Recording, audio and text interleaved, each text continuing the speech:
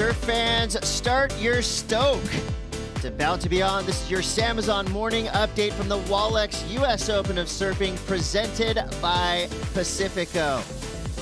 We've got an epic lineup for you today here on Sunday, aka Finals Day. You see some of the world's best log riders showing up this morning to handle some business. We've seen past champions, we've got world champions in the mix. The elite are here. Our semifinals are set for the men and for the women. You're about to be in for a great show. Sally Fitzgibbons on hand as well. Challenger Series men and women will be competing today. I've been waiting all week to say it. Today is Finals Day. I'm Chris Cote here with Waxhead and Rosie Hodge. And this is setting up to be an all-time classic. Matt Janowski, aka Waxhead. We're going to start with longboarding this morning, and I couldn't think of a better way to start Finals Sunday. Looking behind us, the waves are looking glassy, fun, the perfect way to start Finals Day. Women's longboarding, ladies first. This is going to be an awesome way to get this thing going. And a light offshore wind this morning at last. We've had that westerly flow every single day for the last 3 or 4, and it's so nice to see the longboarders. They're going to be doing some amazing nose riding out there, and if that last 20 minutes of free surfing is anything to go by, it's going to be the best surfing we've seen all week. And Rosie, I mean, we're talking about a classic California summer day. I mean, really everything you would want for a Finals Day. An event like this, we've been working here for 8 days straight. On the 9th day, we're going to start awarding our champions. Yeah, and it's Groundhog Day, Chris. I'm just so amped with the swell that we've had. It's been super consistent. It's stayed in that 3 to 4 foot range. We've had, you know, consistent little pulses of south swell as well as a westerly crossed up direction. So it's really created this perfect little sandbars up and down the beach and a beautiful canvas for the athletes to work with. I can't wait. Well, we can't make it official until we get the real call. So let's go down to the glass with AJ. That's right, Chris. We are here and ready to get the day started. Finals Day, what can we expect? Yeah, there's amazing waves out there, so we're really excited right now. We're going to start with the women's longboard semifinals, followed by men's longboard semifinals, women's shortboard semifinals, and men's shortboard semifinals, and we'll follow that same order through the finals. We're going to do 30-minute heats in the semis and 35 for the finals. Perfect. And the waves, we've been watching the surfers come in from their free surfs. It looks so fun out there. Give us a little bit of insight into the forecast. Yeah, it's one of the better mornings that we've seen, and we've seen the last few days as the low tide just pushes, it just gets better and better. So we're expecting really fun waves for the morning and throughout the whole day. Cannot wait. Fun waves on Finals Day. What else could you ask for, Chris? Right there with you, Will Hayden Smith. The guy's so cool. His parents named him 3 times, and I want to give a lot of credit to our commissioners, you know, to the people that are really behind the nuts and bolts of the operation, because every call has been spot on. The surfers have been enjoying time in the lineup, and here is your final bracket. Kalise Kaleopa'a going up against Sophia Colhane, Soleil Erico going up against Honolua Bloomfield, our resident longboard expert, Matt Janowski. What can we expect from these 4 surfers? We know they all have a lot of hardware on their mantle, tons of titles between these 4. You'll see a lot of technical surfing from Soleil and Kalise. Both of those two really worked on their approach on a really technical basis, where Sophia, a lot more carefree, going out there to have fun, and she's picked up some amazing results in the last few years with great nose running. Honolua, she just reads the ocean like literally no other longboarder has in the present, our new emergence of traditional longboarding. She's just a natural, and she finds what she needs to find. So it's always hard to compete against someone who feels like they're born in the ocean. That's right. Well, the women's draw, of course, is incredibly stacked with talent, and same thing goes for the men. Rosie Taylor Jensen, Tony Silvani. We got the veterans in semi 1, semi-final 2, Caniella Stewart, and RJ, the beach's biggest hero, had the most fans hands down all day yesterday. What are you expecting from the men's longboard semifinal? Yeah, I can't wait to see RJ bring that same vibe. His fans were just unbelievable. But yeah, like you mentioned, similar to the women's, you know, you've got those the veterans in that first heat. They've got so much competitive experience, but then you've got that changing of the guard of the younger generation that's really bringing out the best in a lot of these surfers. So I'm interested to see who makes it through those semis and clashes in the final, because it's going to be that generational difference. I love that semifinal 1 too, because while those are 2 of the longest running competitors in professional longboarding, they're also 2 of the biggest grommets. And talked to Tony Savani yesterday, and his smile and just his presence, I mean, it felt like he was 16 years old, just amped to be in his first contest. But that matchup right there, those guys go way back. So you got a lot of exciting things about to come. 30 minutes on the clock. Let's light this candle. Khalees Kale'opa'a in the red, Sophia Colhane in the blue. As you can clearly see on that screen, glassy, fun, 2 to 3 foot. We're talking waist to chest high, maybe some head high sets rolling through. And it all comes down to this. Who will be our finalists?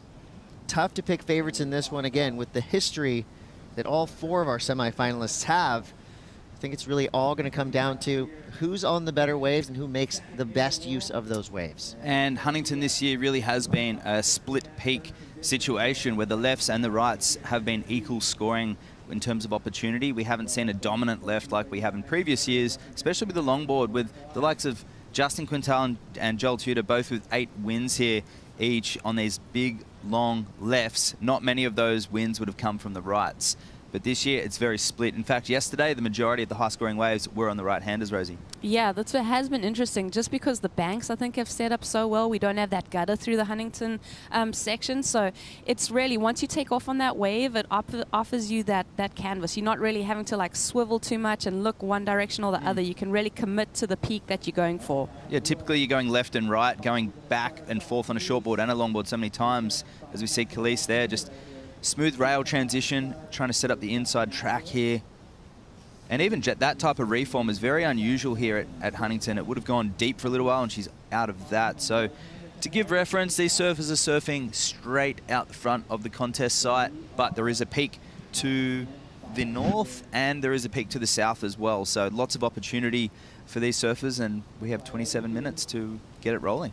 Your reigning champion, Khalees Kale'opa'a, came through here last year, did it with style, grace, joy, and of course a high heat IQ. You know, she just seems to match the tempo that the ocean is providing for her. That first wave feels like it was just a little bit of a tester, you know, first heat of the day. Even if you had been out there free surfing before this, everything is completely different once the buzzer blows. So let's take a look at the first wave ridden here on finals day. Man, even just that, although it was a tester, just feeling it out, she's so smooth.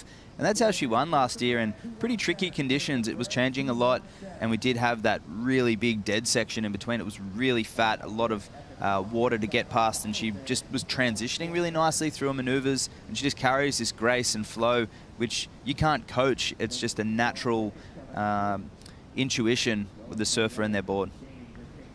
Well, talking about the board, that is the board she won on last year. She brought it over again to Huntington. It had a run-in with the pier, so it's been fixed during this competition. So that board's been through a lot and clearly a favorite of Khalees. A legacy longboard. She had that thing on ice after, like you said, near fatal damage from the Huntington Beach Pier that's eaten its fair share of surfboards. 26:20 to go here in semifinal heat number 1. The very basics are these boards they're riding have to be over 9 feet, or 9 feet and over, I should say. They got to be over 15 pounds for men and women across the board. Everyone's on a single fin. Yeah. You don't have to be technically, but I like the kind of low-key, gentleman's rules that we have here in longboard competition. And, you know, I think the boards are as shiny of a star as the surfers themselves. I mean, these are truly beautiful works of art that are functional, and today's a perfect day for longboarding. Do you know why they aren't all riding 2+1 fin setups or thrusters or quads like we have seen in the past, Chris? Because they want to get on the nose and pose. Well, yeah, partially, but the best part of the new adapted criteria is that you need to be generating speed through your feet, and you need to be generating speed through positioning on the longboard in the right place in the wave. Instead of generating speed through concaves and multiple fins and lots of rocker, those boards can be surfed vertically, obviously, and that's what rocker gives you, and that's what concaves can give you, speed over flat sections. But hey, we've got 9 feet plus of foam and fiberglass, so why not just use our feet, which is all part of the criteria. The cross-stepping is part of the criteria, but the big thing is the flow, and you won't get an excellent score if you're not utilizing the board from from the nose to the tail equally, engaging the rail and cross-stepping, which is what we classify as traditional longboard surfing. And no one's stepping their foot back to the middle of the fins and jamming off the tail either. I mean, really riding from the middle of that board when they do go to their rail work. That's right, and it all comes from the setup, as we saw the big fade, beautiful 4 steps up to the nose and carving that one back into the pocket now. She runs out and hits that one off the top. So really nice placement there, and that was a really pleasing wave to watch. That was poetry. I mean, that really was as smooth as it gets. Glide is a word that comes to mind, especially when watching Khalees. That last wave, I mean, the amount of effort it actually takes to ride a board and a wave like that is so hidden by her perfect style. I mean, this is an extremely difficult pursuit. To ride a log and make it look that good, that smooth, that easy is so difficult. I can't say enough that, you know, these are elite level longboarders. And here we go, our first look at Sophia Colhane. She gets up to the nose, all 10 over. So a 5 to 10 combo there. Nice little pocket ride for Sophia. She makes it through to the inside, gets that finishing turn. Totally in control. I love her arms. I just love that classic traditional look. And I think that was a great answer back to Khalees's last wave. It was, and it was well surfed all the way to shore. A little more anticipated on the nose here, but she's in the pocket there, and a quick hit of the 10, and just the judgment of this turn, and then the stepping forward, using her board and her feet for speed, rather than jumping on the tail, trying to pump over that section or around. She generated trim, and she drove through that section like changing gears in a car to make it through the end. Here goes Khalees on her answer back. Beautiful opening 5. She's on the tail here, and that one just shutting down, but really liking that. If you're really referencing footsteps or cross-stepping like changing gears in a car, there's so much speed generated through those footsteps, and you're able just to move into the sweet spot on the board, which is generally where we paddle, right? That's the flattest part of your board, and that's actually the fastest part of your board, which is why they're generating speed through the section. And not like letting the clutch out too fast either. There's Correct. no kind of hiccup through that footwork and that body composition. It really is a gorgeous thing to see. Yeah, no grinding gears in the Huntington Beach Longboard Classic. So 22:20 on the clock. Judges are now thinking about what they just saw. So I like when surfers can kind of go back to back like that, because it really gives us and all the fans watching it a good reference, you know, for what the judges are looking for and for what the differences are going to be. You know, on a day like today, a lot of these waves are going to be really similar looking, so the judges even have to lean deeper into the subtleties of what these surfers are doing. As you see a set rolling through, there is priority in play. So Sophia Colhane sitting out the back with priority, and this is one of the biggest sets we've seen of the morning. Sophia gets straight to the nose. Beautiful carving cutback back on the open face. You see her looking down the line, anticipating what this wave is going to do. It kind of shoulders off, so she didn't get that long inside pocket ride, but the work she did on the outside in a critical section, you know, again, there's a different type of fear that has to run through these surfers when they're on a huge 9-foot, 20-pound surfboard in a bowling part of the wave. I mean, this right here was just expert level. Critical and controlled opening nose ride and use of the rail there, and she gets another carve back here. So knowing the criteria isn't just about nose riding, it's about controlled maneuvers in the pocket, and that turn, it demanded to be done right there. She was running out to the face and she carved it back in the pocket, and if there was another end section, that score likely would have gone excellent, because she scored a 6.67 on her opener. But while the judges lock in their last scores, we've got 20:40 on the clock. And let's get a look into the future. What are we going to be seeing for the rest of the day, weather and swell-wise? Always going to throw it over to our guy, Pete Mel. Yeah, good morning, Chris. Good morning, everyone. We're here, finals day, and so we got 1 day left in forecast. I'll tell you what, Surfline right over the top here. They've got their eyes on Huntington Beach. This place is one of the best, easy to forecast for Surfline, obviously. So let's take a look at what's happening today. We've had this south-southwest swell happening pretty much the entire time throughout this whole 9 days of competition. Good stuff. I mean, if you look at what we've been able to have here today, a little bit more energy. We've got 17-second interval out of that 200 degrees range, 210, and we also have some north northwest wind swell that's there as well. The winds, light this morning, very light right now actually, very nice to have this, and also pretty light forecast for the afternoon, you know, so we're gonna get that 3 to 4 foot, which we've had the entire time, but I do know the energy is up today because the surfers coming out of the water, very happy with this finals day. Can't wait for this one. It's gonna be a good, awesome day. Thank you so much for that weather update, Pete Mel. Now let's go to traffic with Waxhead. The scores have come through. Some good numbers for Sophia Colhane, so it felt like Khalees started with a lot of momentum, but the numbers tell a completely different story. Sophia Colhane with a 6.67 and a 5.10. What was the difference in her first two waves compared to what Khalees had? Just the critical nature. Bigger right-handers throwing up some bowly sections. And here we go. Khalees on the outside is having a look at this. So she can go left or right here. It hasn't really broken yet, so nothing critical yet. See, the wave isn't broken, so, and that's why she's fallen off the back. When I'm observing this heat, it seems to me Sophia has really gone out with a game plan. She spent a lot of time prepping before the heat, identifying you know, which peak on this beach is offering the best waves, and she's waiting for the sets. I think she's got that clear advantage, because Khalees, being the reigning champ, I mean, you know what she's capable of, but to go out with a clear, concise plan, that's going to be the upper hand in this heat, I feel. You know, and in watching these two surfers, I think a lot of times if we go into social media, it can be a pretty dark and scary place for the most part, but if you want a good palate cleanser, if you want to find some joy and see some beauty, Sophia and Khalees live a very charmed life, both surfers from the South Shore of Oahu. You take a stroll through either one of these women's Instagrams, and I guarantee you will be happy, because the images that they share and the videos that they share with the world are just absolute stunners.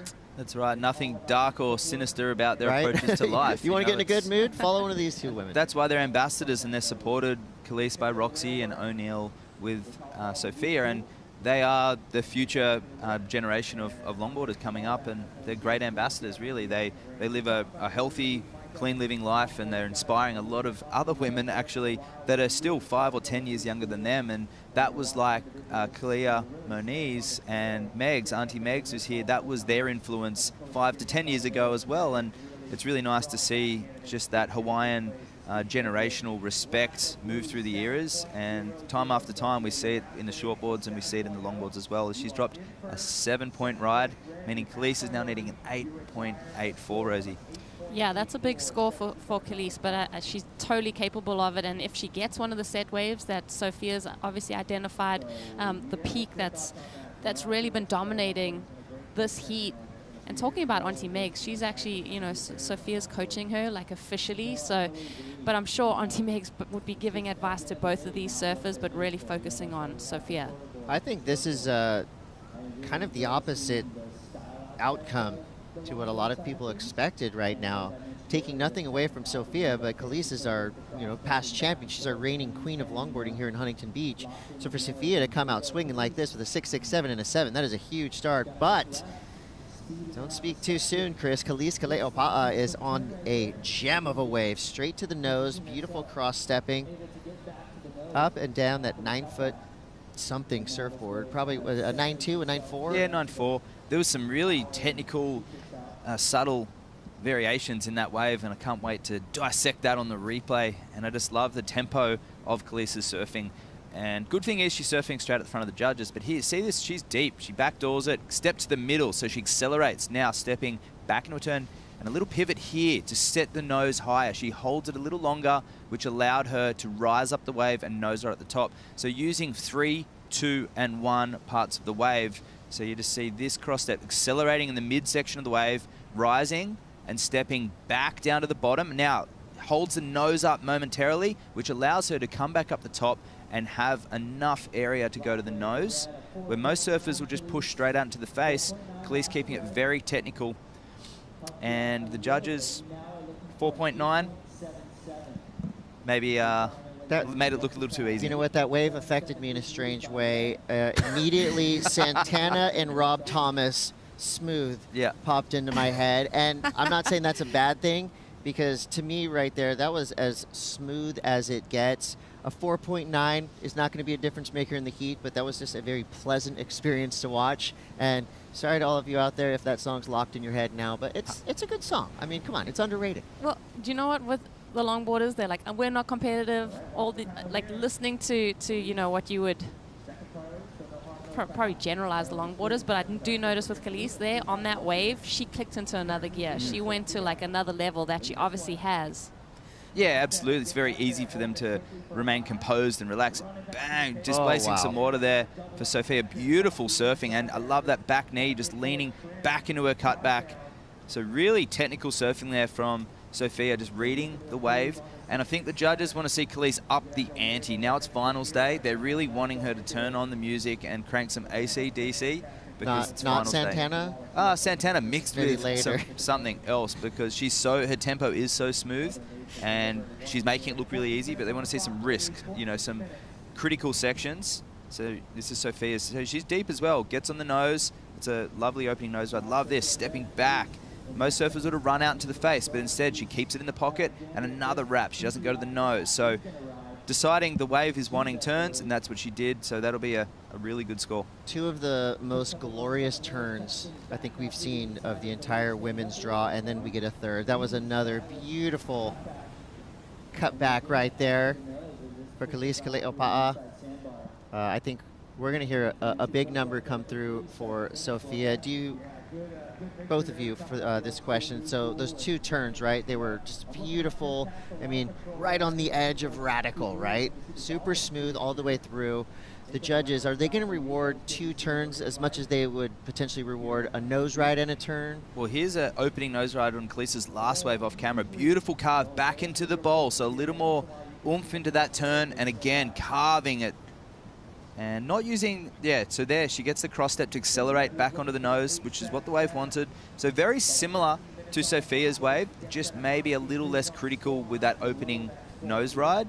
And we'll see where that comes in, but a bigger wave as well. So early reports saying the judges don't think that that's as good as her 7, a 6.67 with the rights. And we'll see what Khalees locks in at, Rosie.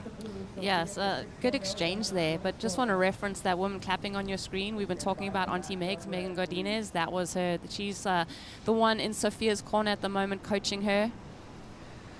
Well, our surfers are making their way back to the takeoff zone. 12:20 to go here in semifinal heat number 1. Sophia Colhane well into the lead. Khalees needs an 8.77. And quick paddle there. It was a no-go. That gives us the chance to pay some bills. We're going to take a quick break, but we will be right back with the culmination of semifinals, heat number 1. Stay tuned.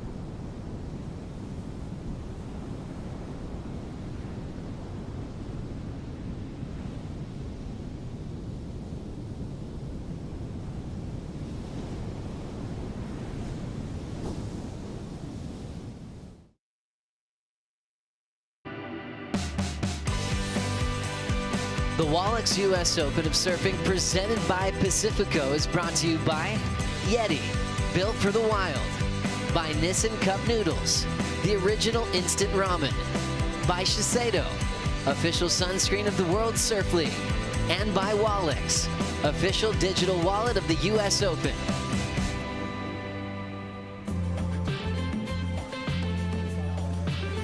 Thanks again to all of our presenting sponsors, especially Wallex, stepping up. And I will tell you, behind the scenes, there's a lot going on. This is one of the largest beach festivals in the world. 9-day event, and today is finals day. And as it stands right now, Sophia Colhane is in control of semifinal heat number 1. Did get a little bit closer with Khalees's last wave. 6-7-7 on the score, and these were a couple waves that came through during the break. So just more action for us. That's right. So keeping very busy. They know the wind is still really good right now, and they have to capitalize because they can feel a very light sea breeze behind us, which means it's coming onshore. But as we know, with Southern California, it can blow onshore for quite a few hours without disrupting the surface, Rosie. Yeah, and it is interesting. We've almost got a little marine layer out there, so hopefully that dampens the wind a little bit, but we'll have to see. I mean, we can speculate all we want, but we're at the mercy of all the elements, which is one of the best things about surfing. You have to adapt. No doubt, and we're going to see that throughout the day. Inside of 9 minutes to go, and like I said, there's a lot going on here on the beach in Huntington, and right in the mix, we've got AJ McCord.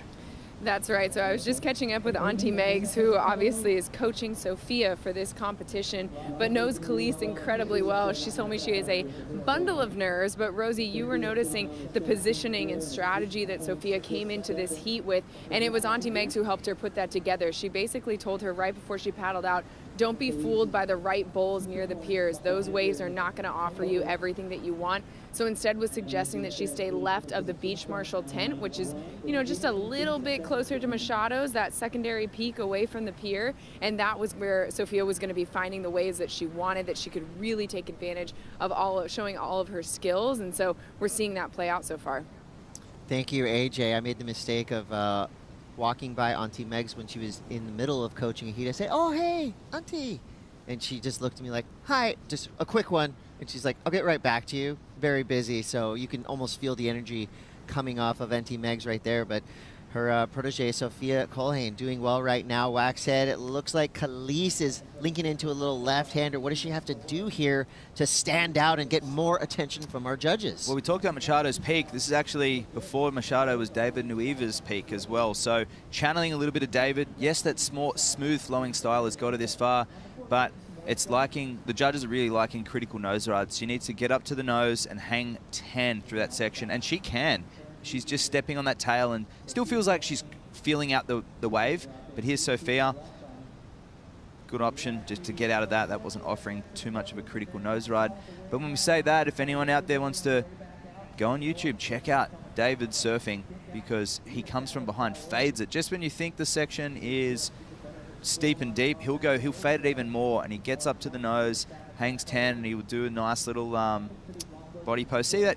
So they want to see you hold the nose there in that critical section the whole way and then come around. So missed time there from Khalees.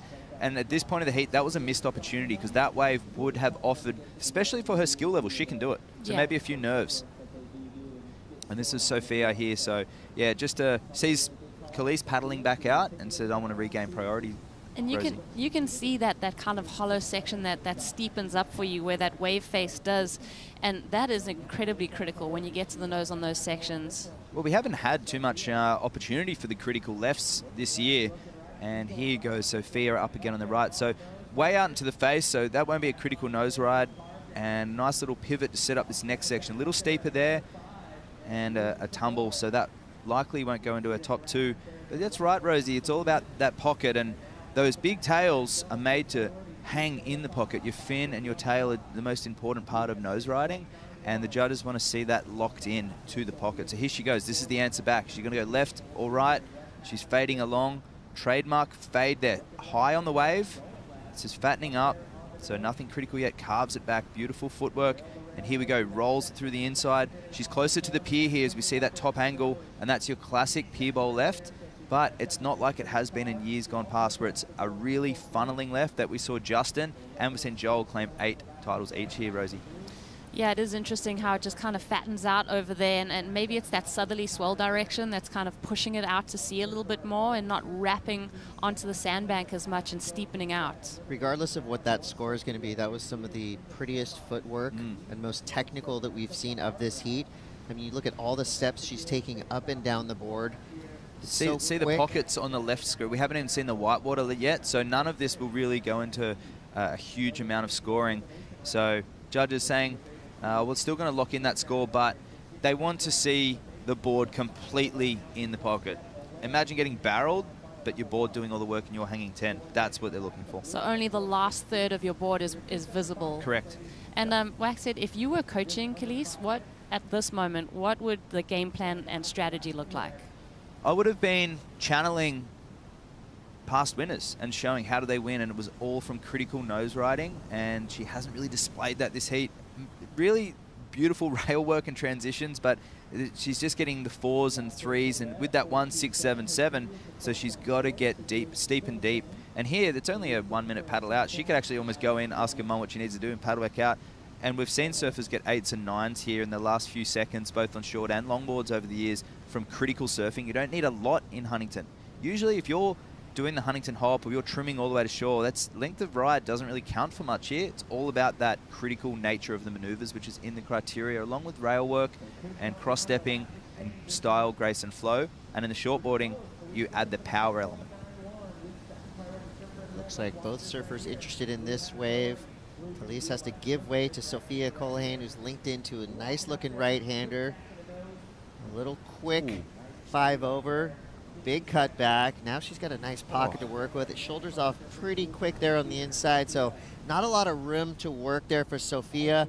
Khalees had another look right there. We just got a glimpse of what's coming up. Semifinal heat number 2, an absolute clash of the log titans. Soleil Erico going up against Honolulu Bloomfield. They've been trading off world titles for the past few years.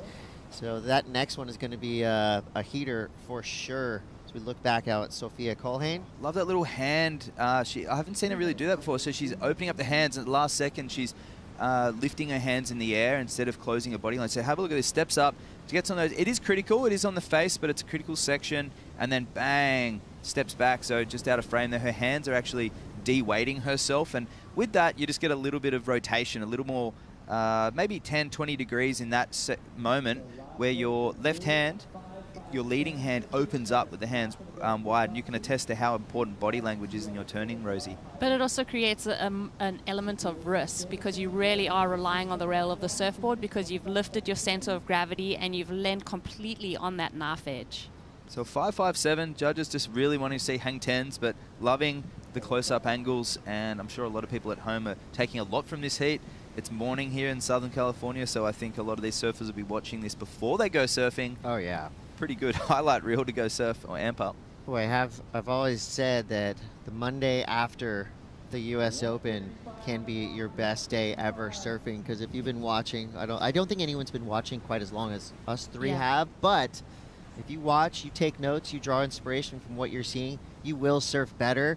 That could potentially start tomorrow. I tell you, I am so hyped up, amped, and excited on the Monday after the U.S. Open. Don't surf with me, because I will be annoyed. But why can't it be like by virtue of osmosis? Like, we've absorbed some of this talent and some of this, like I always think, like you said, Chris, you feel like you're going to absolutely shred. I've always thought that surf video premieres should be started at 6 a.m.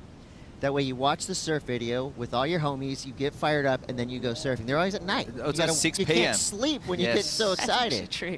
So this is your inspiration. This is your surf video. We're going to be here till late afternoon covering every angle. And again, thank you so much to all of our camera operators who have provided such beautiful images. And this is just the best way to study surfing. All these angles, all these zoomed in shots. We can see the footwork with 45 seconds to go. There's waves. The drama is real. Look Here at that we go. jet ski. There is a wave, and that will get there in time. But which bank will it hit? Will it hit the pier bowl? They're paddling back over. They're to the south of the competitors' area right now. Well, Khalees is the belle of the ball. She does have priority. She can pick any wave she wants but she's got to make that decision quickly. 24 seconds left here. She Who doesn't- will she be doesn't our need a first lot. finalist? She just needs to hang 10 in a critical spot and a big old turn, and that should be the score. And here she goes. 15 seconds left. The nerves on the beach. And gets up to the nose, gets a 10. Carves it back. Gets back up to the middle. Steps back on the tail. A little sleepy through this section, but she's back up. She's hunting. If she can finish cleanly, that will be interesting to see where the judges go with that, Rosie. My heart was in my throat, like just watching. So for Khalees, I know that that's, that's amplified tenfold. That's a Hawaiians there. It's There's the Malia crew. in the screen there with Kaniela coming up soon. And Kiani Canulo, one of our competitors who also surfed amazing, but we lost her earlier in the draw. Carneo's face said it all right there with us. That is a very close call. Needed to be a 6-9-1. Put your judges' hats on, everybody. Was this the score that Khalees Kaleopa'a needed? She had the combination of maneuvers, but none of them were major and critical. But once again, beautiful surfing. But she had a dynamic finish, which she hasn't had in any of her waves. So Rosie's about to fall out of her chair. Well, I'm looking at the numbers, and as she was taking off, you asked, Wax said, what does she need? You said a big old, a hang 10 and a big old turn. And I feel like she had a couple turns there, and her finish was really nice. And we really do have to compare it to the 7 of Sophia. Obviously, this is the left. we haven't seen a finish like this where she goes up and over. And I mean, and she anticipated with the cross step too, like no breakage of flow as she was getting to that section. We'll see. I mean, it's a lot for the judges to really digest what a in this great moment. heat though from It was the amazing. Waikiki girls. Oh, yeah. That's exactly awesome. how you want to start your day. A close matchup. Both surfers with 8+ waves ridden. A lot of big numbers on the board as well. 677, the high mark for Khalees. Sophia with What's the Sophia 7. feeling now, Rosie? Oh, man. Numb? You know what, for both of these women, I think it's just that anticipation of the judges' score. You're just awaiting your fate. Khalees is like tense. Yeah. Sophia's like, oh, look at them. They feel sick. They're They're almost Like helpless I wanna excitement, right? You can't do anything about it. You just got to wait and see. 691, the number that Khalees is trying to achieve with her beautiful style. Well, they'll be was a comparing great it to the wave. 7 of Sophia, and obviously a left and a right, very different waves. And there was nothing as critical on Khalees's wave, but she really had the combination, and she did satisfy the criteria, but just not the critical element. So we'll see how strict. The judge has been pretty tight with their nose rides. They really want to see them critical, and they made a very valid point. Khalees has had, what, 5 waves in the 3s and 4s. I think the beginning and the middle section of Sophia's was better than Khalees's, and I really like the finish from Khalees. I like the 10 from Khalees, but like you said, the wave didn't offer up enough of that critical section for her. So the surfing, the surfing was like undeniable. But you can create that through fade bottom turns on Yeah. longboards. You can manufacture that critical nature, especially here at Huntington.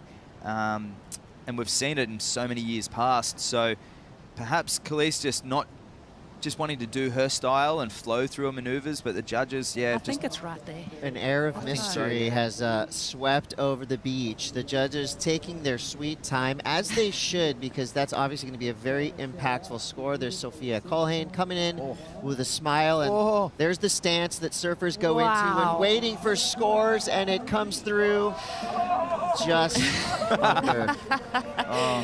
Sigh of relief there from last year's champion, Khalees Kaleopa'a.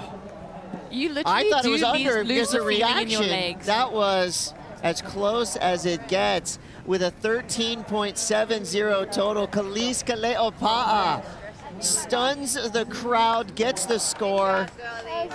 Great sportsmanship, all love between these two competitors. And you couldn't have scripted a better heat. That was exactly what we wanted to see to start this finals day. Khalees gets the win. We're going to take a quick break, but we will be right back with more from the Huntington Beach Longboard Classic.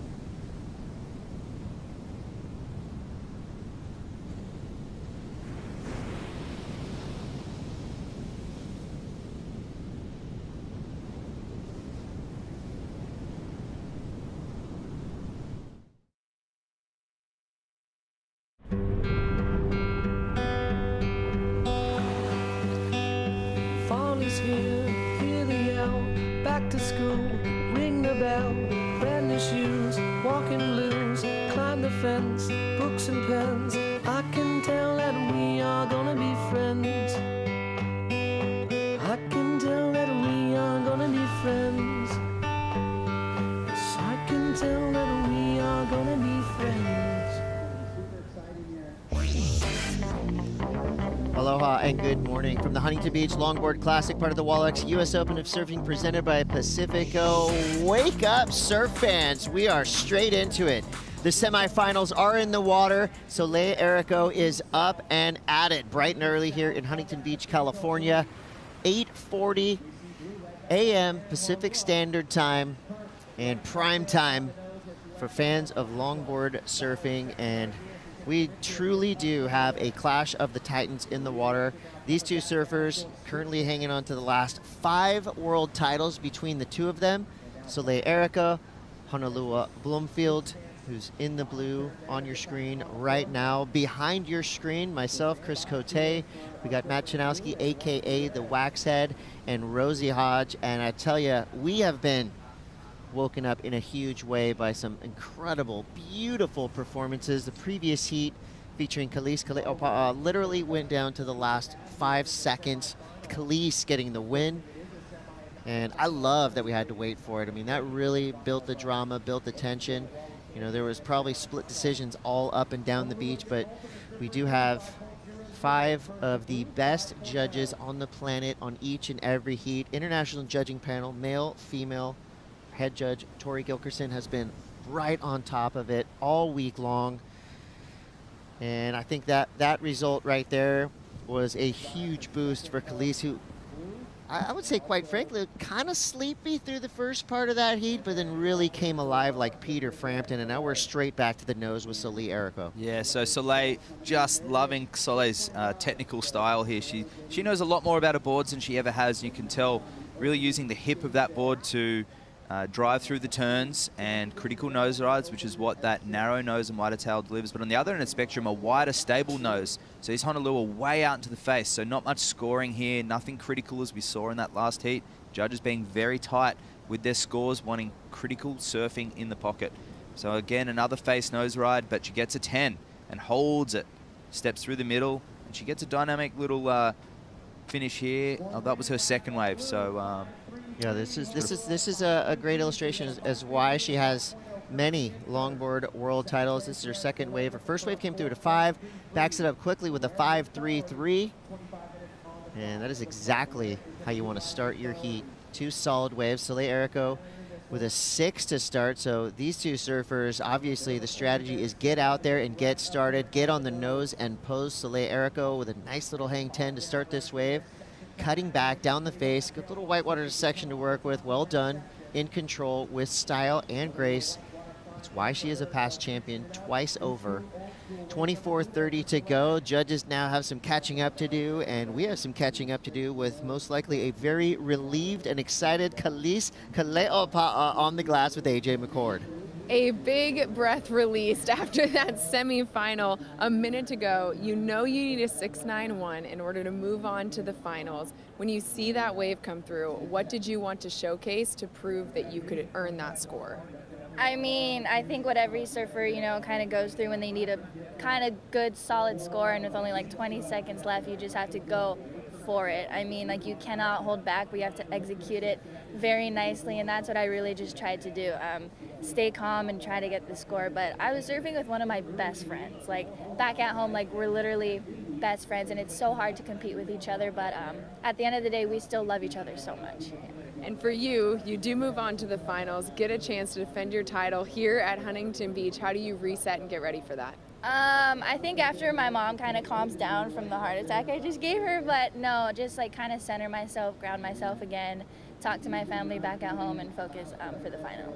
We'll let you get to it. Congratulations. Thank you. Some drama in that first heat, and of course we love the rivals stories, but I'm more of a fan of the friendly rivalry coming in, all love, showing respect to her competition. Khalees Kale'opa'a, and I love the shout out to mom. Sorry about that heart attack, but it's all good now as Honolulu Bloomfield wraps up her third wave ridden. Soleil Erico is setting the pace for now with a 6 and a 6.27. There's your stats right there that speak volumes. 3-time longboard world champion, Honolua Bloomfield. No leash needed. She's going to body surf her way back to her board and try to match what Soleil has done. She's right there. I mean, 1 full point under the 2 waves that Soleil has gone. So kind of a restart to Honolua's heat. She likes to win on the odd years too, and it is 2023, but just a little observation as she lost her board there. But you can tell that she's kicking into another gear. I mean, going for it on that last turn and just loses it. But watching Soleil, I mean, how critical she gets when she's been going for the 10. Obviously, that wave didn't have that same critical section. She's really timed it so well. I think her timing to me is something that's really impeccable. Yeah, we talk about surfer IQ a lot on the championship tour, and it's similar with longboarding. You see Honolua just fading that one out, and a little bit of a 10 there, and as the section, that would have looked to the judges on the wide angle, that would have shown a little bit of intensity, but she was going down the wave and towards the pier though, so that left has a different face to the right and not finishing cleanly there, but 5.5, so she does improve slightly, but still needing a 6.77. Do you think the positioning of the board, Wax head, where if she had stayed tighter up to the lip when she went for that 10, it would have given her more time to spend on the 10? Yeah, that's right. So if you're coming from behind the section, when you're walking up the board, the key is to be walking as the board's rising up the face. And we saw Khalees do that in the previous heat where she sort of stalled and the board was rising. These are very minute details, and here we have, so Soleil keeping it high on the wave. She hasn't actually gone down to the middle of the wave yet until now. And she cuts it back, and you see that. She waits for the board to rise up the face. And as you're coming down, you drop down with speed, all right? So we'll see the replay of this. And this may not go into a top scoring too, but we'll just dissect the technical ability there of Soleil, and that's how we nose ride, is when the board's rising, and the best place to do it's out of a turn. So here we go, Soleil. The wave hasn't broken yet, so nothing critical, but she's capitalizing on this section here. Little 10, and then that's a real contest nose ride there. Pivots it back into the section, bang, bang, bang. And then rides high and steps it off, and just losing it there. The single fin and the rolled bottom, just, well, most boards will have struggled with that. And we do see that at Huntington a lot on that right, people falling off in the end bobble. Looks like Honolua now with some intent. Quick 5. Nice cutback, showing the entire bottom of her board. And there's no edge on the rails of these longboards. It's nice and rounded all the way through to the very tail. There's one of the best vert skaters on the planet, Clay Kreiner, the partner of Honolua Bloomfield. And you can tell, you know, a little bit of nerves there for Clay, but I think Honolua had a great response there. That was just a beautifully surfed wave, and you know, doing it with power, with flow and glide. I can't take my eyes off her feet.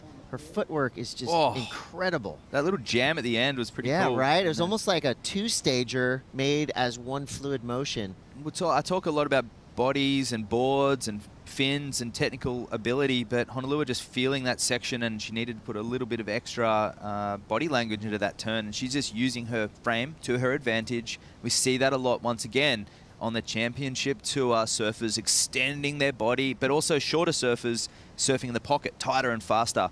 And here we have Soleil on the answer back. She's going to get a 10 here. Nice style, steps back to the middle, trimming through the inside section, and that wave going a little sleepy right now. Whoa. Things are getting radical in the lineup. I mean, these girls are bringing this. I like this. She'll have a coach watching, CJ Nelson, who's analysing very clearly. So there was a clear message to look at the right-handers, especially after Sophia's scores. Keep in mind, Soleil was already out in the water when those scores changed, and then we see Honolua have a tumble. So these surfers are in the water already ready for their heat when that last exchange went down. So at the beginning of the heat, the coach is like, look at Sophia, she's ripping. They're giving good rights, go out and get the rights, where Hono might focus a little on those lefts as well. Well, Hono's last wave comes through to 6.6, so it made her requirement a little bit less. A 5.67 now needed for Honolua Bloomfield. 3-time longboard world champion going up against 2-time longboard world champion Soleil Erico. That last score comes through a 3.27. It's not going to be the number, but plenty of time left. Right inside of 20 minutes. We got 18 minutes left here in semifinal heat number 2. That was CJ Nelson, the coach of Soleil, watching as she's on her Soleil model, Thunderbolt technology. CJ, one of the best longboarders of all time. He brings a certain level of technicality to Soleil's surfing that she always had a really nice power game, but really getting her educated in the equipment she's riding and why we do certain maneuvers. And you can tell that she's understanding how to fit that board in the pocket. And that's really cool to see that evolution of Soleil surfing, which is why she won last year in Malibu, Rosie. Got to hang out with CJ last night at the Inherent Bummer party, and it was a really good look into surf culture, a great time. And speaking of surf culture, anytime you see Honolulu Bloomfield on the nose like that, styling it out with a soul arch, you get warm and fuzzies inside, because that right there is just as beautiful as surfing gets. And you can tell, you know, even though everything is so smooth and stylish and the pace is just, you know, languid and crystal clear, there is urgency in what she's doing. I mean, right there, split second of just pure grace. And only needing a 5.67, it was relatively critical, beautiful style on the nose, and she completes it as well. So, as I said, the judges have been very strict with it. So they'll be watching the replay just to see how far back into the pocket the nose ride was, and you can see that ruffle on the surface coming up, Rosie. Yeah, we are feeling like we thought that southerly wind start to pulse up. So we're going to see a lot more texture on the face, which makes it a lot more difficult for these surfers on the bigger boards. You know, as we watch Soleil, she's just interested in what the situation's going to be. The scores haven't dropped yet, but here it is. Boom. Dropped like a sledgehammer. Honolulu Bloomfield comes through with a 7-1-0. That completely flipped the script. Soleil Erico was in command of this heat with a pair of sixes, but that's all changed. Honolulu with a highest single wave score of this heat. I would say I owe a lot of that score to that split-second soul arch out on the nose. Like you said, Waxhead, the board was pretty much covered up by whitewater. She was levitating. And anytime you're going to levitate, scores will come through for you. Masterful performance there from Honolulu Bloomfield. But we know Soleil, you know, even though she's constantly smiling and, you know, she's got a great, funny personality, right now she's going into Terminator mode. Oh, yeah. She is one of these surfers that will never give up. Well, 7.43 is a hefty score to get. 15 minutes left, so you can still break that into twos. Now, the judges really like the hip extension in that nose ride, obviously. So here she goes again. And that's not an overly critical nose ride. Sets this one up again to get into the pocket. See what this wave brings on the end section. So that one, nice cruisy wave. 99% of the surfing population would be super stoked to get a wave like that. Hang 5, 10 and finish cleanly, especially in empty Huntington Beach. But I think likening the hang 10, the soul arch where the hip extends outwards, just shows confidence. It obviously shows that you have some stability on the nose.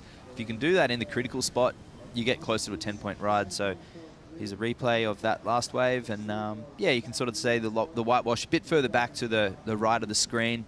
And she's just cruising that one. And I liken it to a stand-up barrel where you see those surfers pump and drive into the barrel, say at Pipeline, and as soon as they know they're locked in, or even if they just backdoor the thing with their arms by their sides, their chest out, and you just think of Jerry Lopez, it does not get any more critical as driving through a barrel, you know, with your soul arch basically. And same with the bottom turn at Sunset when you see Barry Kanaipuni or, you know, Jeff Hackman drive off the bottom and release with their body language. It's showing complete use of the rail. And in longboarding, when you're soul arching, it's showing complete leverage of the tail.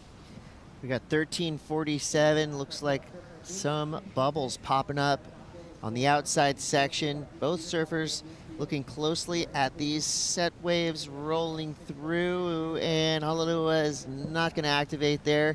So that is going to give us a chance to just take a quick break. A little bit of housekeeping, but we will be back. Semifinals, heat number 2. Right now, Honolulu Bloomfield in the lead. Can she hang on to it? Stay tuned to find out. We'll be right back.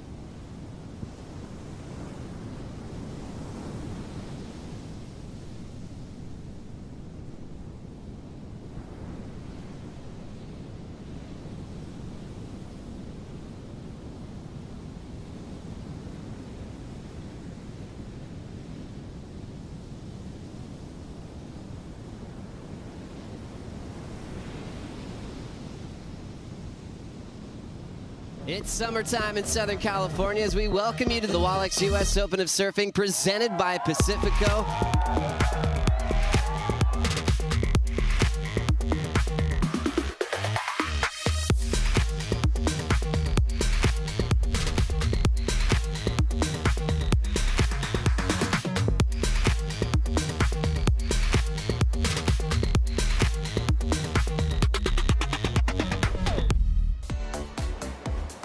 Welcome back to the Huntington Beach Longboard Classic.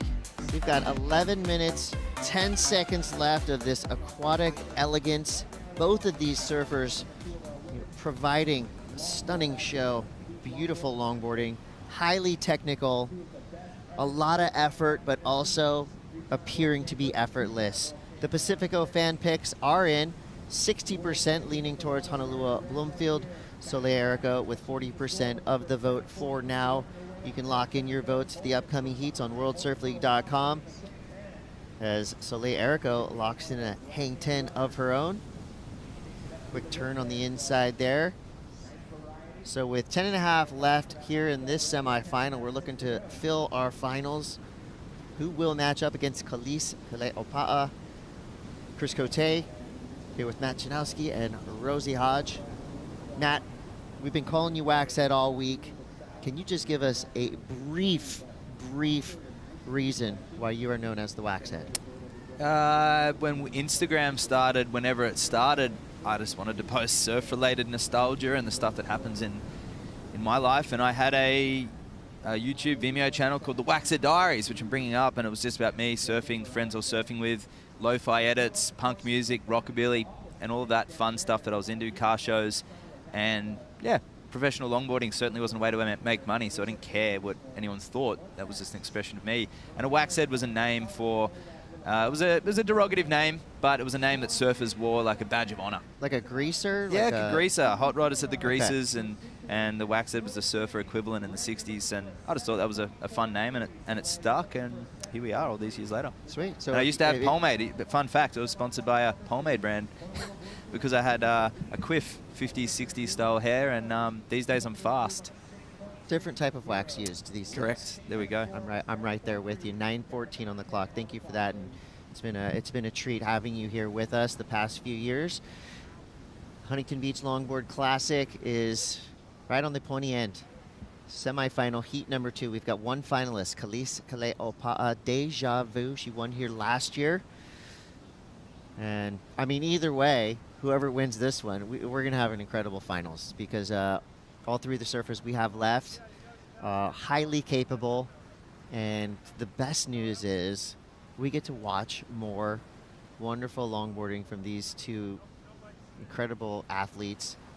And again, you know, there's certain words that you pair with logging, with longboarding.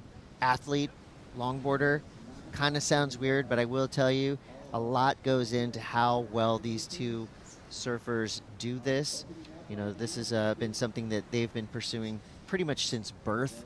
I mean, both of these surfers started at a very early age. Short and longboards too. Yeah, they can both ride anything. It's kind of like an abstract painter in a way, right? The most well-respected abstract painters have done the portraits, they have done the landscapes, they've done the work, they've, you know, kind of finished their fundamental skills, and then they went their own way.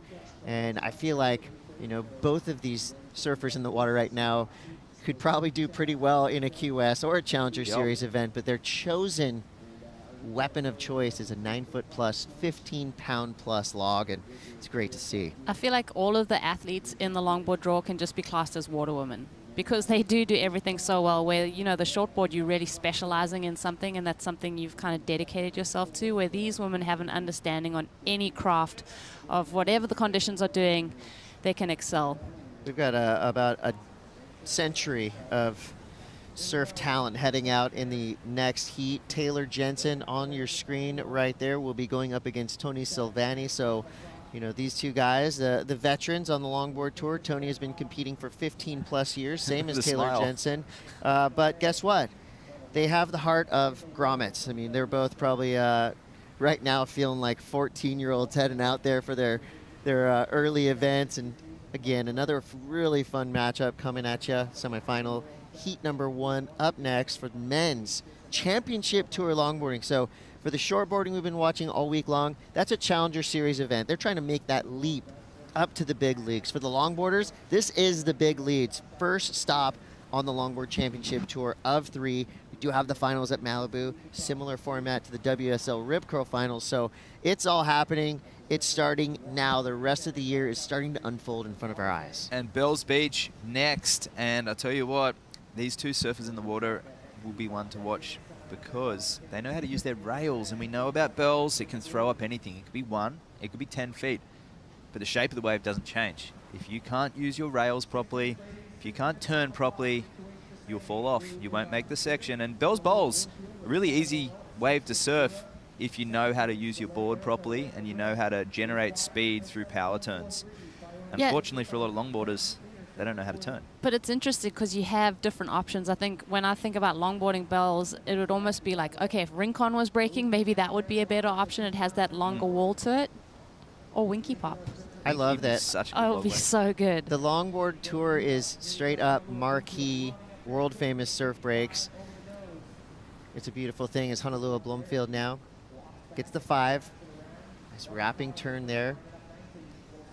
Little speed section here on the inside. Gets the finishing turn. And contrary to what happens on the men's and women's Challenger Series, the very end of the wave, not super impactful unless you do a bigger air or, you know, a big flashy finish. For the longboarders, it's the complete story from beginning to end. As Soleil Erico now gets on the nose, kind of a little bit masked by the whitewater coming off. There we see the full picture, all 10 toes over. Snap to finish there, and that was actually low-key one of my favorite claims of this event. Just hello. What else can I do? Yeah, I think it's What a else do you question to the want? judges.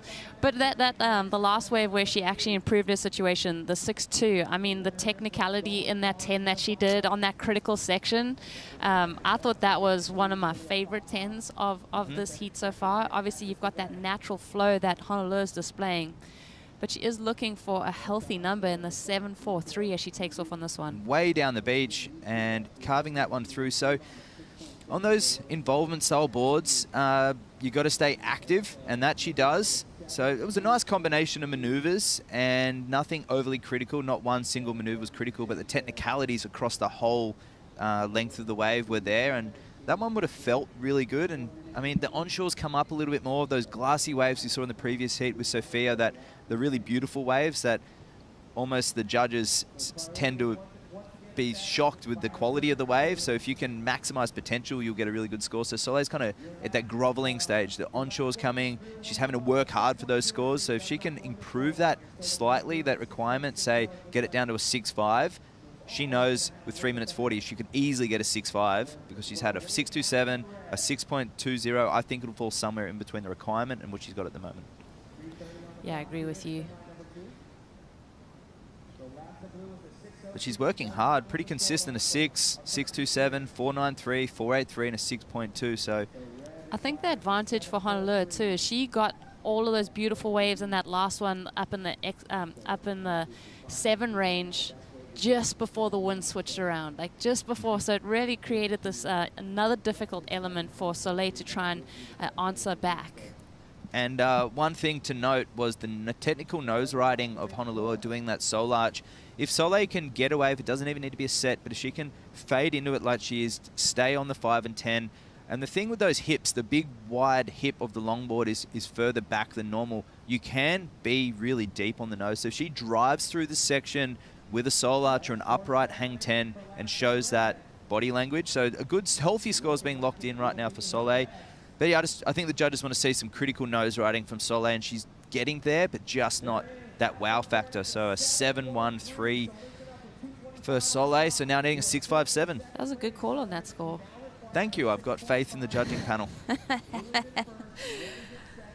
2 a little bit of knowledge. 2 minutes to go here. 2 minutes to go, just when we thought going to be a nice, relaxing morning here on a Sunday in Huntington Beach. Think again. It's been beautiful, but it's been tense. I mean, these heats have gone down to the wire. This one is going to be more of the same. That last score, that 7.13, was massive, and that actually helped Soleil, of course, now needing a 6.57. So she kind of looked back into her immediate memory files, thinking about that 6.27. You just got to do that and a little bit extra, and you could be in the money. Minute 40 now. This is where time really starts to fly. Second in priority too, so Honolulu, as you can see, sitting on them. And if anyone thought the longboarders don't have strategy or any nous in their heats, we saw some fireworks yesterday between JR Escobar, who's in the second men's semi, up against Richie Cravey. We saw a forced interference, and interferences are interferences. All's fair in surf competition, and that flag you see flying right there, the Philippines has come correct. The biggest fan base on the beach is heavily leaning in JR's corner, and he didn't even know that that was going to happen. He just thought maybe a few friends and family are going to show up. You got about 100 amazing, joyful surf fans, not just from the Philippines. Their numbers are growing. It's real fun to watch. Well, people are jumping on the train, and right now La Union and all of the Filipino surf cultures, little zones, they're tuning in. They're so stoked, and all on Instagram, everyone's frothing. Facebook especially, it's just going viral, and he's got a great support crew around him, but so does Soleil and Hono in this heat, and the 20 seconds left. Are we going to see a repeat of what we had before? It's looking a little flat, Rosie. Yeah, but we're also watching Hono just sharking this lineup, staying right on Soleil, and Hono does have Hono has priority, so this is going to be interesting. You gotta go. You gotta use your freedom of choice, like Devo once said. Pure defensive surfing there. And that was a great strategy from Honolulu Bloomfield. So it was all Soleil Erico from the jump, but Honolulu Bloomfield doing Honolulu Bloomfield things, getting two big scores, a 6.6 and a 7.10. Your finals are set for the women here at the Huntington Beach Longboard Classic. It's going to be Honolulu Bloomfield going up against Kalise Kaleopa'a, another classic in the making, and more of that to come. Coming up next, the semifinals for the men here at the Huntington Beach Longboard Classic. It's going to be Taylor Jensen versus Tony Silvani. Do not go anywhere. We will be right back.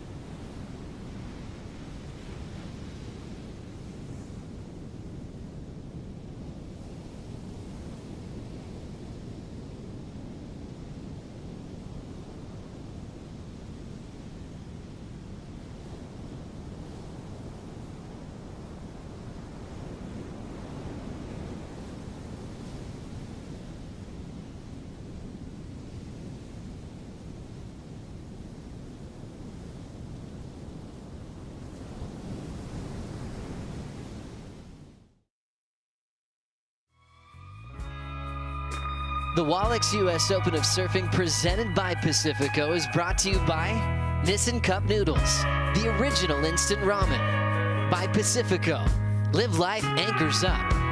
By Hurley, born from water. And by Wallex, official digital wallet of the US Open.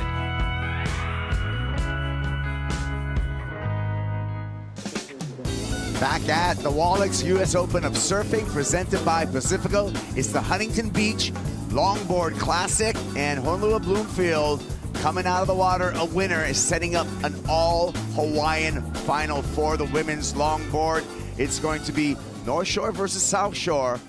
Khalees Kaleopa versus Honolulu Bloomfield. Hi, I'm Kuiper Guerrero, along with Max Chinaski, a.k.a. the Waxhead, and Peter Mill, a.k.a. the Condor. And happy finals day, Peter. Good morning, Kaipo. Good to see you again. You been having fun around here? I'm having fun all the time. I'm fun. Yes, I know you are. I love it. Can't wait to call this heat with you. You know, again, looking at these two, you know, veterans, going at it. These have probably had a few heats together over the years, haven't they? Yeah, we got a 3-time world champ out on the water right now. Absolutely. And the defending champion here.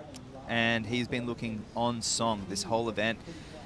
Hard to beat though, but Tony, he put in some of the best performances we saw all day yesterday, and he doesn't lay down easily. He's really good at finding those combinations, and if that onshore sneaks up, he'll just surf all the way to shore, and he'll keep coming for 30 minutes. Yeah. When we talk about a 3-time world champ, we're talking about Taylor Jensen, but this guy, Tony Silvani from Carolina Beach on the East Coast, has been surfing smart heats, Peter, putting together great performances. It's so true. He really has. And just a ton of experience, right? I mean, he's been able to change with the criteria through all of these different years, you know, from performance longboarding to traditional style longboarding. He's been able to, you know, get the boards that he needs to ride perfectly. Same as this guy here, Taylor Jensen, on a bigger wave, nice size set wave. We have a little more energy in the water today, which is always amazing to see on finals day. And these guys are going to rip that board around. They're going to be ones that are going to be, you know, using that rail in as well as gliding up and down the board. Great surfing by both of them, and I know that you know, you think about all the history. Both these surfers really want to win this heat. Taylor Jensen, a 3-time world longboard champ.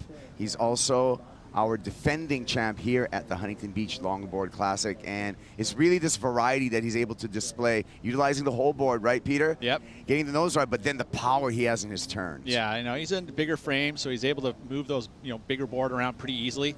I love how he set up that nose ride from the takeoff. You see him fade, and that's a classic setup to get into the peak and get to the tip of the board in the most critical section. He's done that forever, and still doing it here in HB. Gotta love it. Yeah, a lot of that fade is to set up so you can get that trim line, right? Because you have to get your board in trim to be able to get to the nose and have those nose rides. The board has to be in trim in the first place. For sure, and in being able to set that up by doing that fade. And a lot of the you know, the best of the best in these longboarders have the ability to paddle, and it's all happening before you even stand up. You're setting these waves up, and both those surfers getting pretty good start to this one. But you know, Taylor got the best of it. Yeah, 7.67 for Taylor Jensen. He is now got the lead, early lead over Tony Silvani. We talked about Tony Silvani and his veteran status. He's been on as a professional longboarder a couple of decades now from Carolina Beach, where Tony runs a surf school and a beach service. So he's on the beach every single day and spreading, actually, you know, the aloha.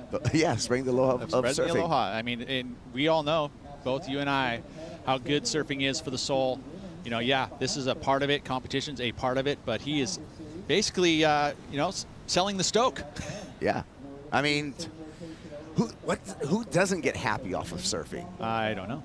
Yeah, I don't know many people that don't.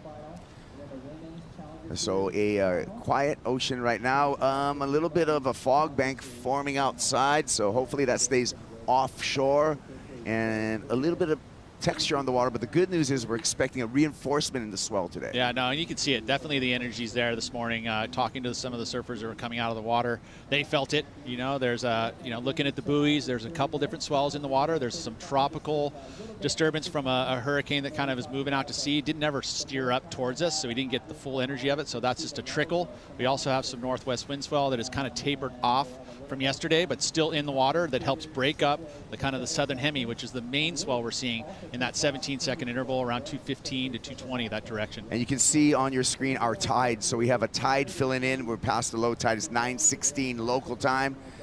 And here we go, Silvani straight to the nose to a 5, an extended 5 there. Drop knee cut back right back into the whitewater. Some smooth surfing on his Stewart surfboard. Nice finish too, well timed to get up in the lip. And now he's just going to display a little bit of footwork on the inside before kicking out. So that's going to better his score. He'll go into the lead by nature that he's going to have two scores on the board. And that's a great answer to Taylor Jensen, 7.67. Very similar, much bigger set wave. He was able to hold that trim through the critical section on the nose. Didn't get to 10, but definitely had the 5 there. Plus, he had 2 solid maneuvers there with a bunch of speed. So like I said, it's a great answer to Taylor. Very similar style wave, kind of the same size, but look at that. On the tip, through this section, held it there for a long period of time, and then the roundhouse, and he just whips that board around. Final maneuver here, nice and clean, gets the pop up over and over. So a great comparison, you know, where are we going to see this wave going compared to Taylor Jensen's? As you see the footwork there on the tip, he was hanging the 5. Nice and tight, and for a good period of time through that section.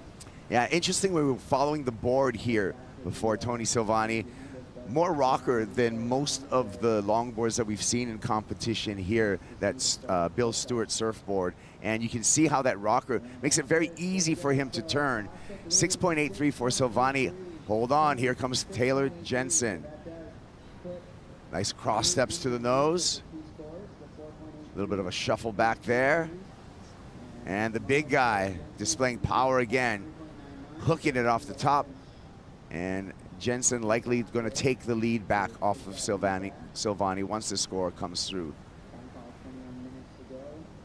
Talked a little bit about the history of Taylor Jensen, his 3 world titles, Matt. Also, we talked about the family that he's from, but we're going to talk about that after this replay that is up right now. So 5 through the inside section in the middle. Now, I love this turn here. His fin nearly, it did come out the back. So you leveraging his power and his precision. Although Tony is working hard for his scores, Taylor is just so powerful and really subtle in his power these days, where in years gone past, unashamedly so, he would bust the fins out, he would explode on end sections, and he'd have a really radical approach. But speaking to him before the contest yesterday, asking him what music he's listening to, he doesn't listen to music. He wants to immerse himself in the moment and feel present when he's out there in the water and surf with control and precision, as opposed to being so amped up, which can work both ways, Peter. Yeah, it can. You know, it's interesting that he doesn't. I mean, it feels like, you know, music can keep you in the moment too, depending on what your choice is and where you know, how much you cover your ears and where you put yourself in. But I think, yeah, I guess he's feels better about just listening to scores and watching the waves, and, you know, whoever's around him, giving that attention to them, because it can distract you a little bit. You know, you're more into whatever is happening in that moment with the people around you. And that's that board Taylor's riding. I was talking about it a lot all week, and it is a Stu Kenson, but it's a Singleton model, and it will be available very soon through Firewire. It's a model that's been getting tuned. It's a prototype, basically, which is why he's persevered with its pros and cons, but he does have the Singleton model coming out really soon. Looks like a pretty nice balanced surfboard, and if you're of a taller stature, that might be something to look into, because there's a combination of stability, but also being able to turn. It's a hard... We see a lot of the Michael Takeyamas, which offer the technical nose riding ability. We saw Honolulu in that previous heat, and she surfed so well, but that board just offering a lot of stability, but the turning, she has to really leverage her body. But Taylor kind of seems like he doesn't have to put his body into all these turns. The board is letting him carve and transition really well. La'akea Kai Honolulu Bloomfield is in the final. I said it's an all-Hawaiian final. Let's hear from Honolulu. Honolulu, you come out for this finals day, look at the ocean. What is the strategy you wanted to implement during your heat? Well, I went for a quick free surf this morning, and it was kind of tricky, low tide, but by the time my heat rolled around, it had changed a lot, and you got to really pay attention, you know, because it's changing all the time, and I kind of just wanted to catch the best waves and, yeah, do what I do. So it worked out that time. It was kind of a nail biter, but I'm glad I came out on top. Punched your ticket to a second straight finals here at Huntington Beach. You're going to go against Khalees yet again. She got the better of you last year. What are you going to do differently this year to make sure that you can surf to your best? Yeah, actually, I think we've surfed 4 finals here prior to the WSL being here. So yeah, we definitely go at it out there. But I don't really know. Hopefully, the ocean gives me a couple waves. Yeah, so that's all you can really hope for. Well, we can't wait to watch you guys go at it yet again. We'll see you at finals. Thank you. All right, well, let's look at Honolulu's road to the final as we go through the brackets here. She had to overcome Chloe Kalaman in the quarterfinals yesterday afternoon. She just beat Soleil Erico in a battle of world champs in that semifinal number 2. Khalees Kaleopa'a took down Rachel Tilley and just beat her good friend Sophia Cohen to earn that spot in the final. Like she said in that interview, a rematch of last year's finals, Matt. I just loved how she just said she doesn't really know what she's going to do. She just hopes the ocean is going to give her a wave. And speaking to CJ Nelson, the coach of Honolulu Blomfield, after that battle, briefly, he just said, well, what can you do? She just reacts to what's in front of her, and it's really difficult to coach against that and to surf against that, right, Pete? Yeah, no mental blocks there, is there? I mean, she's literally just out there just having a fun. Another surf in her book. Yeah. You mentioned that South Shore, North Shore. Is there a bit of a rivalry in that? Just, or is it friendly? Is it? I don't think it's just because it's just where you live. Khalees Kaleopa'a living real near Waikiki, surfing Queens every day over there on the South Shore of Oahu. Honolulu Bloomfield, dad's a lifeguard over at Chun's Reef on the North Shore of Oahu, so that's where you're going to find Honolulu, and that's where she developed all of her longboarding and her surfing skills. She's great on all size boards, too. She's a great shortboard as well. Beautiful. Silvani. Tony in the... And that is a ghost ride for the man from the East Coast.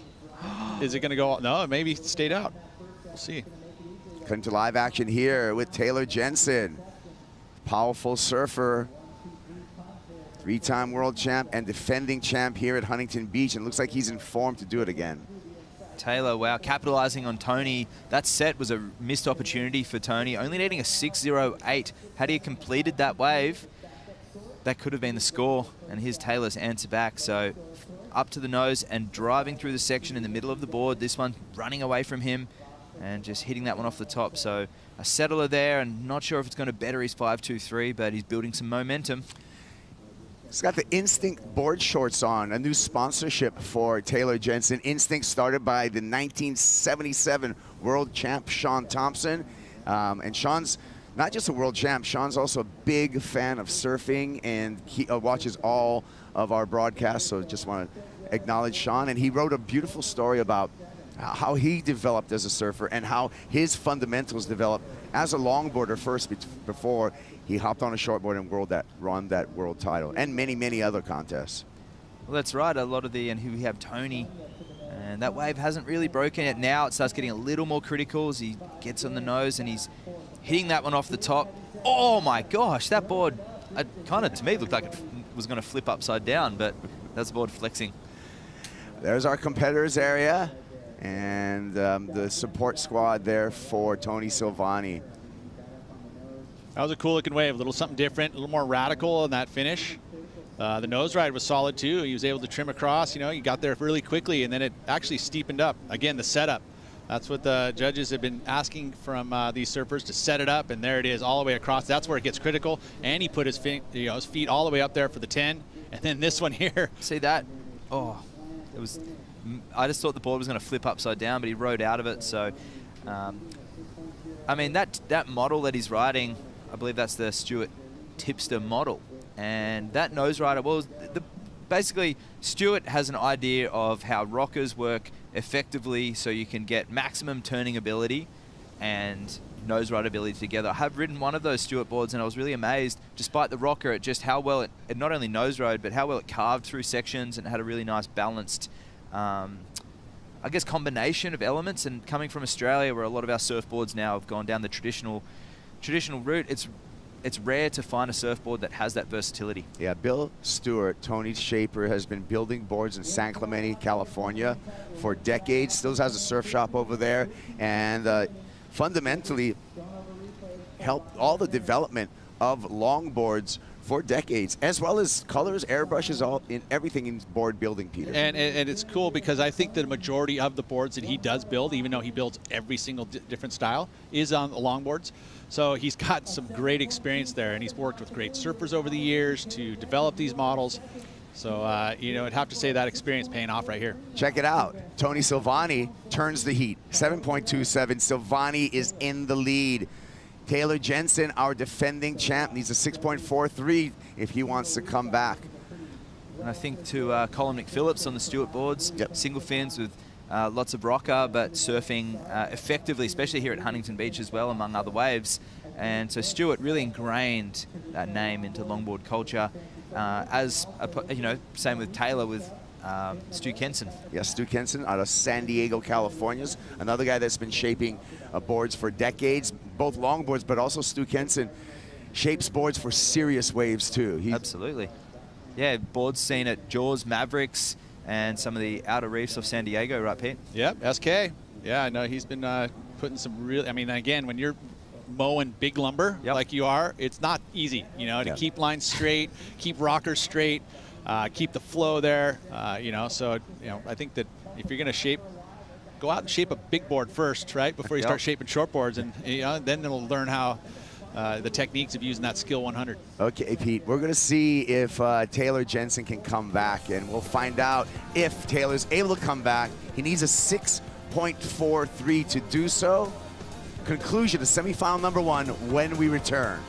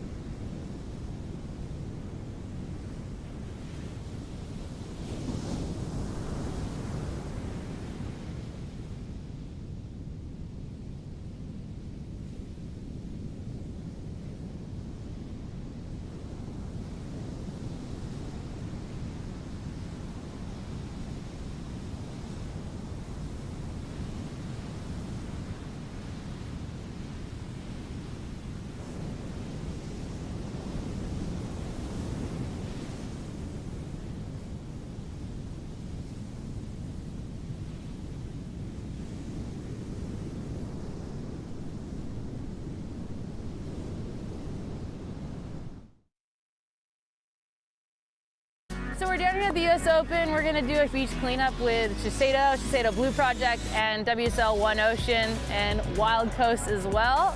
WSL One Ocean is a global initiative to inspire the surf community to protect and conserve our one ocean to preserve the future of our sport. It's really important when we partner with Wild Coast Partners with WSL One Ocean and Shiseido that we're exciting people about the need to keep protecting our coast and ocean. And so we need to do everything we can to bring people together to protect it. It's not about our generation, but it's about our future generations and looking after them. WSL One Ocean! Show us what you're doing to protect our one ocean by posting on social media with the hashtag WSL One Ocean and tagging WSL One Ocean in your post. Back at the Huntington Beach Longboard Classic, Tony Silvani leading the heat, eyeing this right up. Silvani, the veteran from the east coast of the USA, with some smooth surfing and great footwork. And again, a nice closing maneuver, Matt. Wow, Tony just really turning it on in this heat, doing everything in his power to take over the 3-time world champion, Taylor Jensen. That was incredible. I think just use of his rail, he's look at this. So the wave isn't broken, fading into it. Wave still isn't broken, so not critical, but he gets the 10. That board allowing him to hang 10 now. A little more critical there. He's wiggling and twisting and holds it through this section. And that was another wave there in before, so two to lock in. So we had the 517. That was the 727 before, and this one was the 517. So driving through that section. Interesting to me, Matt, why this didn't actually go a little bit higher. I think the beginning wasn't critical. He didn't set up the nose ride. The judge has been really looking for a clean setup through the nose. Eventually it got critical, but there was not a lot of ending. No use of the rail work and the combination of maneuvers, which is in the judging criteria. Okay, well, Taylor Jensen in an unusual position, trailing Tony Silvani. He's been so dominant in his other heat. Jensen, we talked about having 3 world titles. Talking about the family, Taylor Jensen and his family. His father-in-law, Nat Young, the original Nat Young, winning 3 world titles as well. His brother-in-law has won a longboard world title. So a talented family when you look at the Jensens and the Youngs in that family tree. Absolutely. Nat was the pioneer of the shortboard revolution, along with Bob McTavish, and then we had the Hawaiians as well involved with that evolution. And Taylor just sticking with the longboards and picking up almost where Bo left off. It was about the transition of the era where Bo Young, his brother-in-law, had taken a hiatus to compete, and Taylor went on to win his run, and that generational shift which you see so often in the championship tour as well. Yeah, and Nat Young really just an ambassador for surfing, surf exploration, longboarding. Politician at one stage as well. And at one point, a high fashion model. He was part of the polo campaign for years as well. Good looking guy. I will say though that in this heat, Taylor, he's still, in contention, he hasn't had the opportunities that Tony's had. Tony's been having the magnet. Wherever he's been heading in the lineup, the waves have been following him. So Taylor, I think, is having little issues trying to find some solid waves here. He's got a spot that he's obviously parked at, waiting for it. But definitely the magnet is with Tony. Just taking a look over our shoulder and finding the position in the lineup. And he has spotted something here. So this is the right-hander that Soleil and Sophia Colhane were getting some solid scores on. And a little delayed takeoff there. 2 steps up, and he knows he needs a 10. Steps back, so nice drop knee back into the foam. And that one's not going to give him a dynamic finish. So priority back to Tony. Plot thickens there. Likely not going to be the 6.43 that he needs, as that wave just fizzled out, Peter. And now Taylor Jensen is paddling back out to meet Tony Silvani, who has priority. Yeah, and it looked like it may have had the opportunity here when he gets to the tip. It was, that critical section, but it did. It tapered off very quickly. The maneuver's great with the drop knee, but nothing more after that as the wave just disappears. And then sure enough, look at this. The next one. There's the magnet that Tony's holding on to. Tony kicks out. So Tony probably not going to change the situation with that ride, but he did hand over priority with 5 minutes remaining to Taylor Jensen. Actually a lucky moment for Taylor right now. Absolutely, and I think not so much a missed opportunity for Tony, because he knows how good Taylor is, and just needing a 6.43, Tony wanted to get rid of that 6.83, seeing the potential in that wave. He didn't have that opening nose ride, the light on shore, making things a little difficult from what we saw in the women's heat, but he's going to try and put pressure on Taylor and force him to go on a wave and make another priority mistake. It's interesting about when you have one-on-one or man-on-man competition. One of the strategies that I was always told that, if you have priority and the lead and a surfer isn't, your competitor isn't nearby or have the opportunity to catch a wave, basically it's better to sit it out and keep priority, because in this situation, now he's given priority back to Taylor and given him an opportunity. I put it in the priority error column, and every time I put statistically how you create a priority error is if you use your priority and don't improve upon your situation or block the surfer, if you did neither of those things, then that was an error. Yeah, I mean, in his defense, that wave looked like it could be an opportunity. It was a kind of a set wave. It was, one of the bigger sets. It just was, he was a little bit too deep, and he wasn't able to get, the opportunity to get to the 10 and get across it, and go that whole section. So, again, I guess, in his mind, he's like, oh, I'm going to better a score here. And somewhere like Bells, El Salvador, and Malibu, for example, a long right-hand point break where you have the opportunity to take off halfway and still get a really good score, in this case a 6.43. This is a beach break, so the opportunity for Taylor to have taken off halfway out or scooping up the end of that wave was not likely, so that's also adding to that emphasis of it being an error. Where at Malibu, we saw last year those sets, in fact Taylor was one of the surfers, Harrison Roach, they sat so far up the point, about an extra 200 feet further than they needed to. By the end of the heat, they were actually halfway up the point, catching the end section of the wave, because it was stretching so far down, almost to the pier. Remember last year, Pipo? And Edward as well was in a heat, and they just pushed themselves too deep. In longboarding, we can do a lot with a 200, 300 yard wave. You don't need all 400 or 500. You know, I just wanted to take a look here at Tony Silvani's best number, the 727, and we had been touching on footwork throughout this whole entire event, and a lot of it's about the nose riding and the footwork, but I wanted to kind of showcase this end maneuver. Look where he puts his foot, way on the tail block, but in the middle of the maneuver, he brings that back foot forward to get himself stabilized in this maneuver.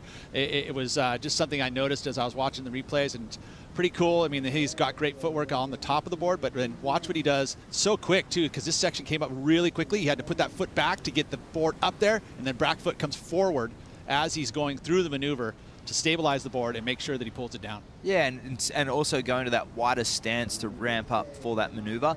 And that wave ledged out a little bit. It did have a little bit of a section to it, so we needed to hit it properly. And if you went in there with a narrow stance, you'd often get bucked off, wouldn't you, Peter? Yep. Opportunity. Uh-oh, look at this one for the man. Faded takeoff there, straight to the nose, gets to 10. Stoic in his approach on that nose ride. Big snap there. Nice footwork. One more glide through, and Taylor Jensen with the fist pump, feeling that he's got his 6.43. The gallery thinks as well. Wow, we'll get the replay of that very shortly. It's not often you see Taylor claim a wave, but a 6.43, trying to sell it a little bit, I think, but it's a big moment too, though, right? I mean, this is like last second heroics. He's getting the opportunity. That's all you ask for. Look at how big the guy is, though. That's a longboard does not. It's a 9.8. 9.8 by 23, 3 1/4. Yeah, it looks.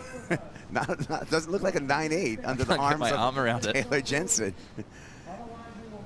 Well, and that's all you ask for as a competitor, is to be able to get the opportunity. He did get the opportunity. He surfed it very well. And now it's up to the 5 men and women upstairs to make this call. Is it the 6.43? So setting it up, 2 steps up to the nose, and he gets that 10. You know, about as critical as the wave wanted to give him. And beautiful carve. I love that little cross step there, use of footwork and the rail. So satisfying all elements of the criteria. It's just that keyword of critical was not necessarily there. He knows that, but he surfed what was in front of him, and he got the opportunity, and can't be dismayed, and signing autographs down on the beach and getting photos with the fans. Well, I mean, at this point, end of the heat, replays coming into play, all right? They're going to be watching them upstairs. There's a great comparison there. I mean, the 6.83 of Tony's wave, you know, there's the 5.23 to kind of throw down comparisons. Ultimately, I think they're going to be pulling up that wave number 2. And it sounds like they're going to like it. Here we go. Last for Taylor Jensen, 7.73. Scores dropped already for Taylor Jensen. He's in the lead. There's those numbers. Waiting for a score for Tony Silvani. He needs an 8.13 right now to make to change the situation. But Taylor Jensen looking secure. But the heat is not decided officially as of yet, as we need one more score for Tony Silvani. I can safely say now that Tony Silvani will not get the score, and it will be Taylor Jensen on to the final once again. This replay here, this was a 5.13, not enough to change the situation. Yeah, so Tony, last-ditch effort, certainly knew that Taylor was going to get a score of some sort. Whether it was or not, he had to surf this like he needed a score, and he did, but unfortunately did fall short. So Taylor, last year's champ, into the final. Look at the numbers, 7.73, 7.67. Taylor Jensen, again, with a strong showing here at the Huntington Beach Longboard Classic. Who's he gonna meet in the final? We're gonna find out. Semifinal number 2 coming your way right after these messages.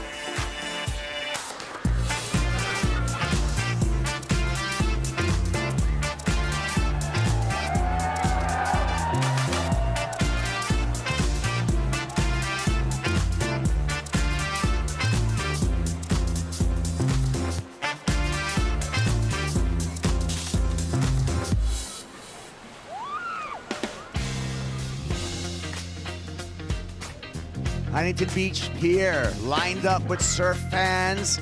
This is the Wallex US Open of Surfing, presented by Pacifico. We're in the Huntington Beach Longboard Classic, and we're trying to set up a final. Get excited.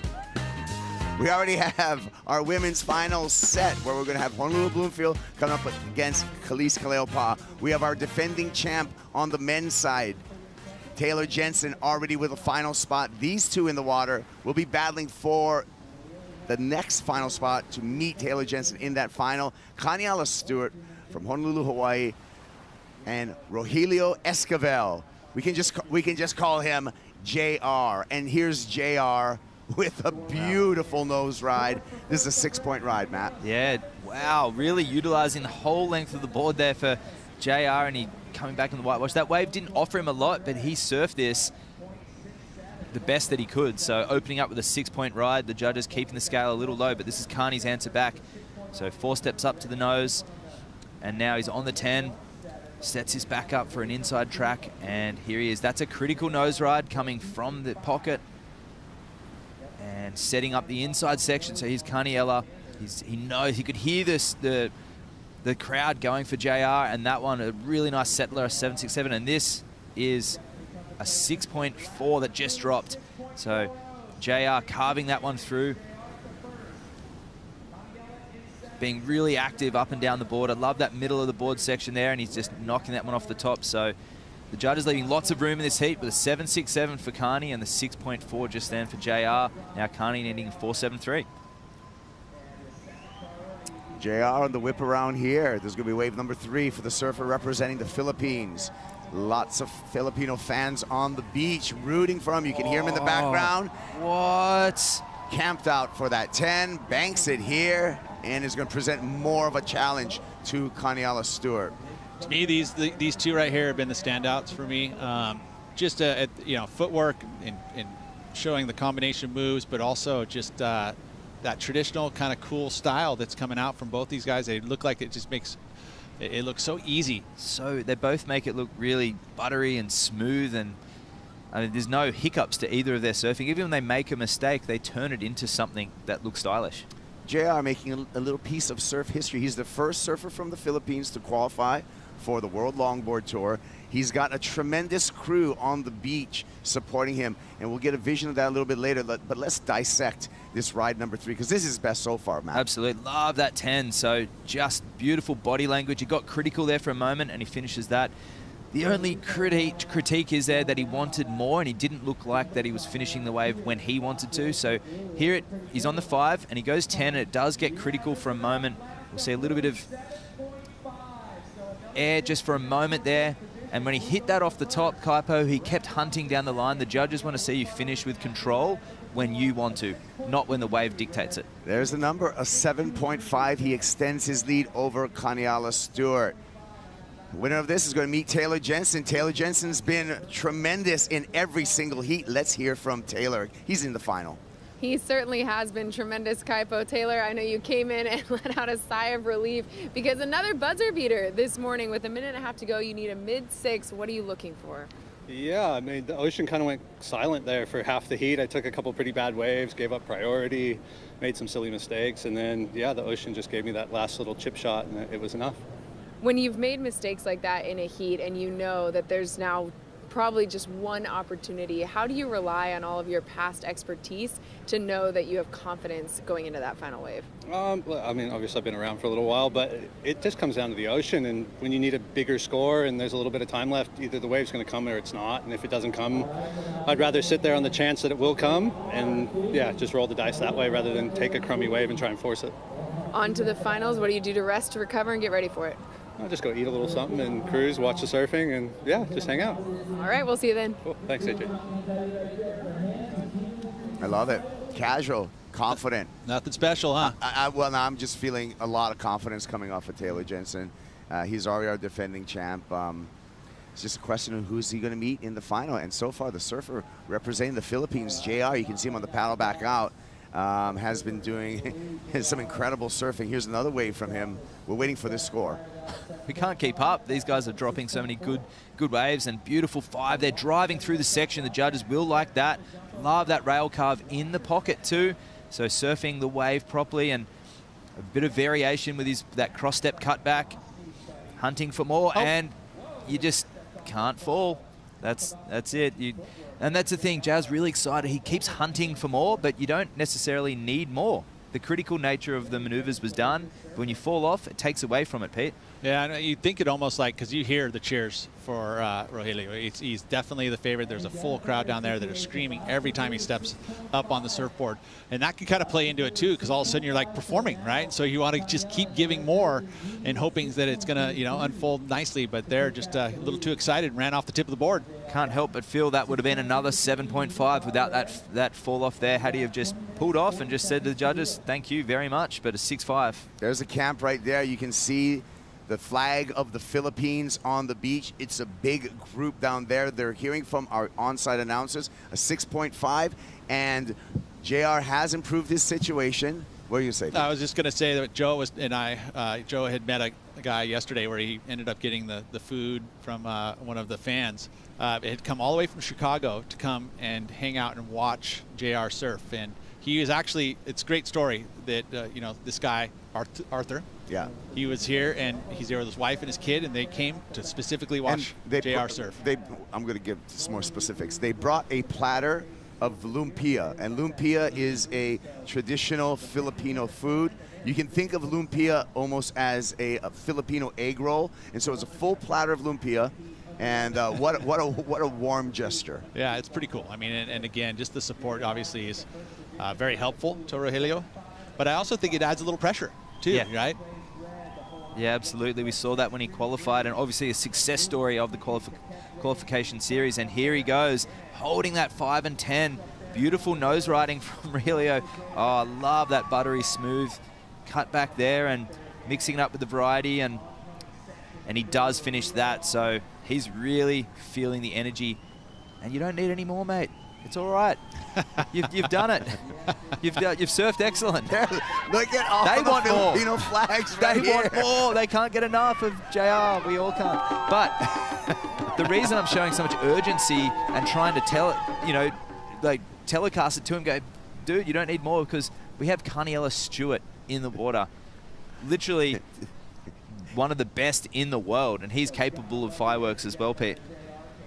There's Carniella. I want to get back on the beach and see more parties with the Filipino crew. They are in force. I'm telling you right now, some fun people. And another look at this one. We're still waiting for the number on this wave on the replay. Trimming through the section, getting it up there, understanding that trim was going to be a little bit tough, so he pulled his foot back. Again, the footwork there to keep the nose trimming. Gets back up to the tip one more time. And you gotta love what this man has been doing for everybody here on this longboard tour and for the fans on the beach. And that was a 6.9 coming out, so he has extended his lead. Here's Carniella Stewart on the comeback. He's a 6.73 to take the lead. Graceful footwork, confident on the nose, trimming that section. Wonderful posture, finishing it off here. Carniella Stewart will not be contained.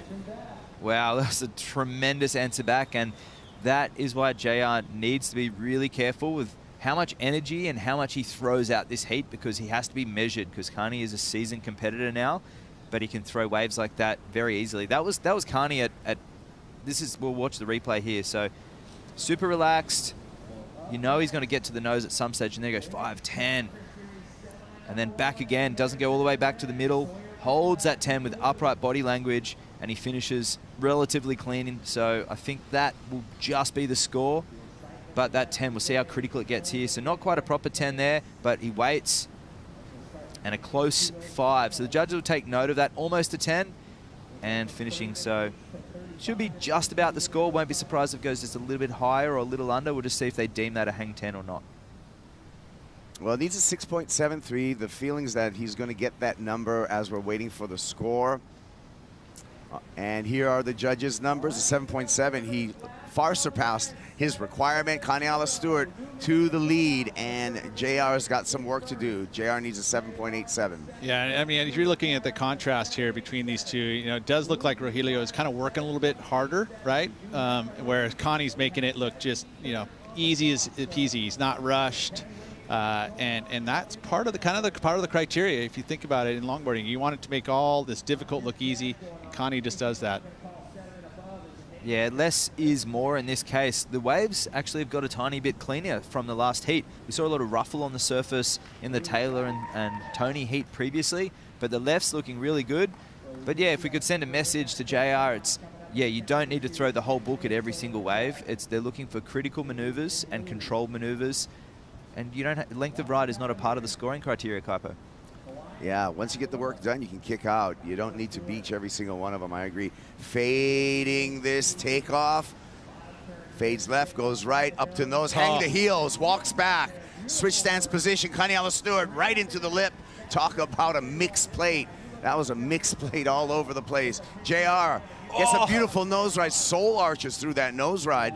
Cross steps up, taps a 5, screaming into the pier, another extended 5, 10. Whoa. Coming through here. Errol. Rosie, what do we got? Well, guys, I just came down for a hit of happiness because the vibe down here at the beach is unbelievable. I think JR has by far the best cheerleading squad.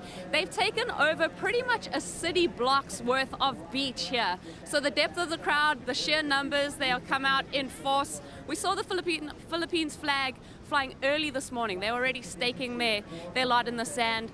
And as you can see, some of these guys, they have the Escobar jerseys on with the number 15. The significance of that, it's his birthday, the 15th of July. So if you're wondering what that number's all about, that's what it represents. We'll send it back to you guys. Yeah, great squad supporting this guy. This is JR on his last ride. Yeah, really critical nose ride. Just for a moment. Now, it goes a little sleepy here, but linking. The judges won't appreciate that little paddle. We have a longboard. We don't need to get more speed, but he holds that 5 as the wave's walling up. So it did have 2 critical elements, but no rail carves. You'll see he, instead of going to a turn, he sees the line and he goes to the nose. And here is unnecessary, and that's perhaps a little bit of anticipation for what's about to come. And he gets a 10, back to a 5. So super critical. We haven't seen a wave like that all morning. Almost all event. I mean, to transfer from a left like that on the outside section, to be able to transfer to 2 sections.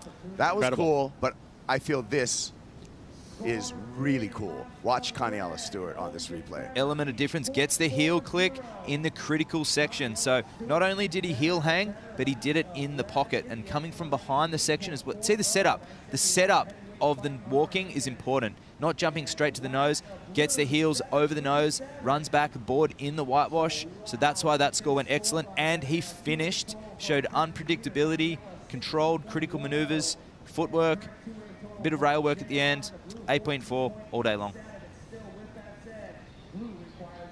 And a 7.37 for JR for that long one, now needing an 8.6. So Carney a 7.7 and 8.4. And Regilio not going excellent, 7.37. I think that score is about right because he didn't satisfy that you know, the rail turns, which are part of the criteria, Pete. And he's going again. He's not going to wait.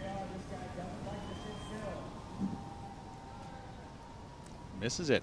And with second priority, not a big deal. Yeah, 13 minutes, 50 left on the clock. Going a little sleepy at the moment. I really think JR needs to consider what he needs to do. Where did he get the 7.5 and the 7.37? What did he do? He needs to do it on a bigger scale, a bigger wave, and show that critical nature, not grovel for the scores. And here goes Carney. He's on a roll, looking to drop a 7.7.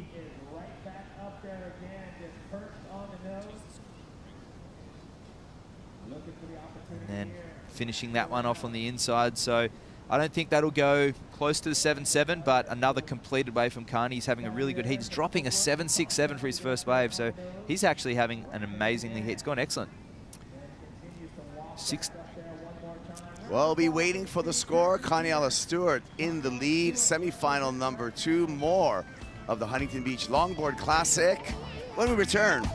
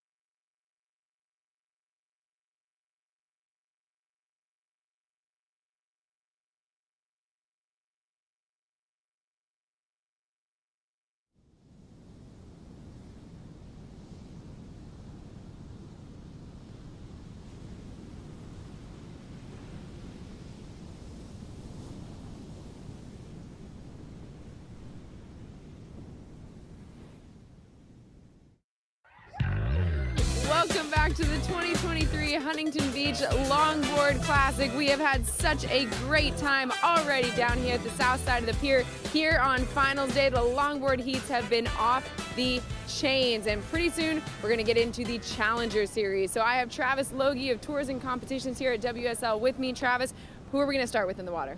It's going to be the Women's Challenger Series semifinals, followed by the men's semifinals, and then we'll have the longboard finals, and then go into the women's final, and then the men's final to finish the day.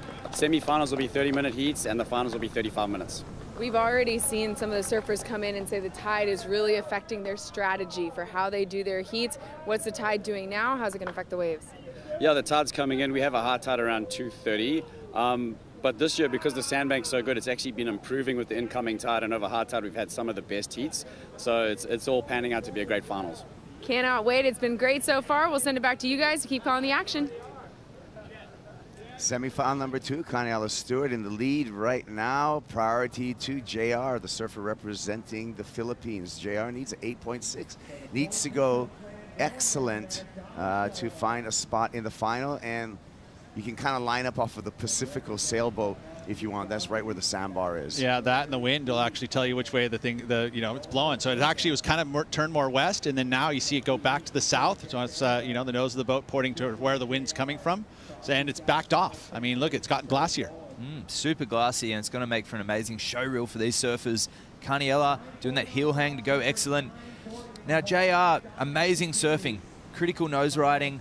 But the setup, he's anticipating the nose ride. We all know he's going to get there, but the judges want to see, and they've been really tight with this all day, the critical nature of nose riding. Not a moment, but they want to see that the length of the nose ride being critical. And that is why Tony didn't proceed in that previous heat. He surfed amazing, but it was very momentary. We saw Taylor on his last wave hang 10 through the section, and the judges have really been rewarding that highly today. Khalees nearly didn't make a heat earlier. She's surfing beautifully, but critical nose ride's a key, Kaipo.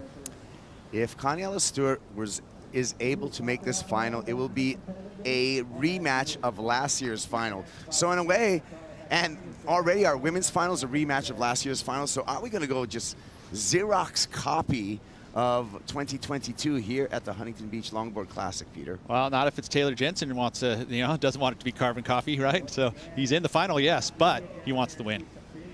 Yeah. Nice to see that, these surfers have obviously been comfortable with the type of conditions that you get here at Huntington Beach. That's obvious by their performances here at this year's event as well as last year's. Connie Stewart, he's able to put down some big numbers throughout this entire event. Connie, when we look at some of the top wave scores for this event, has gone excellent a number of times. As we look at our top scores so far, Connie occupying 3 of the top 4 wave scores, Matt. Yeah, and completely contrasted Kailis Flint as well. That was a very different type of wave, but Carniella's earned most of his scores from really critical nose rides, and he's been able to find them in conditions that aren't conducive necessarily to critical nose riding. But a fun fact, both these surfers sitting out there, see the rocker of the board, the nose and the tail? Rogelio's actually on a Carniella model by Kai Salas. Yeah, Kai Salas Longboard Company with a couple of models.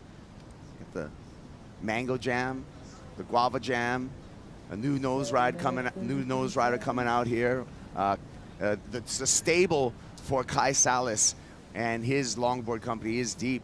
Khalees Kaleopa'a riding those boards. We'll see her in the final. Absolutely, and I mean, it's a night.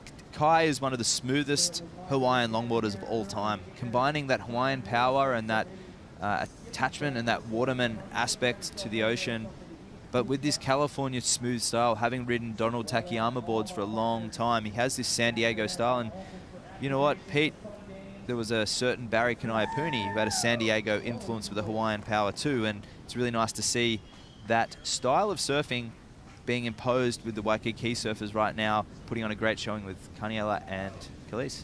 Yeah, and that Kai Salas Longboard Company, if you want to check any of those out, you're ever on the island of Oahu, stroll down to Kaimana Beach at the foothills of Diamond Head, and there's a little shop there, and that's where all of those goods are displayed.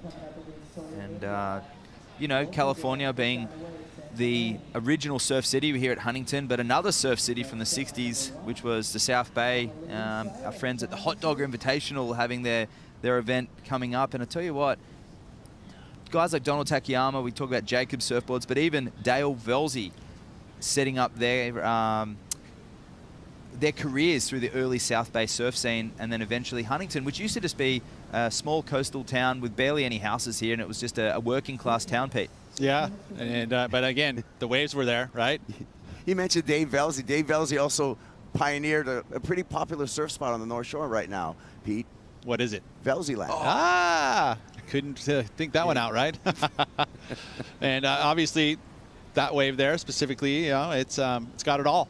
Yeah, Dale had it all to himself at one point, and now we share it with all kinds of people. One of the most high-performance waves on the North Shore. Let's take a look at Kaniala Stewart and this excellent effort. This 8.4, absolutely incredible. Talk about footwork, talk about variety. Put it all together here, Matt. Absolutely. It had to go excellent. It's one of the first heel hangs we've seen all event, and that one was critical as well. So it was all from the setup, 5, and then instead of going to 10, as his board was locked into the pocket, he put the heels over the nose, and that is the hardest thing to do, apart from nose riding maybe in a barrel, which I have seen done before. That there was deserved of an 8.4. If the wave was longer and a few more rail carves, you could have seen that go even higher. Tense times now for JR. He does have priority. It's under 5 minutes, Pete. He needs an excellent score of 8.6. He's been surfing well. He's been utilizing the entire criteria, but he's going to have to turn it up a notch. He is, and that's, I mean, Connie was able to do it. One thing about Connie that he can bring to the table too is it doesn't necessarily need the best waves to be able to do it. I mean, as an example there, that was a pretty short wave in relation to, but it was so difficult what he did. That's why he had to go excellent. I mean, especially the fact that he nose rided backwards with his heels on the, the very tip of the board through the most critical section of that wave, and then was able to run back, get his feet set, and get into the lip, all in a very short motion. And he got a switch stance in between all of that. Right? So he hung the heels, walked back, switched stance, switched back to his normal stance, and then do that bank for and all of it within 5 yards. Yeah. And the thing about the heel hang is, yes, it's considered to be a trick, but in that moment, it was just as functional as a hang 10, and it was a much more complex. It's like a variation of an aerial. It's the same thing. As long as you're landing the aerial and coming out with speed and flow, same with the heel hang, but it just showed an element of difficulty, and it was a controlled, critical maneuver, and that is the key to what the judges are looking for. JR's surfing amazing, but you've got to link critical maneuvers together, and they've got to be in the pocket. JR surfing a little further out and not finishing one of his waves. And you had mentioned too in the setup, right? Yep. That was JR's setup. Like he's basically standing up and running to the nose, whereas you can see the fades happening for Connie, so he sets it up a little bit better. Exactly. Let's check out our heat recap and a show from both of these surfers in semifinal number 2, starting with Kaniala Stewart, Matt. So this is Carney's wave, and gets the heels, clicks in. We just talked about that. Switch for a moment, and bang, straight up on top. So ticking off the criteria there. And this one was the 7-7. So on his backside there, quick little touch of the nose, but he sees it, steps back, and now bang. Now the judge is deeming that a 10, and then all the way back to this finish. So a 7-7 there for Carney. Watching JR, see, he's not really fading it right out of the gates. He doesn't set it up, so he's actually kind of almost feels rushed in a way. He did need to get down the line, obviously, and it worked out well when he's trimming that whole section. Very kind of similar way, but the setup not quite as stylish and as difficult as what Connie was able to do. And that one was really critical, but just ran away. So none of this is scoring potential right now. The scoring begins right here. No turns yet. Quick touch of the 10 and a 5, so that one falling to 7-3-7. I think that was put nicely. If he was been able to have an end section, could have gone excellent. And it's still a great total. 14.87 is a solid 2-wave total. An 8.6 required, so it's going to have to be a set wave, and he has waited. We noticed he caught the 6, 6-4, 7-5, and a 6-5 all within the first 10 minutes. And here we are with 1:50 left on the clock, and it all comes down to this. And he knows it too. He's been training. He's been here for about a month, and he's surfed this wave in all different conditions, Kuiper. Opportunity here for JR. Priority to the surfer representing the Philippines. This is going to be a big moment for JR. Esquivel. Backhand on the right, cross steps to the nose, gets a 5, gets heels, walks back, a little unstable there in between moves, more footwork, cross stepping again to a 5. Heels again, kicks the foot, showing us something different, but a little off kilter for the finish. Some great trickery and hot dogging put in there from JR. We'll see that replay shortly, but initial reaction is you have to finish. And I think he was looking for an end turn and trying to add more. So here we have, the wave hasn't broken yet. Judges taking note, this isn't critical yet. Starts to get critical there for a moment. Loss of flow, and he's back up. The wave is the pocket's way over to the right, so none of this is really critical. That maneuver was, and then just bobbles it here. So that one, I would imagine, won't go into the top 2.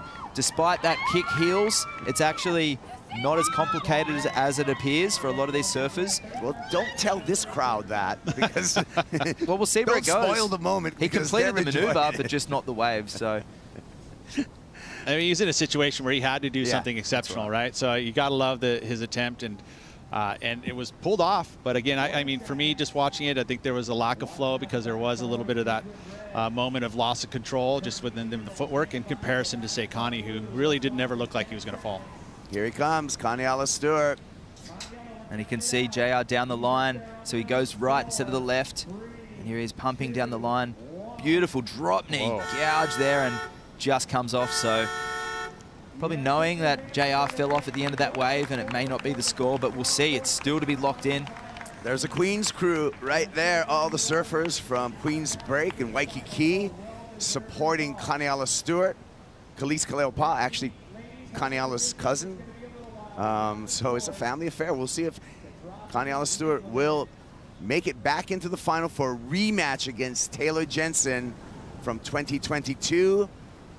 Waiting for scores. Last of JR, not going to be enough. So it's Connie Stewart on to the final. Here's the numbers. Stewart going excellent in semifinal number 2. Well, we got our longboard final set. Let's get into the Challenger Series. When we return, semifinal number 1 for the women, Ellie Harrison against Sawyer Lindblad.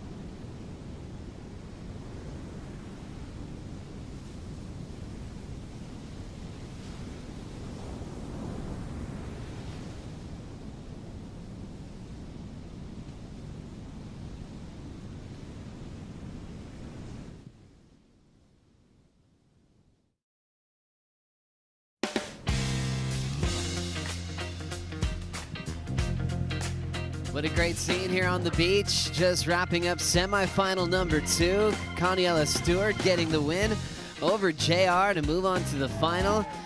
Connie taking on Taylor Jensen for the title here at the Huntington Beach Longboard Classic. Stop number 1 of the World Longboard Tour.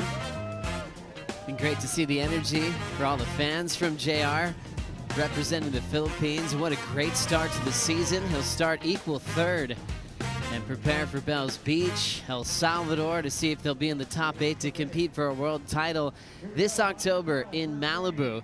Now we're switching gears. Joe Turpel, Mitchell Salazar, and Rosie Hodge here for the call. We've got now the women in their heats for the semifinals. Ellie Harrison taking on Sawyer Lindblad. We've got Ellie representing Australia, and then Sawyer Lindblad up right now representing San Clemente. in Southern California. She's got a lot of people backing her up here on the beach. She's been surfing really strong. And I was asking people what they liked about her surfing, and one thing Matt Biella said is she's just really effective. Chris Gallagher just chimed in and said she's really working on big major turns that are now kind of really taking the judges, making them pay attention and giving her some big numbers. So big heat for Sawyer with a lot of backing on the beach, Mitch. Yeah, and I really like her aggressiveness, Joe. As you see the rankings right there, number 15 for Harrison coming into this event. Sawyer Lindblad, number 7. Huge moment for both of them, obviously, but the big difference right here, Lindblad has been a champion at the Challenger Series level, a rookie on the CS this season, Rosie, for Ellie Harrison. Yeah, and I mean, Ellie, she's just, she's had clutch performances in the earlier rounds. She's had some kind of frantic energy, as her coach, Jay Bottle Thompson, categorized it yesterday. So they're really trying to tone that down and really get her headspace right as she moves into the semifinal clash. I mean, as she got through that quarterfinal, you could tell that she was maturing in front of our eyes. Yeah. Ellie Harrison representing Victoria. A lot of great Victorian surfers have been around for a while, like Nikki Van Dyke and many others. During the break, Ellie got this wave, Rosie. Wow, that first turn was super crisp and critical. Beautiful third turn combo. Man, I'm just, yeah, she looks locked in. Yesterday, she made a couple of mistakes where she fell on her closing maneuver. Now she's tidied that up. Sawyer on her backhand. This was her opener, just a quick jam. Got a little bit stuck there, but she still got a 383 for one move. So Sawyer Lindblad, 17 years of age, will be 18 next week. We've seen a lot of great moments from her. I remember a couple of years ago in the Challenger Series, she was just showing up at Haleiwa, dealing with a few injuries, but she already had the talent to make the jump onto the championship tour. Now, a couple of years later, you're going, okay, that really paid off, spending more time in the jersey, and we saw she kicked off the season in the final on the Gold Coast, Mitch. Yeah, and that year in 2021 that Joe was mentioning, at Haleiwa, she surfed with a broken eardrum. And if that doesn't show commitment, I don't know what does. And, for a surfer that's not even 18, as you mentioned, she's going to be 18 next week. To me, this is an impressive performance just by having to control your emotions, control the crowd on the beach, too. A lot of pressure on her shoulders, but I think so far she's been the favorite all event long. Great to see Sawyer in this kind of rhythm and connecting with the San Clemente crowd that drove up early this morning. That'll be backing Crosby Colapinto in the semifinals, and kind of Eli Hanneman as well. Even though he's from Maui, he's kind of been jumped into that crew, which is great. So there's going to be a lot of loud screams when Sawyer gets to her feet, and we'll see how Ellie handles that. The Australians have been really loud for a lot of their competitors too. As we look at priority with Sawyer Lindblad, she'll take the left, setting up a nice clean first turn. Throws down the wrap on the open face. Great energy off the lip again and jams it shut. Solid surfing from Sawyer Lindblad, Rosie. Yeah, just really impressed with her. And it looks like she's just rounding out her wave so nicely, kicking out with a lot of confidence. And she knows what a 9-point ride feels like. She knows how to surf to excellence. We saw that yesterday. So I think she's feeling out those similar kinds of maneuvers and finding similar waves. What a fun left, Mitch. Yeah, and the variation on this wave was impressive. Starts off with a critical turn going into the lip line, and she gets to the inside here, and this frothy wave just stands up a couple of times. She goes to town on it, but once again, the fade crucial to this one. Put her right in the pocket for that opening turn, and look at this. She's always staying next to the whitewater in order to get that lip line section. When she gets to the inside, Joe, this should be her best score by a long shot. In attack mode, Sawyer Lindblad got there early for the first turn, then went into the wrapping cutback and got to the lip again. The judges are going to love that. Scores in already for Lindblad, and the lead change is 6-8-3. A couple of judges went into the 7s. There's a 7-5. You throw that one out with a low score of a 6-5. Average out the middle 3. Harrison will now need a 5-3-4 to answer back. Spending a long time surfing at lower trestles and all the beach breaks in San Clemente. So well prepared for a big result like this. Came close to a huge win to kick off the season. Ended up losing to India Robinson. But she did have payback against India in this event, Rosie. Yeah, I mean, Sawyer is, in my eyes, she's made the least mistakes in this event. Like watching her progression through this one and then seeing her coming into finals day. And arguably, Sawyer has just the most ground to gain by having a big win here and thinking about the rankings. So I think she's extremely focused. She's got a lot of great support in her corner at the moment too. Getting past India Robinson, Sawyer also got past Luana Silva. So 2 surfers that were rookies together on the championship tour, and that's got to be a positive for Sawyer. She knows those athletes have been on the championship tour stage in the past, and she's getting wins off of them.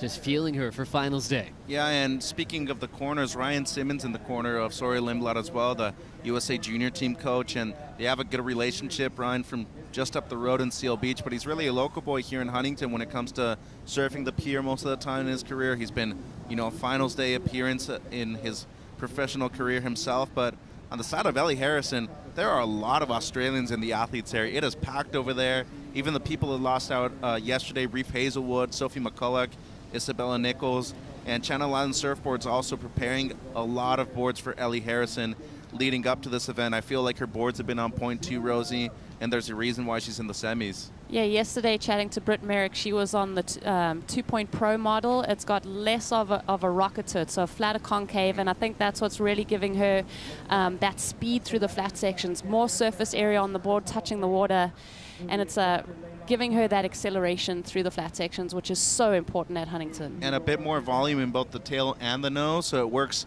basically the same way the Subdriver 2.0 that Sawyer Lindblad is riding in an epoxy material, Joe. Yeah, I love that attention to detail that the entire Channel Islands crew has, and great with feedback as well.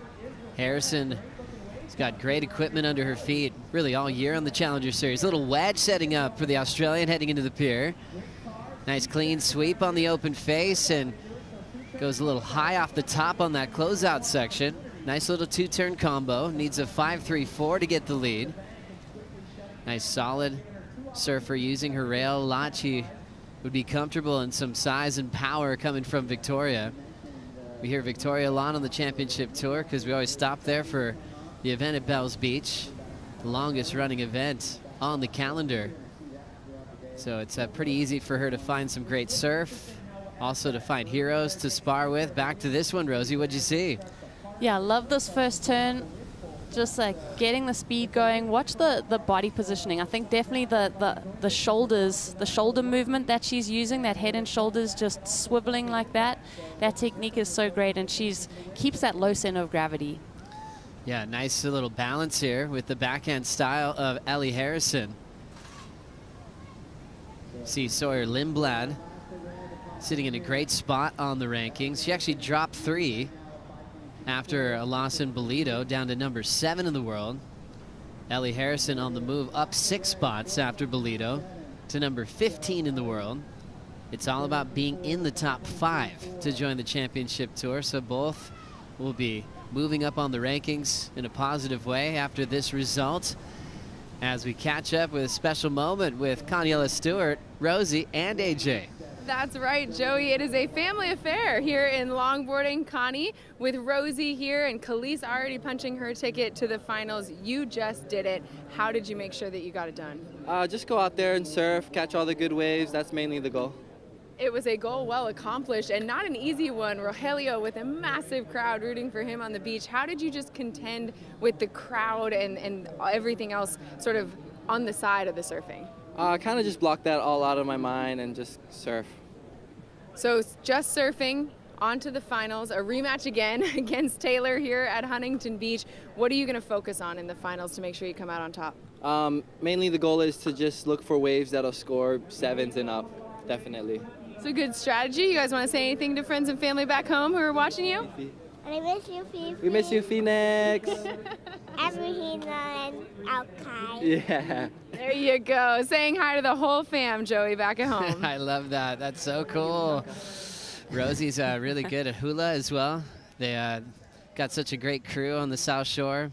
Spend a lot of time together at the beach. I think actually all day. They bring food down there and hang, and It's such a beautiful thing. Caniella enjoying some family time, but, you know, really just short with his answers because I think he's got his game plan set. I wouldn't be surprised if he'd rather just surf his final right now. He seems like he's still got his game face on, Mitch. Well, it's a rematch from last year, too, and looking at how good Taylor Jensen has been in these kind of conditions and coming from a beach break just south in Oceanside as well, it's basically his home break 2.0 over here, just about an hour north, Joe.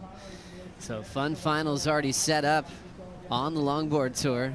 Caniella Stewart, Taylor Jensen, Kaylise Kaleopa'a, and Honolulu Bloomfield on the women's side. And now we're setting up the finals for the Challenger Series. We'll have these semifinals for the women right into the men, and then all the finals start, crowning our champions here on finals day on Sunday after a 9-day event. Great to see all these surfers that have gone through this marathon this week make it into a chance to really hold the big trophy, Rosie. Yeah, and this event, I mean, chatting to the competitors, it is just such a marathon. And you will have days where you don't surf. So that anticipation and managing your energy throughout this event is so important. There's so many sponsor obligations that you have. There's a lot of fans on the beach. So knowing when to give out like a lot of energy and when to kind of take that time and settle down and relax and get focused for the event is so important. It's also different too when you feel great and you know you just have one heat a day. It's just like, okay, come back tomorrow. It's a lot can happen, you know, overnight. Your nerves can come into play. You got to work on your equipment and your energy to make it all the way through all the 9 days, Mitch. Yeah, and there's one thing right here that I really want to point out. Really surprising to me that both surfers started off on the south end. They moved over towards the pier bowl, and now Sawyer Lamblot is pulling Ellie Harrison off of the peak and moving towards the middle peak right now. Sawyer's game plan all event long has been to start over on the south peak, then eventually move over to the pier bowl. But I was really surprised that Ellie Harrison started over there myself, Rosie. I didn't really see her moving over there, especially getting on the backhand so early on. I thought she was going to be focusing on the rights towards the pier bowl myself. I think for someone like Ellie, so smart to stay on her competitor because no one's going to know this lineup better than Sawyer. Having said that, I hope Ellie's paid attention to landmarks that really solidify where the peaks are breaking so that if Sawyer tries to play that game of pulling her away from the peak, that she can revert back to those landmarks and the places that she knows. It's always so interesting what competitors can do outside of performing on waves just to change gears on their competition. Just up and out for Ellie Harrison. Her second wave was the 4.97, which kept her in second. So Lindblad still with the lead. Sawyer just up and out down the beach. No turns there. Still counting her 6.83 and a 3.83. See, like that was a wave that she wanted to be on right here. I think it was a positioning wave. Maybe she wanted to get back to this pier bowl. Sally Fitzgibbons taking on Leilani McGonigal coming up next in Semi 2. Sally's been here more than anyone else, especially in big final series moments. As you see these clean conditions we have this morning, Ellie Harrison picking off her right, first turn, open face hook.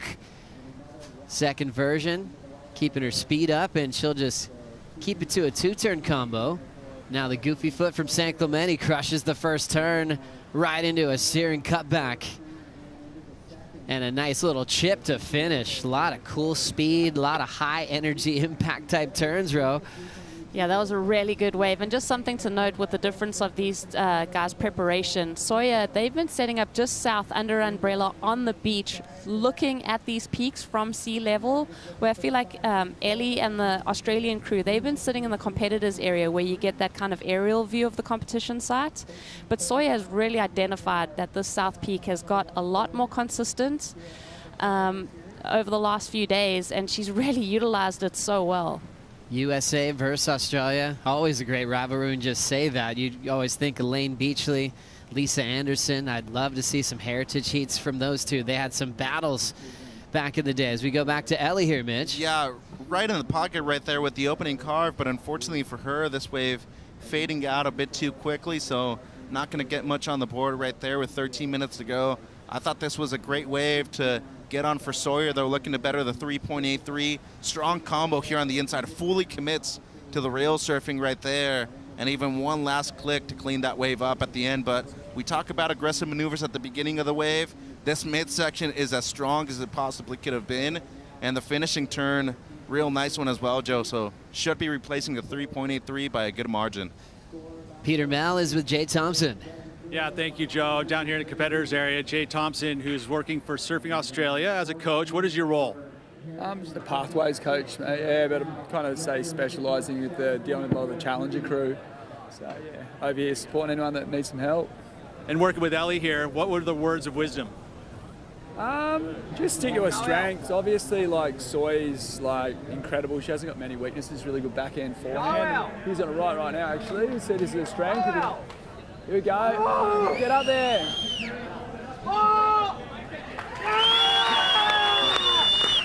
There we go. Live. You got to love that. I mean, you've got support down here. Is it mandatory that the whole crew shows up? Pretty much, yeah. I mean, it's been organically growing over the last few years, and obviously, there's a bit of a vibe going down to the camp. You can see the 2% crew are kind of catching on now too, so it's pretty cool. It's like every heat when there's a little battle between, because the Brazilians kind of took the cake the last few years, and then like we've got to jump back onto that support, and it's worked obviously. And then 2%, it's cool. There's little battles going on. White heats are on, so it's sick. Yeah. Gotta love it. Keep it up. Thanks. Good job, Jay. Cheers, mate. Thank you, guys. Back to you guys. Good man, Pete. Great to hear from Jay Bottle Thompson, a guy that was on the championship tour for a long time, and now a great coach as we look back on what he was calling live with Ellie Harrison, Rosie. Beautiful. He named this as her strength, her forehand. Beautiful, critical approach. I mean, she really had to get up into that lip in a short amount of time. But I have to say, if I had a coach, I would want him to be as engaged as what Jay is. I mean, you could tell that he was getting excited about her surfing, and to have that passion and that caring attitude is something pretty cool. Yeah, he started diving into coaching a few years back, and then he got on the championship tour working with guys like Morgan Siblick, Liam O'Brien, and they had a really cool crew. The funny part was they were starting to film and do the series of Make or Break that we got to enjoy. And he started going, wait, they're micing me up right now? This is like secret information. And at first he was like, do I really want to talk like I normally do for the cameras? And so he's come a long way. It was cool to see him grow into that coaching role, knowing what he wants to share and what he wants to keep close to his chest as well. They have an incredible program over in Australia. Surfing Australia has done an incredible job. I was actually talking to Joel and Huey Vaughn's dad a few days ago, and he told me that he films their waves live in the moment, sends them over to a lot of the coaches, and they respond within 5 minutes. So getting that information within the moment when they're still free surfing, getting some training camps going, that is something that I feel a lot of other countries should start developing. I think we're going to see that a lot more here in the future in the U.S. as well. I agree. Those high performance centers are so impressive, and the coaching staff is incredible. Mm-hmm. Oh, Pete Durbridge, former runner-up in the world, also on that coaching staff. Kate Scarrett, it's the real deal over there. They have all these ramps as well to try to perfect air technique, landing into foam pits, so many things that Ellie can take advantage of when she's training back home in Oz. At the moment, she is looking for a 5.59 to take the lead off Sawyer. We'll be back for more right after this.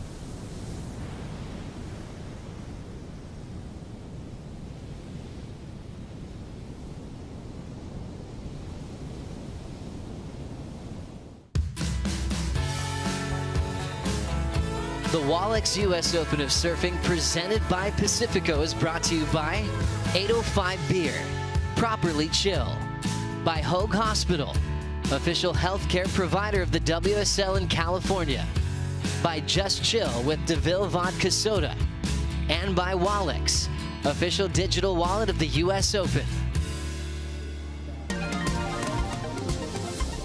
You're watching the semifinals here. Sawyer Lindblad taking the left right out front. First turn, solid, right into a ripping cutback. She's had that similar approach throughout this event. You can tell she surfs a lot of the lowers left in San Clemente, California, which just loves combinations of turns where you can go vertical, and then your next turn is a wrap. Your third turn is tends to be right back up in the lip again. She's got that real cool style and approach. She doesn't even need to think about it. And as we look at this angle again, Mitch. Yeah, and drives off the bottom super well. That's what that sub driver is going to do. It's going to remain in the pocket the whole time, and riding a stringed epoxy is definitely going to benefit her, always staying on top of the water.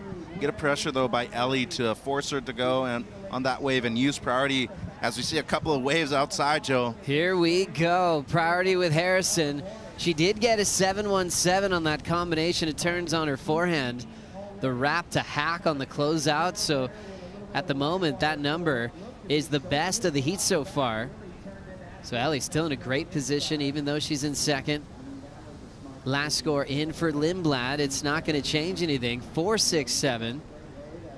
So that situation remains the same. Just a quarter of a point separating these two. It's so incredibly close. And with Ellie with that high mark, that's a huge confidence boost. Hearing that number drop in and really relying on that muscle memory and locking that in. Like, okay, that's what a 7 feels like. I just need to replicate that kind of surfing on my next opportunity. She's got priority. Here she goes. The Victorian now heading towards the pier. A lot of speed. Hooks it quickly, but is out of control. Wanted to hit that first section with authority. There's this balance. It's interesting. You really want to get a major first turn at this level of the game, but you don't want to be left behind. You kind of feel her thinking through that point. Just a little off balance. Priority now with Lindblad. And you don't want to get ahead of yourself either, and that's what I felt on this wave from Ellie. It just seemed like she was always thinking about the next maneuver the whole time, and unfortunately for her, it's a priority mistake right now with 5 minutes to go. Crucial moment, Rose. Yeah, and a lot of reverb coming up the face of that wave coming off the pier. As we go to the Pacifico fan picks, 76% saw Sawyer Lindblad advancing onto a final at the US Open. Join us with the Pacifico fan picks throughout finals day on worldsurfleague.com. I think everyone saw how she started off with a final on the Gold Coast to kick off the Challenger Series. Probably saw how close she's come to qualification in the past. Ellie Harrison, without priority, will just feel a backside snap. It's taken her a little bit of time to get out in front. Now an inside track's opening up, and she hung in there. Rosie, were you surprised she kind of committed to that wave for so long? No, she's under priority. I mean, this is her opportunity to try and find a wave underneath Sawyer. So, yeah, no harm, no foul. Yeah, just thinking the first turn being a little stuck. Yep. I was almost thinking she might just get out of there, manage time a little bit. Or break away, and that's kind of what I felt. She was moving over toward the pier bowl, and I was really surprised that Sawyer actually wasn't following her as soon as she stood up on this wave. But yeah, just the one setup turn, that's where I thought she was going to kick out myself too, and she actually sticks with it. It seemed like she was going to get a nice little high line afterwards, but not enough energy there on the inside. So with 3.5 minutes to go, still needing a score. This is the 717, Rosie. Yeah, for me, this critical crispness of that vertical approach, really transitioning off the rail and getting up into it so quickly, that was impressive to the judges. They love that high impact maneuver. Still the best number of the heat so far. It takes top two scoring rides to get into the final.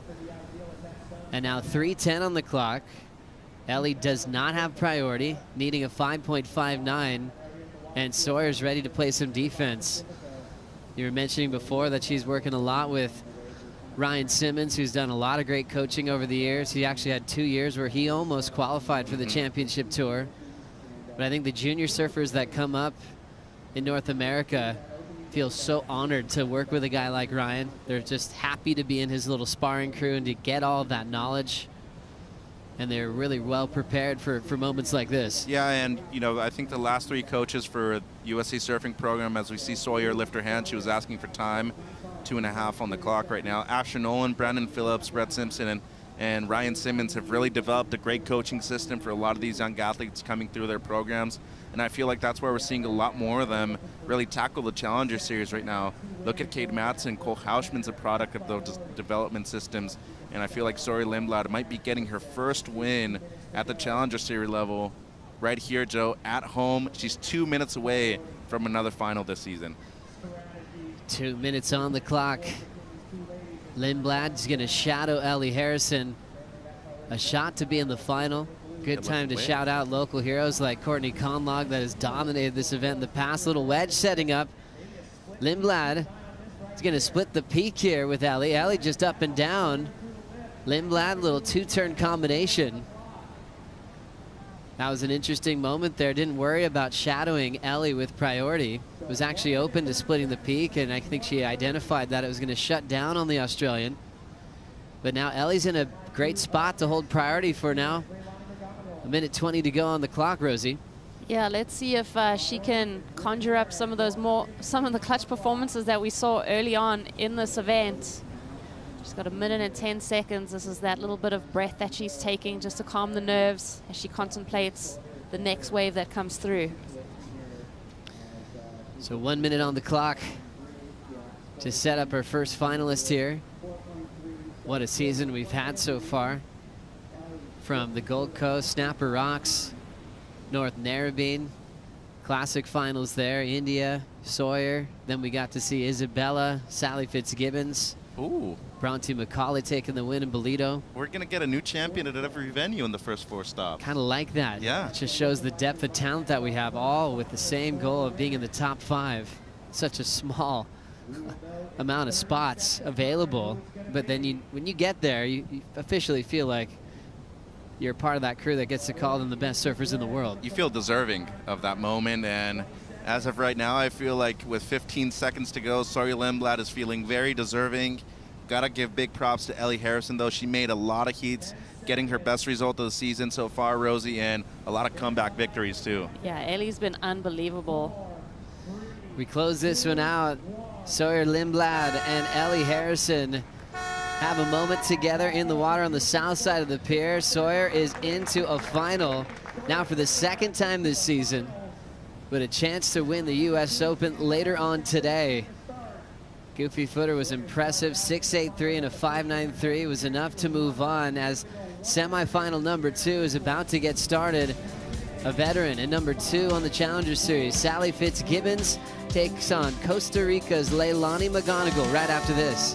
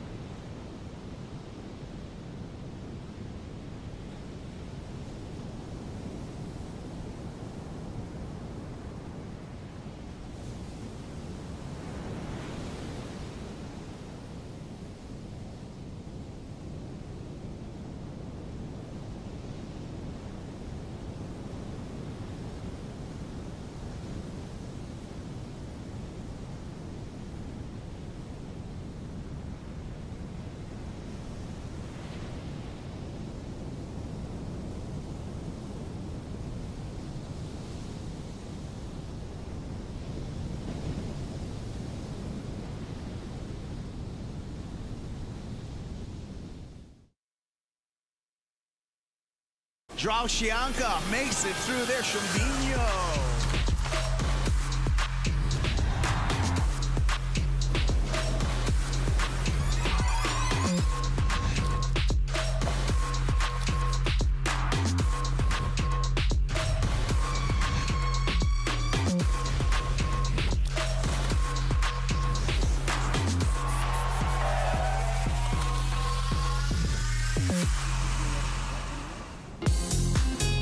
What a summer it's been for pro surfing as Sawyer Lindblad is enjoying the moment. She's in the final for the Wallex US Open of Surfing presented by Pacifico.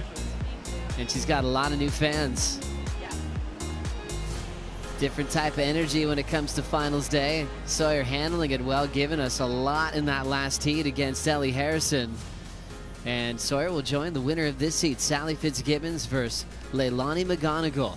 A classic here. Sally, the vet, multiple-time runner-up in the world. So we want to say a big happy birthday to Sally's mom, and I'm sure she's happy to have a 3 a.m. alarm go off so she doesn't miss this heat. Hope everyone's doing well in Mother the Fitzgibbons Mary. household. Sorry, Joe, I wanted to get that in there. Mother Mary, happy birthday. What a cool day. And I knew she wouldn't miss a heat. It doesn't matter if it's at 3 a.m. She's been doing that for Sally's entire career. Rosie, Sally already got a start. Yeah, Sally wanted to turn the screws early. Kind of medium-sized wave here, but she looks super engaged in what it's offering up on this right-hander. Sally's like a chess player when it comes to heat strategy, as we watch Leilani on this one, Mitch. Yeah, and a decent opening ride, too, a 4.67 here for Leilani. And going to her forehand, her strength, no doubt, but the good amount of scores that she's had in this event so far, surprisingly, have actually been on the backhand, Joe. Yeah, she's got a cool, balanced act when it comes to performing. Growing up on the left, but also having that backhand, like you said. We got to see it at El Salvador at the CT level as a wild card. Yeah, it nearly beat out eventual runner-up in that event. Tyler Wright was really one turn away from making the heat, and Leilani with her best performance so far at the Challenger Series level and this season as well, with 26 minutes to go, under priority of Sally Fitzgibbons. But a big moment for her, a big moment for Costa Rica as well. It would be, the first time they've had a finalist at the CS level, Joe. Leilani, big bro, Noemar, one of our favorites to watch through the old Big QS days. Big, powerful backhand. Probably watching this right now. Leilani getting started, quick rip into the pocket there. He's got a lot of spring off that surfboard. Stays connected through that 1 foot section. Still some speed to go off the top again. Ripping. She's ditched a 0.5. Sally takes a look. Fitzgibbons on her opener, 5.33. Leilani's opener, 4.67. So what a cool start. As we always reflect on past champions, Sally winning in 2011. That's back in the era where she had 3 straight seasons runner-up in the world. Perfect attendance as well as a championship tour athlete. I mean, the way she surfs, how hard you go. We talk about injuries all the time. She has always been able to take care of herself as well, Rosie. She has, but she's also had injuries in the background that she hasn't really told us about that have been flooring her. I mean, stuff with her back, and then she had the burst eardrum that she surfed through with Fiji all the way to the final. So this woman is way tougher than we even know. As we see a car for Fitz there, she now sets up the redirect, punches out it on the forehand as well. So smaller wave, just throwing down a little backup for the 5.33. Moving into position, though, is Costa Rica's Leilani McGonigal. Setting up her forehand. Quick speed check there, more off the lip on the second turn. Nice third wrap, and she loves this little inside section and just chips away at it. It's kind of fun, that end section. It still has a nice little vertical face to it. Even though you're losing size dramatically, you can still throw down a nice major turn. Well, you're lucky that you have all that speed going down the line and that section is coming towards you. We usually see that mostly with the rights out here, Joe, in comparison to the lefts. Simone. Scores coming through for now both of these athletes. What an opportunity they have in front of them to make a final at the US Open. 10,000 points on the line towards qualification. Little pop-up peek towards the pier. This has been a fun one for Sal Olivent. Connects well, smooth transition, throws some water on the second effort, and kicks out. One of her highlighted marks the other day was a big 2-turn combo on her backhand as well, Rosie. Yeah, showing us that option again with a bit more emphasis on that end turn. Love the way that she drifts the tail, but with control. But it almost is like a manufactured little emphasis that she brings when she's, watch this, hits that turn, slides the tail, then kind of whips the hair. Yeah. Little extra English on it, huh? I like it. Then to Leilani, Mitch. Yeah, and a 4-point ride here, so was eventually in first place, but then Sally right back into it with a couple of decent scores of her own. But this is the amount of speed that she was carrying through the last turn. That section's coming at you, and you're able to generate speed with that little wedge. Pretty fun waves there on the inside. So she got the 4 and then just turned in that wave quickly. So standing by for the number for Leilani, it actually is a 5-1-7. She gets the lead change, and now standing by for last is Sally. So already a seesaw battle to kick off the semifinal. And when you compare those two waves, Sally with the 2-turn combo, and obviously Leilani doing a few more maneuvers, but I think the quality of Sally's last turn is what's gonna catch the judges' eye. This is another angle on the 5-1-7, Mitch. Yeah, so she sets up right there, hits the lip well, and this is her best ride. But look at the inside right here. This is the little wedge that I'm talking about. You're able to gain speed because the energy of this wave moving down the line allows you to meet that section right there when the energy converges with both waves. Let's watch this from Sally, because I feel like these maneuvers, technically, the bottom turn, top turn combination, a lot more technically sound and more of a rounded off maneuver, and saying that this is... That's the 4.0, I believe. Yeah, that's one of Sally's earlier rides. But her high mark, I think that powerful approach where Leilani, she had that kind of check in between, and then I think even on that end section was a bit of a check turn too. There could have been more of a really engaging the rail and drifting the fins. Nice left, setting up for Leilani with priority. Goes down a couple of turns. Didn't have a whole lot to work with. I'm feeling that'll be a throwaway for the Costa Rican. I feel the same thing. I mean, she's needing a mid-6 right now. I felt like with priority, the smarter thing probably would have been to wait a little bit longer right here. But, you know, if you improve on the 5-1-7, you get your job done. But knowing how good Fitzgibbons is with priority, it's going to be a tough task in the last 20 minutes. And we're going to go back to that 6-5, because I think it's important just to really emphasize just how technically sound Sally is on this wave.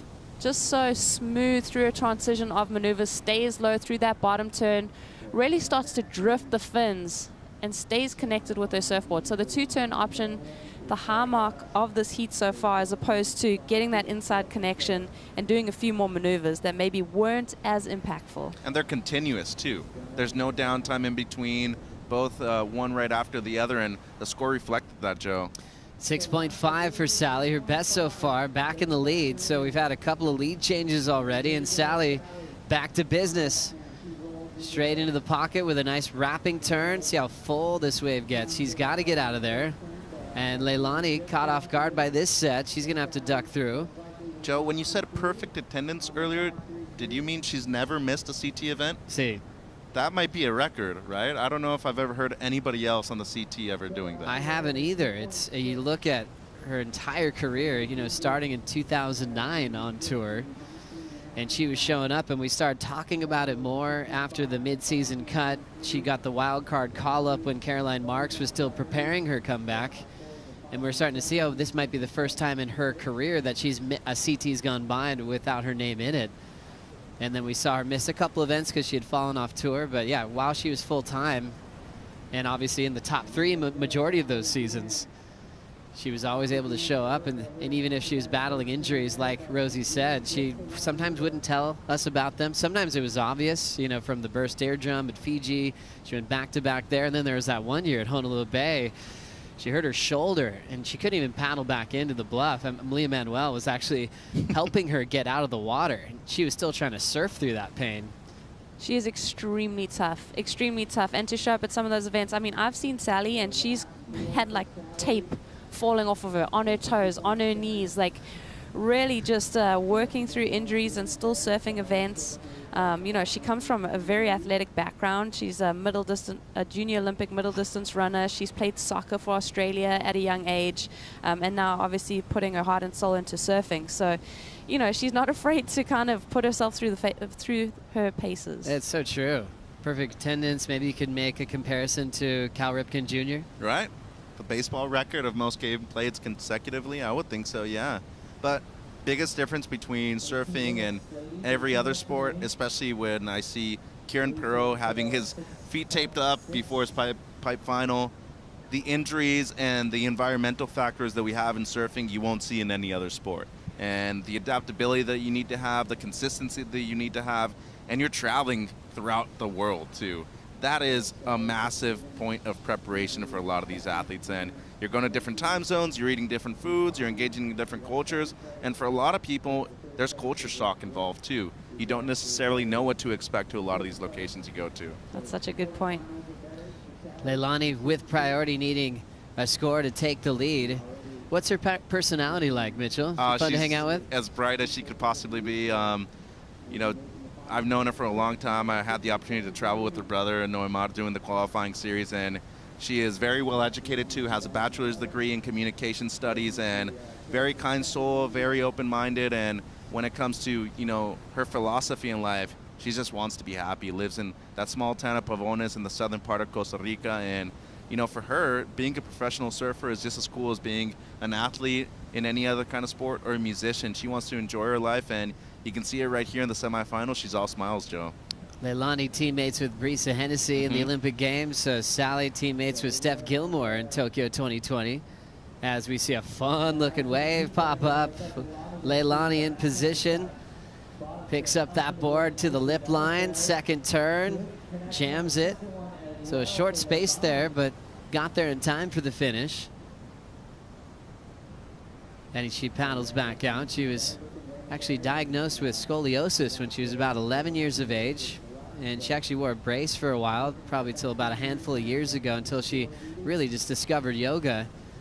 Really made her feel connected to her body. As we look at this last wave, Rosie. Yeah, got super vertical and had to do a second turn in quick succession. And even as she was taking off there, you could tell that her feet positioning got knocked off by the lip of that wave. So she kind of had to adjust that on the fly as she was heading into that first maneuver. Time to catch up with Sawyer Lindblad with AJ.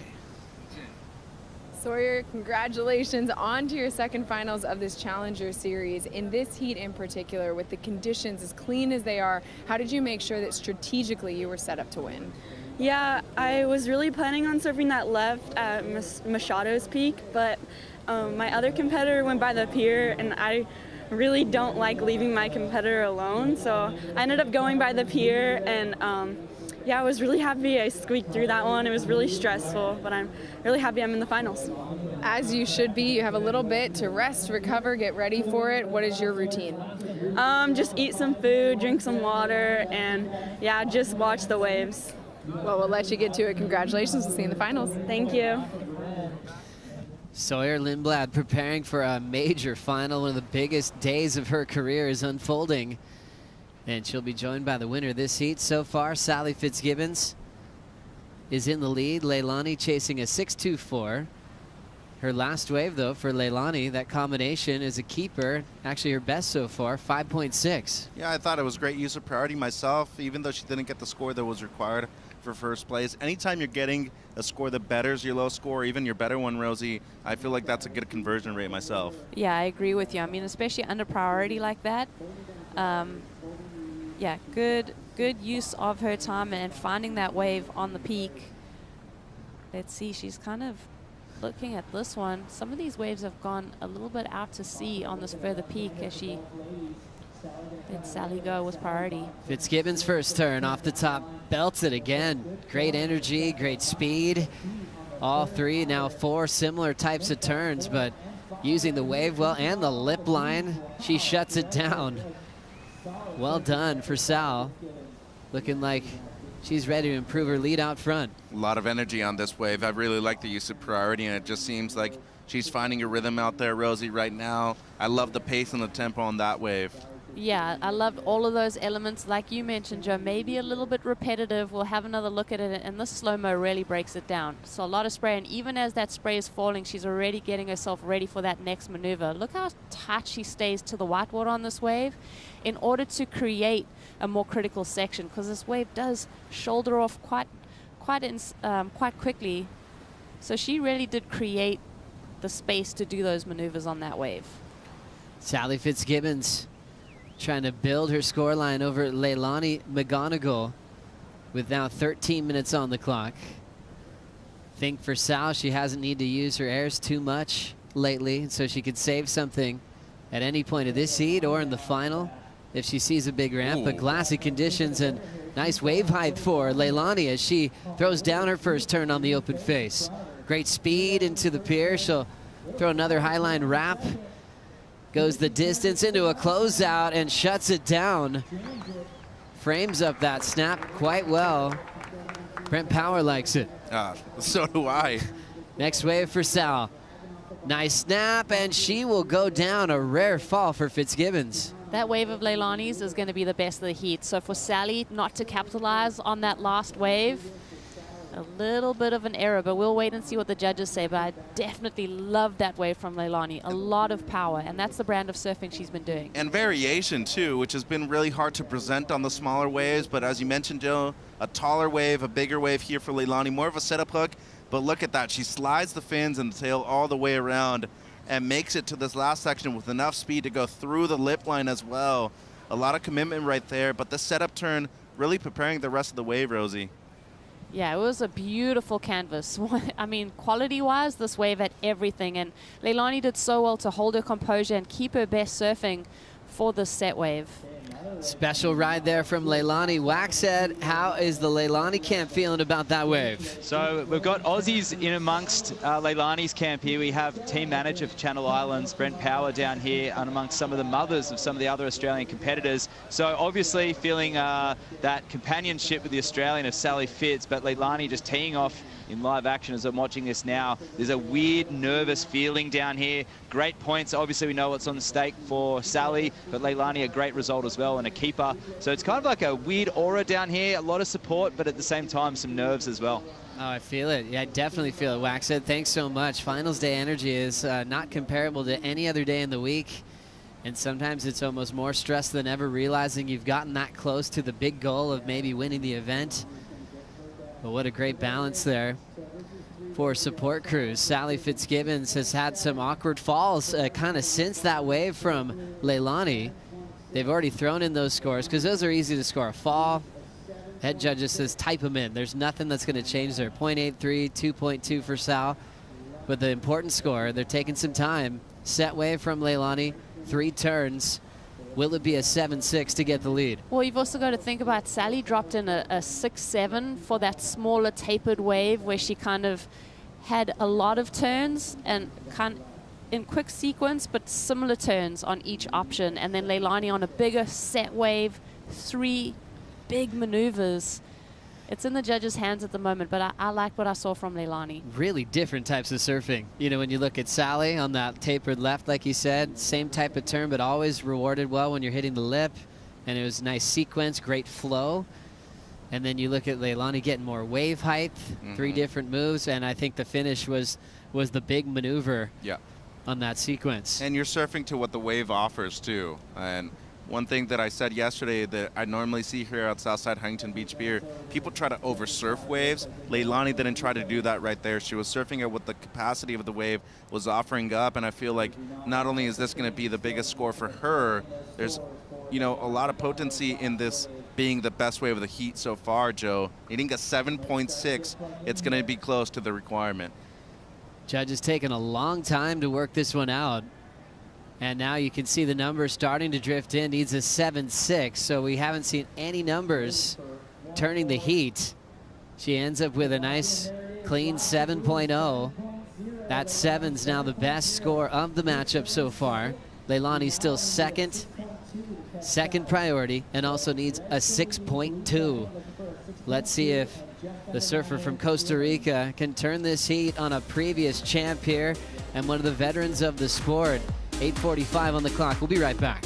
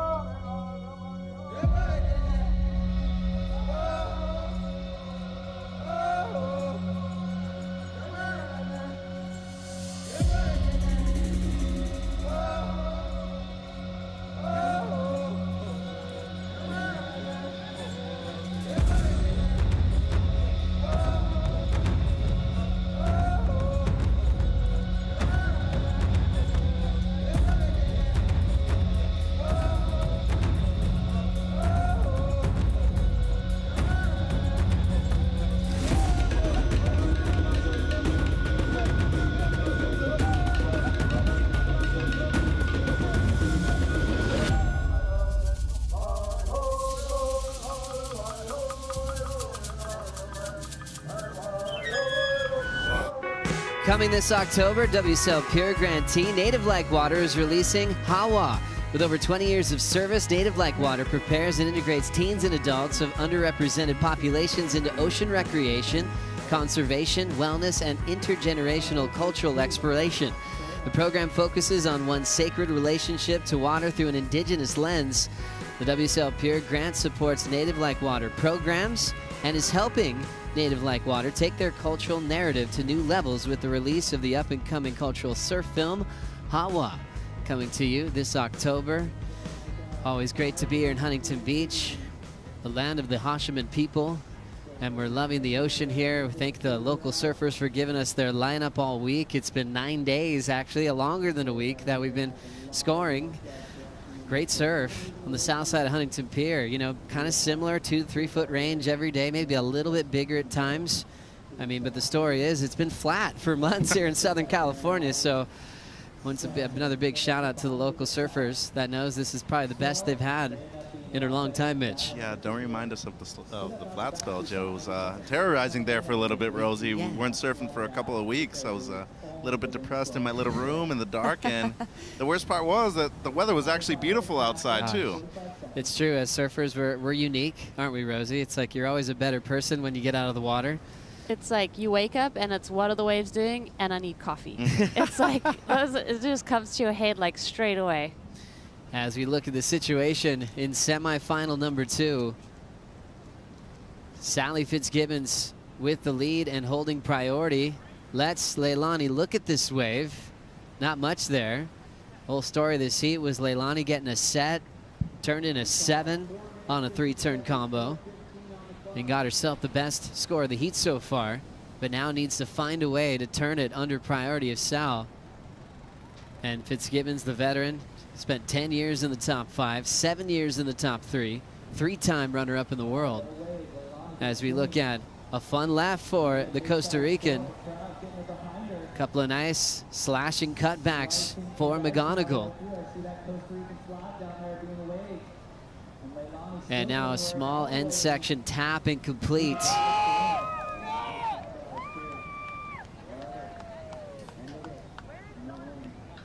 Pretty cool seeing the pride right there of the Costa Rican flag and the support for Leilani on the beach. And mentioned before, biggest result for a Costa Rican on a Challenger Series event too. It'll be the first time a Costa Rican will be in a final if Leilani's there. Just feels like this wave a bit too small for my liking. Rosie still couldn't have surfed it any better than this. Yeah, she absolutely ripped in it, almost looking similar to the wave of Sally's, but then didn't get that same end section. Yeah, that was just a bummer that kind of tapered off and ran away without her. Sometimes the waves at that height, you kind of be an advantage being a backhander, where you can just kind of get in that vertical rhythm. We're a little harder to change gears forehand on a wave that size, but Leilani still did well to get down the stretch. But a 6-2, not going to happen on that one. 240, waves on the way. Sally does have priority, lets Leilani go. Leilani holds back. Wow. So well played by Sally. No, that was I was impressed by that decision right there. Nerves of steel to let that wave go with priority. And just knowing how many waves were probably behind it. Sally looked back to see where Leilani was, didn't even have to make an effort to paddle for that set wave. And that's just experience on tour. And experience at this wave. Sally's one of those people that's surfing in the dark at Huntington Beach, preparing for the day's action. She's been here almost 20 years now. We were chatting the other day. 2005 was her first US Open, so this woman knows the lineup better than anyone. She's so into her sports as well. Walking down this morning to prepare for finals day. She's talking to AJ just about soccer games that she's been watching, and as she sees an opportunity on the right with priority, big wedge setting up, throws down a snap, and the wave just kind of splits on her. Well, Leilani needs to hustle back right now with a minute 40 as well, so that's not going to improve anything for Fitzgibbons. Still needing the 6.2 is McGonigal with 90 seconds to go. Still has a chance. We've seen a lot of consistency with a lot of these waves in the last 2 to 3 minutes, Joe. I feel like there might be an opportunity in the last 90 seconds for Leilani. Yeah, that was interesting. I think as that right was lining up, you're like, okay, Sally's going to use her priority, and this is going to go in her top 2. And that wave just fizzled out after that first turn. So this is going to get interesting. And Lay's had some clutch performances in this event. She knows how to keep her composure when the pressure's on. And Sally's like, I'm going to try to grind this out, because what if I do better the 6.5? What if I get a wedge down the line, Joe? Unfortunately for her, that wave just shouldered off. So Leilani with a shot. She has priority and needs a 6.2 coming into this event. 40th in the world on the Challenger Series. Her best result of the season as she paddles into this one, looking to make the final, choosing her backhand. Sets up her first turn. Nice snap to start. Throws some water on the second effort, and there's a solid finishing move, a 3-tune combo, as everyone on the beach says pura vida.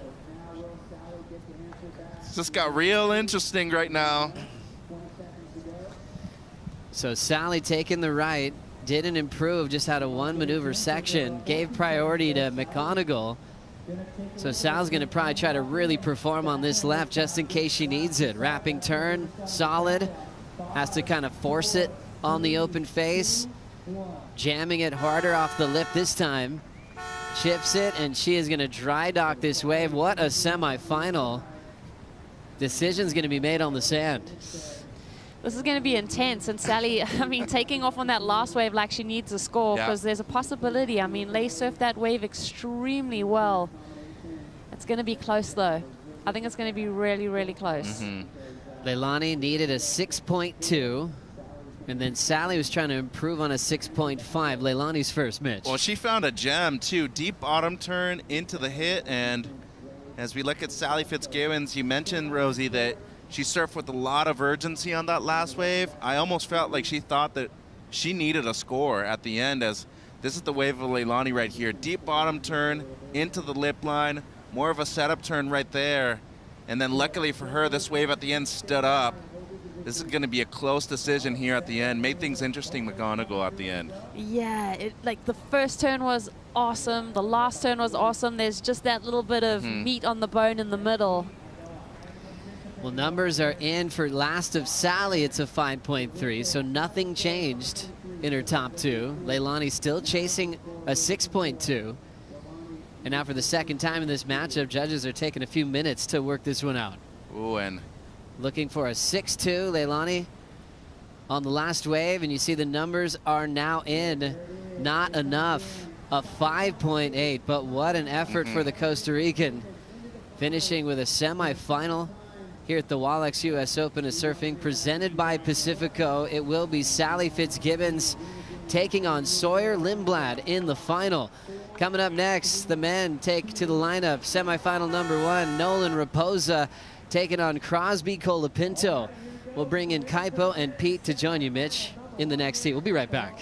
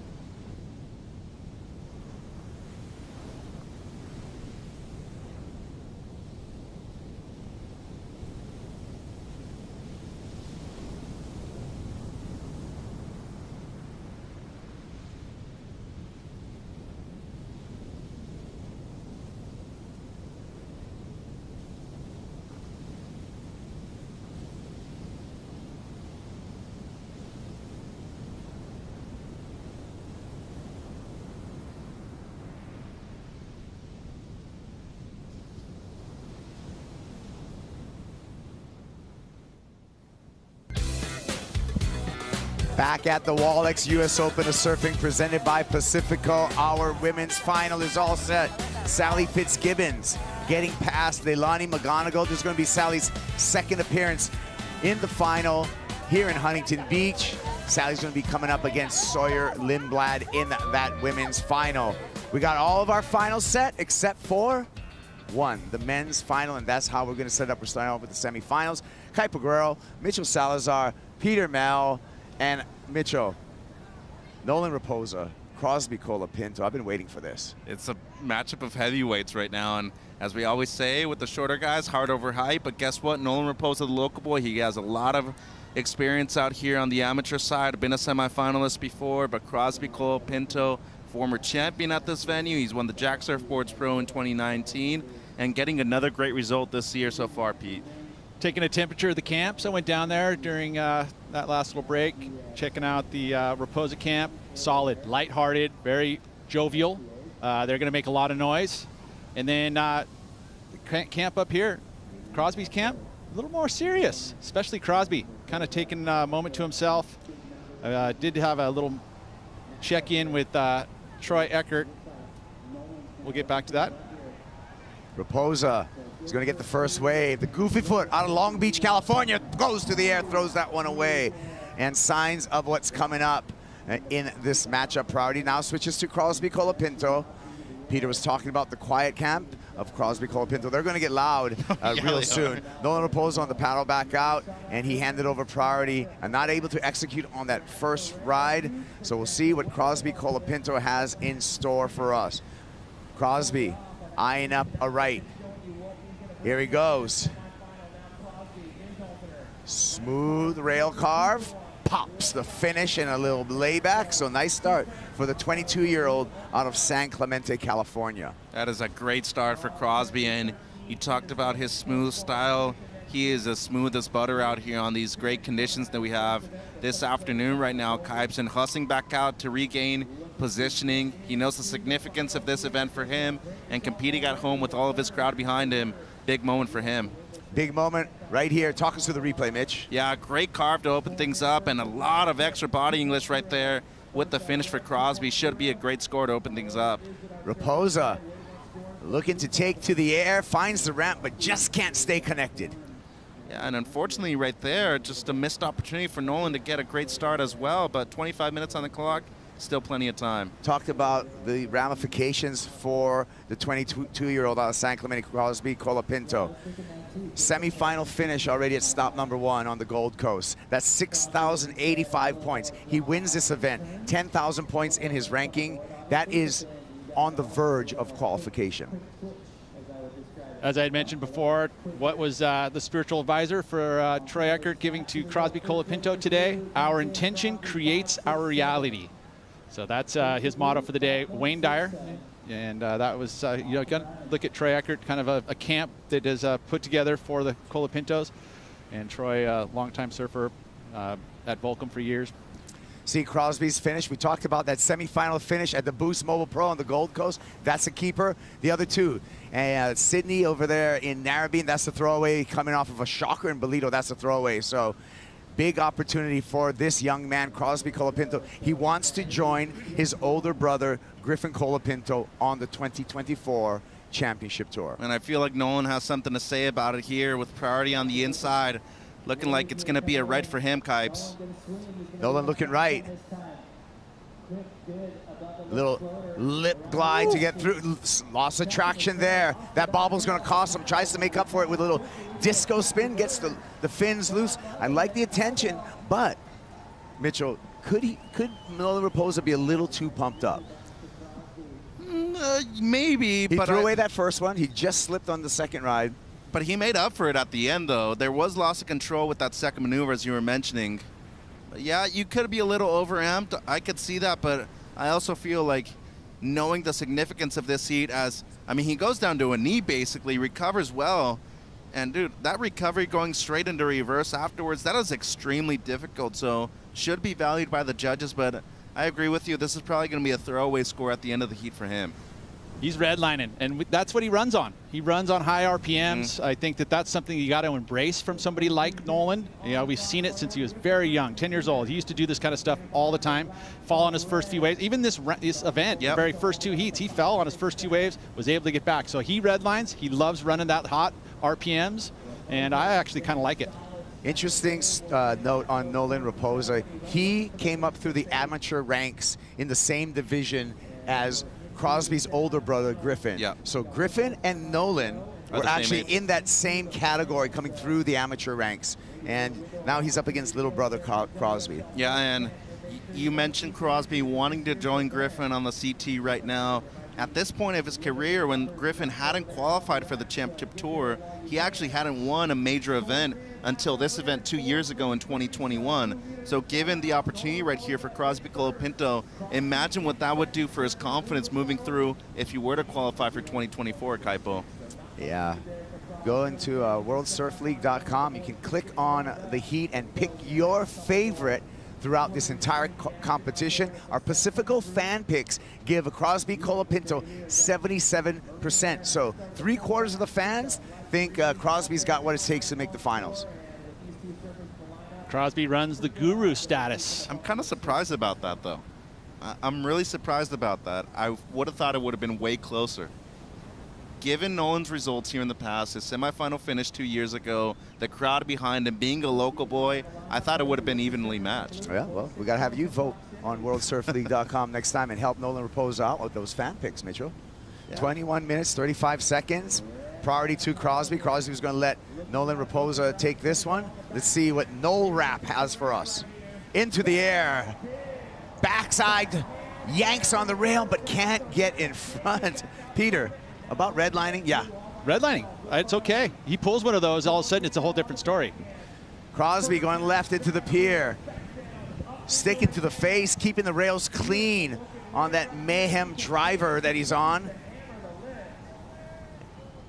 And just taking a real traditional approach here, but smart heat surfing. He's going to complete another wave and get another meaningful score. Yeah, and the driver, you're normally seeing that model being ridden at much more high-performance waves with a lot more power. He said that his drivers are feeling better than his sub-drivers, which is a lot of people what the Mayhem team riders are actually using at this event, just like Sori Lindblad in the women's final already. Yeah, spoke with his shaper, Matt Biolis. Matt told me that he is on a squash tail, and the trend this year has been towards a lot of rounded pins, but he's on this squash tail right here. This is his last summer's groveler board. Oh, well, it seems like the thing's still in great shape as we look at that turn right there.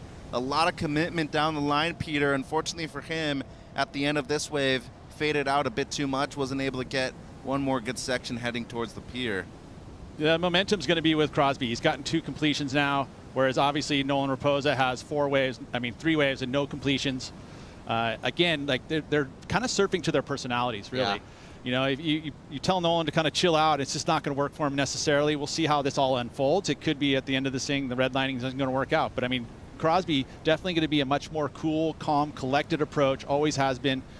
You know, just like brother, kind of that guru kind of mentality, takes it a lot more paced approach. Sally Fitzgibbons taking out semifinal number 2 to earn her way into the final. Let's hear from Sally with AJ. Sally, you have so much experience here at Huntington Beach, but in that heat, nerves of steel to make the decisions in the final minutes that you did, which ways to go on, which ways to let Leilani go on. How did you make that call? For everyone up early at home, I know you're a little bit nervous with that one. I think it's just that style of surf. Like, you see them coming in and they can potentially stand up with the tide coming in, or they can flatten out. So strategically it makes it very tricky. Obviously you want to be on that dreamboat one that makes it easy and you can just open up in your surfing. So with another opportunity, I'm kind of searching for that for sure. But yeah, thanks to everyone for getting up early, and sorry for the little heart attack. Sorry for the little heart attack, but you are on to the finals. You're somebody who, as soon as you get out of the water, you're going to analyze everything that you want to improve upon. What's the first thing that comes to your mind? Well, today is actually a day of celebration. When you make it to finals day, you really just enjoy it. Like, to win a contest, sometimes it's not always your best surfing, sometimes not always the best decision making. It's just a little bit of both, and trusting your instincts. And if it's meant to happen, it's meant to happen. But It's just the process. You follow along and see how far you can go. With one left, it's it's cool, and I feel like I've still got a lot of, gas in the tank in terms of like surfing and tools I can use. So hopefully, just there's plenty of waves. I've had a few finals out here over the years, and some lackluster for waves and some pumping. So let's hope we can just keep trading off, and it's a great show. Any apologies or celebrations you want to wish to the folks back home? Oh yeah, I was a little early for Mum's birthday yesterday, so it's her birthday today. So happy birthday, Mum. It's super early at home, and they're enjoying their Vegemite toast. So I love you guys, and super special day. We'll see you in the finals. Thanks, guys. Woohoo. Enjoy the surfing. All right, Sally Fitzgibbons. Yeah, it's early at home. In Australia, it is 4:25 a.m. right now. So all of our Australian fans waking up early and taking a look at our finals all set up. Sally Fitzgibbons coming against the dynamic teenager, Mitchell, and your pick to win this event, Sawyer Lindblad. Yeah, and Sally has impressed so far throughout the event. The consistency that she's provided throughout the season so far has been incredible. But I still think that Sawyer Lindblad, the impact that she's had on her waves, I still think she's going to be the winner at the end of this. And take a look at the scoreline throughout this event. Sawyer's had all the biggest numbers, so you'd have to say that the favorite going in there, even with Sally's experience, would have to go Sawyer's way. But you never know. Every final's different. It's 30 minutes, 35 minutes for the finals, and anything can happen. All the scores are in now in this matchup. A 7.33 for last of Crosby Colapinto with a 5.67. Nolan Raposa with priority in the red jersey. Needs to go excellent if he wants to turn this in a single wave score. He needs an 8.67. Well, you talked about the redlining. You don't want to let him calm down. You want him to let him be himself. But there comes a point in the heat where you need to adapt to the certainties that you're needing. As of right now, an 8.67, it's attainable with one wave. But I feel like he still needs to break it up, especially knowing that Crosby only has a 5.67 as his backup. Yeah, Crosby's going to for sure in this next 16 minutes improve on that. That's just why he's so consistent, doesn't make a lot of errors in his heats. In contrast, Nolan does. Again, he kind of goes redlining. He's going to make mistakes, but he's so flashy and so big in his maneuvers that you would say that if he does stick something, you're going to have to reward it, and it's most likely going to be big numbers. We talked a little bit about what Crosby's riding. Let's talk about what Nolan Raposa's riding. He's on Paisel surfboards and been the California team rider for Paisel for years. More of a skatey model under the feet of Nolan Raposa. Yeah, a Paiselian too. It's an epoxy. It's been a trusty board for him. He's ridden it throughout the entire event, and it just feels like being at home right here. He wants something that he's comfortable on, and it seems like he's in the perfect spot for a great-looking left here, Kipes.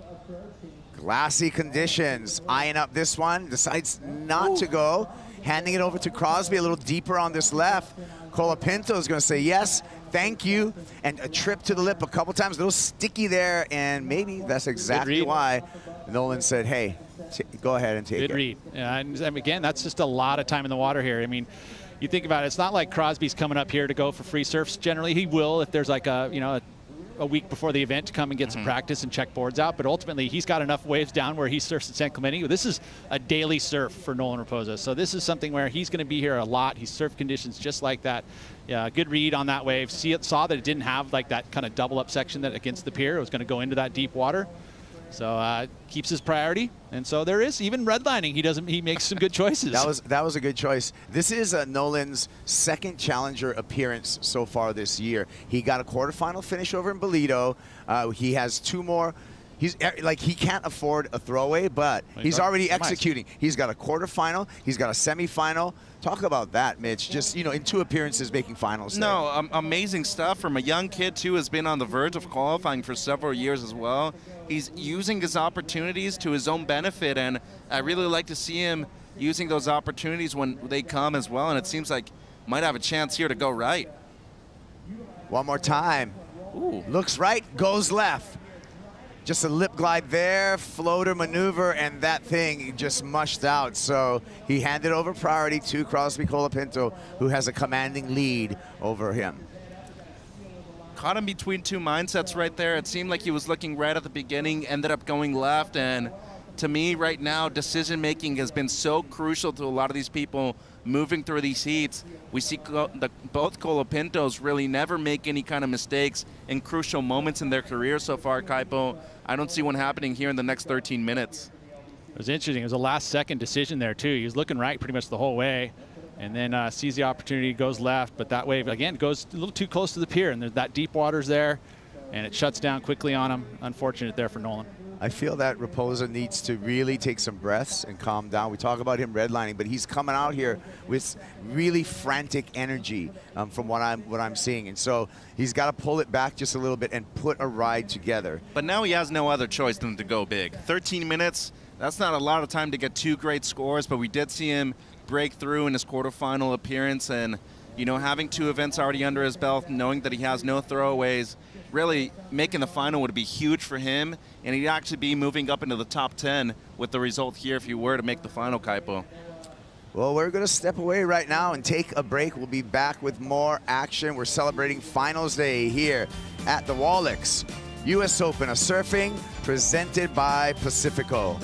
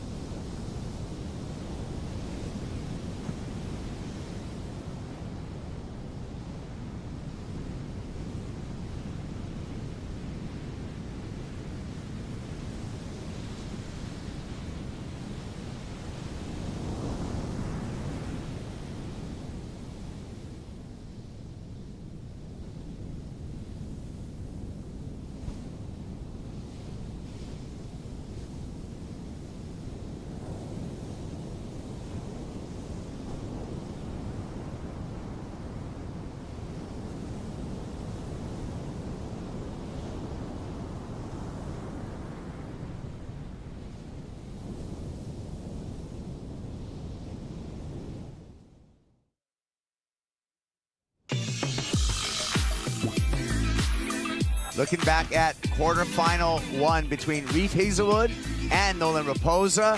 A little bit of battling in the start with open priority. Now the 2 decide to go. But that collision right there, interference on Reef Hazelwood. And you can see the disappointment by the Australians. We look at this peak over here at Huntington Beach. There has been numerous interferences in this field of play, Mitchell. Yeah, I think the most memorable one, Shane Besson over Kelly Slater in the late 90s, and a big moment in the history of professional surfing as well. That's what Southside HB is all about, Kaipo. Nolan's paddling.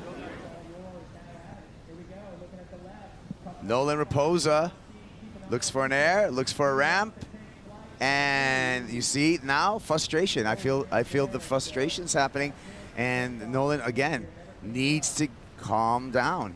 Yeah, well, redlining now almost to overheating. I mean, that's what happened. I feel like I identified that at the beginning of the heat, that he just was, yeah, just overamped, you know? And it happens. It's a big opportunity for him right now. Probably got pumped up, 10 minutes, 15 minutes before this matchup, and then just came out firing. But sometimes having a paced approach pays off. That paced approach is paying off for Crosby Colapinto right now, Mitchell. No, it's amazing, and he hasn't really put any attention towards Nolan so far in this heat.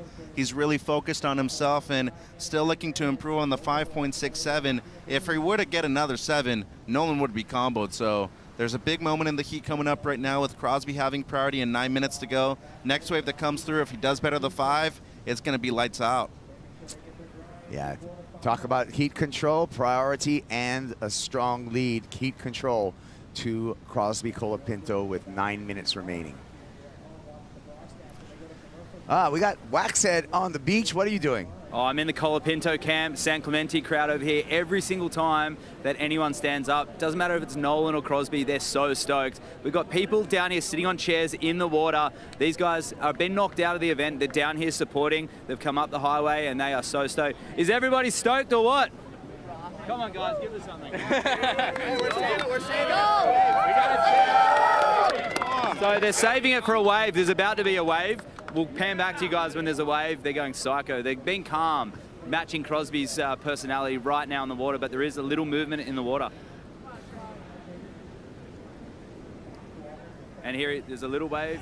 We'll keep... Here we go with Nolan Raposa under priority. Here we go. Now he's putting it together. But going... I know. I feel you on that one. Peter. Going for that shove it already was desperation, and it's also proven, Mitchell, that that's not a maneuver that scores points, really. Unless the section's really critical, but it wasn't there. It was shouldering off. It wasn't really a section that had any steepness to it. Just under 8 minutes to go. Look at the way Colapinto's been controlling the lineup and the use of priority as well. But Nolan Raposa just needed to really get something better than 4.33, minimize the requirement, Pete. Yeah, and you know, surfing this wave as a more paced approach, but again, it flattened out really quickly.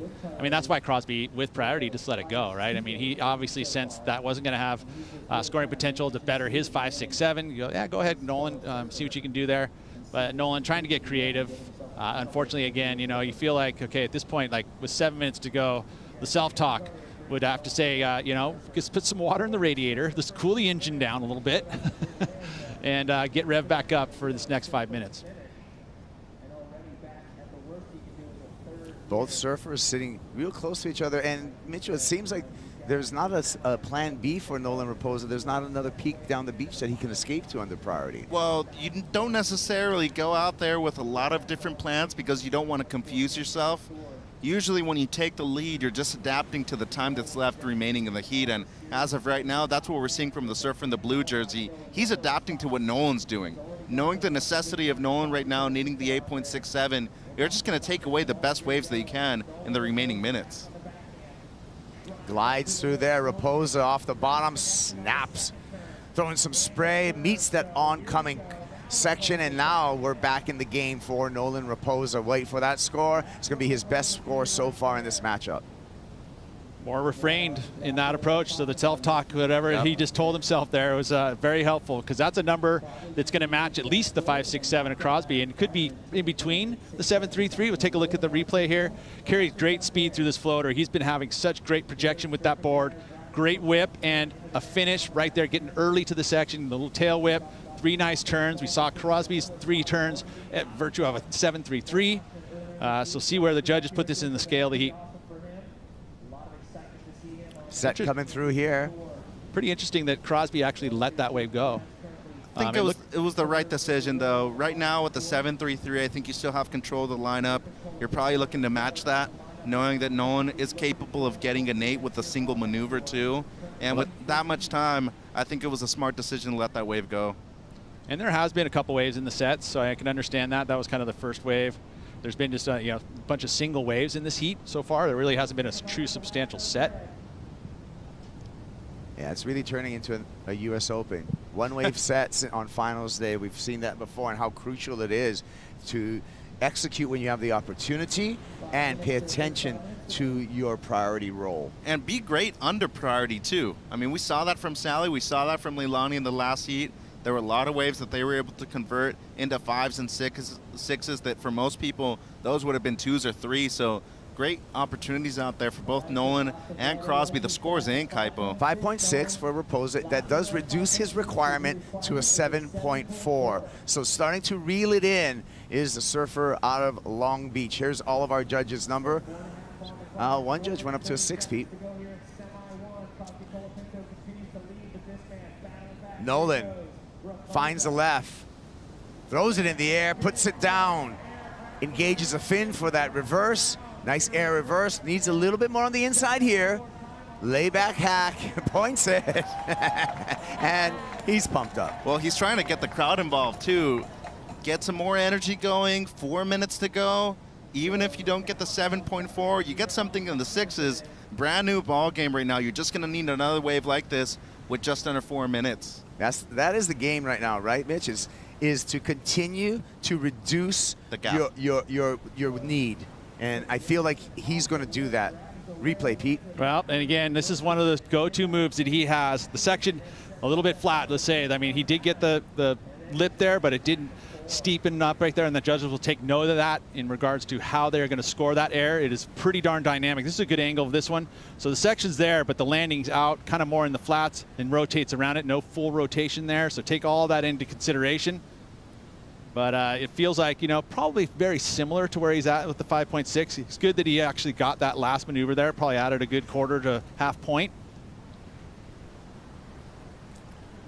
Love the passion, always from Nolan Raposa. 3 minutes remaining, still waiting for that score to see if that changes the situation. And you talk about a guy who really never says die out there. A lot of passion, a lot of intensity, and he truly never gives up. A quote from Nolan Raposa that I refer to is, "Pressure is a privilege." It's something I've heard him say before in interviews, and I love that quote where pressure is a privilege. And now he is a privileged surfer because there's some pressure on him. Yeah, accept it, right, for what it is. Embrace this it, is, yeah. This is a huge moment. Obviously, you know, you don't know how many semifinals you're going to get at your home court, competing for a very important event. This is the Challenger Series. This is the level that you need to be at to go and qualify for the championship tour.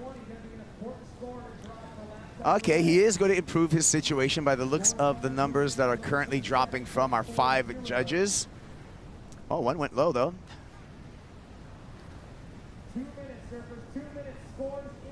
5.6, actually a duplicate. A couple of low judges on the scale pulled that score down, Mitchell. Yeah, and you know, you have those outliers when it comes to the scoring. It went as high as a 6.3, and you can see the reaction right there from Nolan. Wasn't able to break that mini combo that he was looking for. Still needing the 7.4, so still doesn't need 2 scores, but a 7.4, that would have to be the best wave of the heat. And we look at Crosby 7.33. That was a great wave, breaking all the way on the outside of Kaipo.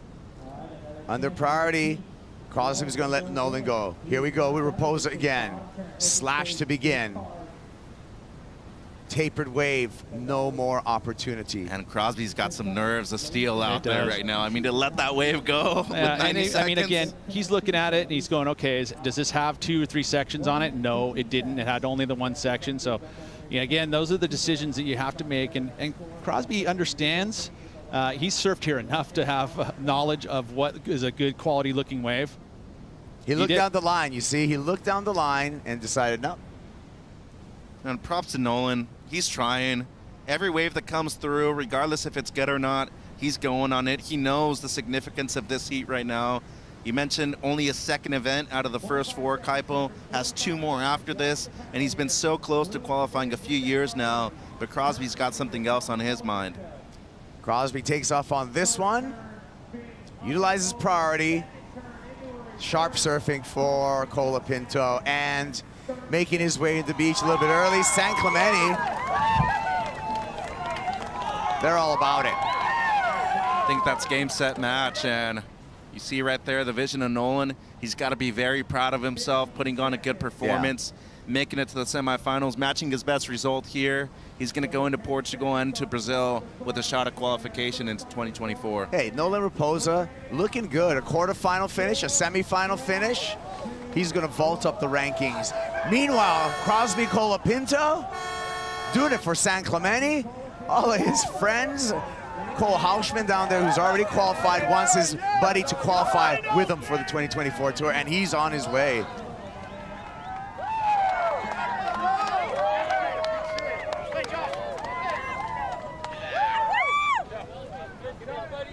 More coming your way. Semifinal number 2, Eli Hanneman, Kanoe Garashi, when we return.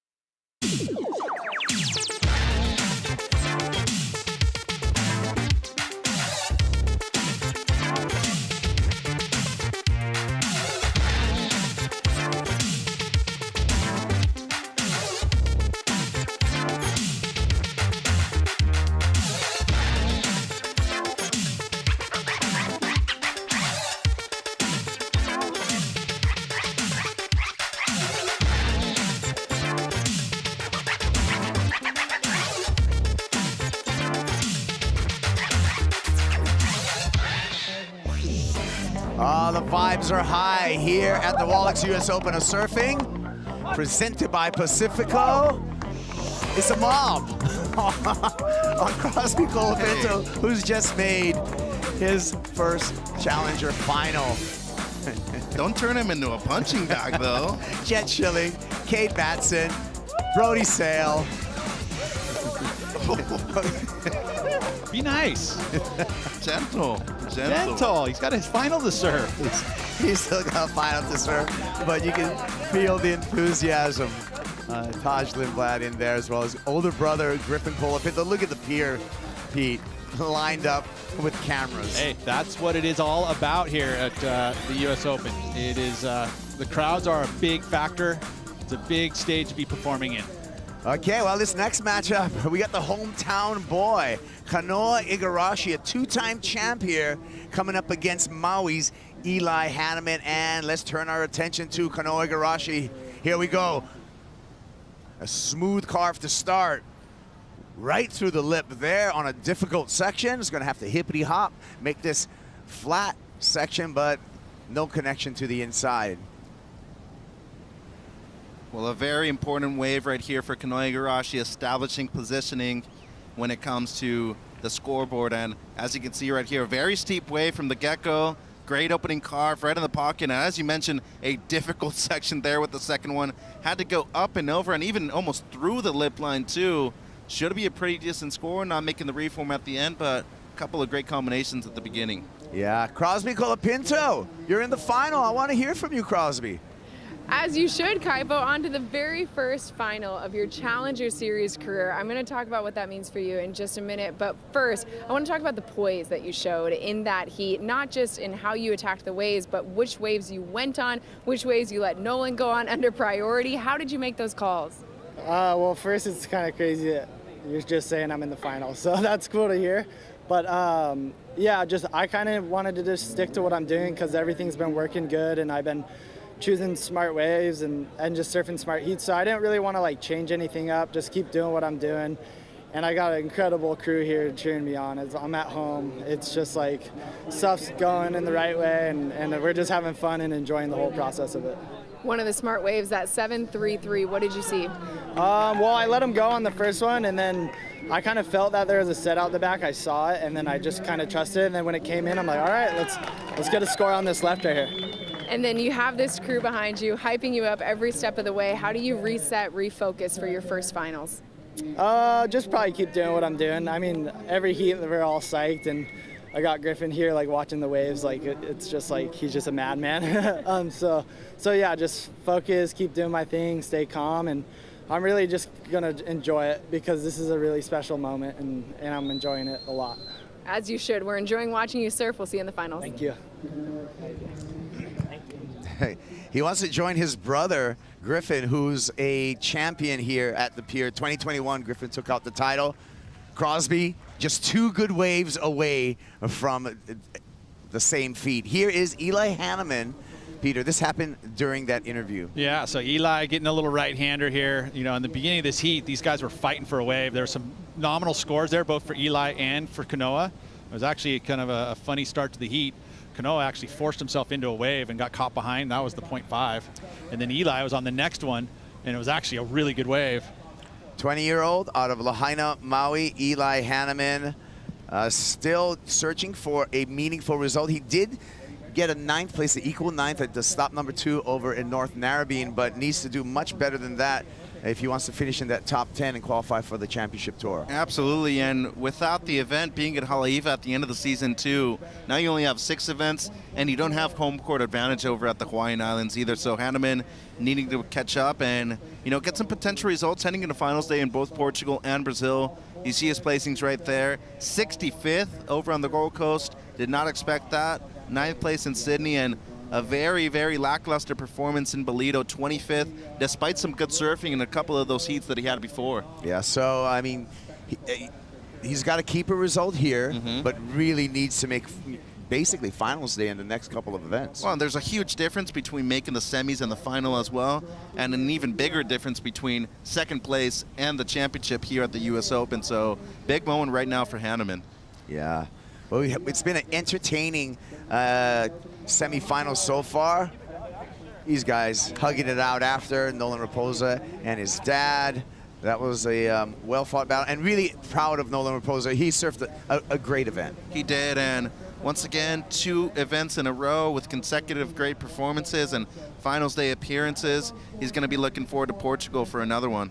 Yeah, on a roll. So that's the positive side. When you look at, you know, the Raposa camp, he hasn't had any shocker results. I mean, these are 2 keepers, and to come in late on the tour and to be able to establish that is really impressive, and that's got to be another thing that helps his confidence. Right, but he doesn't have the privilege of having 6 events underneath his belt. He's going up against 4 events where everybody else has probably competed in all 6 of them, so he has no room for error right now. Yeah. No throwaways. You need to be making quarterfinals or better if you do want to end up top 10, but I feel like he's very capable of that. When you look at him competing at right-hand point breaks, good experience in Portugal, and Brazil's great for him. I think Nolan's backhand at Ericeira is going to be outstanding. It feels like a playing field that he should be able to excel on, Peter. Yeah, and even in Saquarema too. You think about the beach breaks, the left there at Ituuna. A little right-hander's a good beach break again. He's a great beach break surfer. So yeah, I mean, 3rd place is a huge result. He's going to be able to sit very well and sleep very well at night tonight. There's those moments where you'll kind of go, oh shoot, there was an opportunity that and there's a learning moment that'll happen out of that as well. You either win or you learn something. Yep. Last score for Eli Hanneman, a 5.83. Eli with the early advantage over Kanoa Igarashi. Igarashi coming into this event as a 2-time champ, but really just no pressure to perform. I think he's going to just be freed up because he's doing this just for fun, love, and hometown pride. Well, and he wants to get his confidence back up too. Had his 2 best performances in the last 3 events on the championship tour. Quarterfinal finish over there at Punta Roca, and then a semifinal finish in Jeffreys Bay. But you talk about the significance of this event for him. He wants to be one of the few people that has 3 titles at the Open, or be including himself in one of the greatest topics of conversation, like Tom Curran, and obviously one of the all-time greats like Rob Machado as well. Yeah, well, when we look at back-to-back champs, we have Brett Simpson, Kanoa Igarashi, Mark Akalupo, and Tom Curran. That's the back-to-back club when you look at U.S. Open titles. And thinking about Kanoa, kind of an entertaining, stat would be if Kanoa makes the final, all of a sudden he's surfing against brother Crosby from a 2021, brother Griffin in that final. Right. Griffin taking the win, whereas Kanoa was in that final with him and having to lose to Griffin. And at that time, Kanoa was a stalwart veteran on the championship tour at the time, wouldn't want to lose to the younger, Griffin coming in at the U.S. Open. But that's what's so crazy about it. Everybody's like, oh, he was a veteran. It's like, dude, he was only like in his early 20s. Yeah, but he was already on tour for 5 years. Yeah. So there you go, right? Like, I mean, the experience on the championship tour, you talk about a jump in levels, from Challenger Series straight to CT, it's a whole different ballgame. It's a good looking wave right here. And Igarashi's going to activate. Looking down the line, airing up, puts it down. Ooh, saw the intent right there, but unable to stick the landing. And just a slip when he landed, unfortunately for him. That's going to be a throwaway score, use of priority, and you can see the frustration there. He's letting it out, and a missed opportunity to potentially maybe get something better than the 5.83 with 19 minutes on the clock. He's going to get back out there and look to replace both of his scores. What went wrong here, Pete? Well, you didn't pull it. That's what it came down to. You watch this air here. I mean, it was a great section for it. Gets it almost all the way around, and just feet weren't planted. He's talked about it. He hasn't been on his A game at this event, but he's already in the semifinals. That goes to show his talent level and experience. Cutting to Eli Hanneman. Long bottom turn, sharp top turn. One more time goes vert. Maui boy pumps the fist and is going to ditch that 1 point ride that he has in his scoreline. There's the Hawaiian flag. Go Eels. And there is a big potency behind us that is supporting Eli Hanneman. We mentioned him hanging out with the San Clemente crew. He's also a big part of Mayhem Surfboards as well. Using priority right here on the outside. Deep bottom turn, as you mentioned, Kaipa, with the first section. And just like he did yesterday, dropping that 8.5 on the backhand, he is opting to go left once again and finishes with a great closeout re-entry. His base is so good, and being a bit smaller really has him having that more compact style, which fits easier in a lot of these tighter sections. And he's had a lot of reps growing up on left-handers. Lahaina Harbor there, little left-hander in the summertime, takes a south swell, and Eli knows how to get it done, and you could see with that sharp approach, Mitch. There's a wave over there on Maui that is a great training ground, also called Windmills, that, you know, you go out, you surf a beach break, it's super windy, or what they like to call Maui glass. It's a perfect training ground for a wave like this when you come to Southside. Seeing if we have any takers here as the ruffle starts to enter the conversation. A little bit of wind getting brought up by the convective heating inland. Paddle here. Igarashi with priority. Last score for Hanneman, a 6.83. Here goes Kanoa. Pier bowl right. Pops it off the top, puts it down. Effortless spin. A little bit of a taper, so he has to cut back there. Keeps the rails clean on the inside. Taps it a couple times in the shore break. He's back in the heat. Don't poke the bear either, because you know what this guy's capable of doing on any kind of wave. 16.5 remaining on the clock. Obviously, the crowd is in favor of Kanoa being the local boy and a two-time event champion. He's looking for number 3 and what I think should be his best score so far in this heat. I agree. I think he's right back. I love these kind of battles because they're just back-to-back, Peter. Yeah. Back and forth. You think about progression, the other element being added here. I love what Kanoa was able to do there. He identified that this first section was going to be a solid section, executed a nice air reverse, great style that he has, but that wave just didn't have anything after that, you know. And so you think about, you know, how, you know, big of a score is this. More of an air reverse into the flats. We saw that already with Nolan on the other direction. So kind of almost it feels like a similar style of wave and a similar points. Definitely going to get him back in the heat, but I don't feel it's going to be as good as Eli's last two waves. It's not. Yeah, 5.37 for that wave that we just came off of the replay. Igarashi trailing Eli Hanneman. Igarashi needing a very good score, a 7.29. And what's so crazy about Eli's performance so far in this event, as we look at the scores right there for the 5.37, he really hasn't even taken to the air so far, and I feel like he has a lot more to show, a lot more to prove. But as of right now, his competitive prowess has been on point all event long. Really like what I'm seeing from the surfer from Maui, but you can't forget about who you have out there in the blue jersey. One of the most influential surfers of all time, and I would have to say one of the best competitors we've ever seen on the championship tour as well. Yeah, you think about Eli's two-wave total there, 12.66, doesn't feel safe. No. Right? So even with a 80% in regards to how Kanoa has felt throughout this event, he's still posted 14 points pretty much throughout the early stages of this event. So he's still putting numbers up, just not putting 8s up. We'll see if Kanoa Igarashi can come back. Right now, he needs a 7.29. He's under the priority of Eli Hanneman. We're going to finish this semifinal number 2 off right after these messages.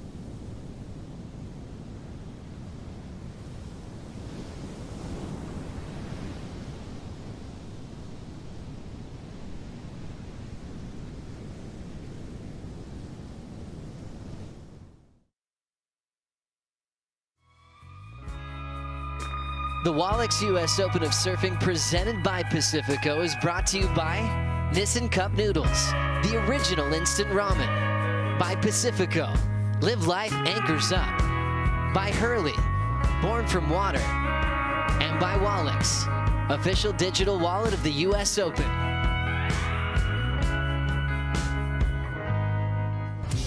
Finals day here at HB Pier. We've got all the finals set except for one more spot.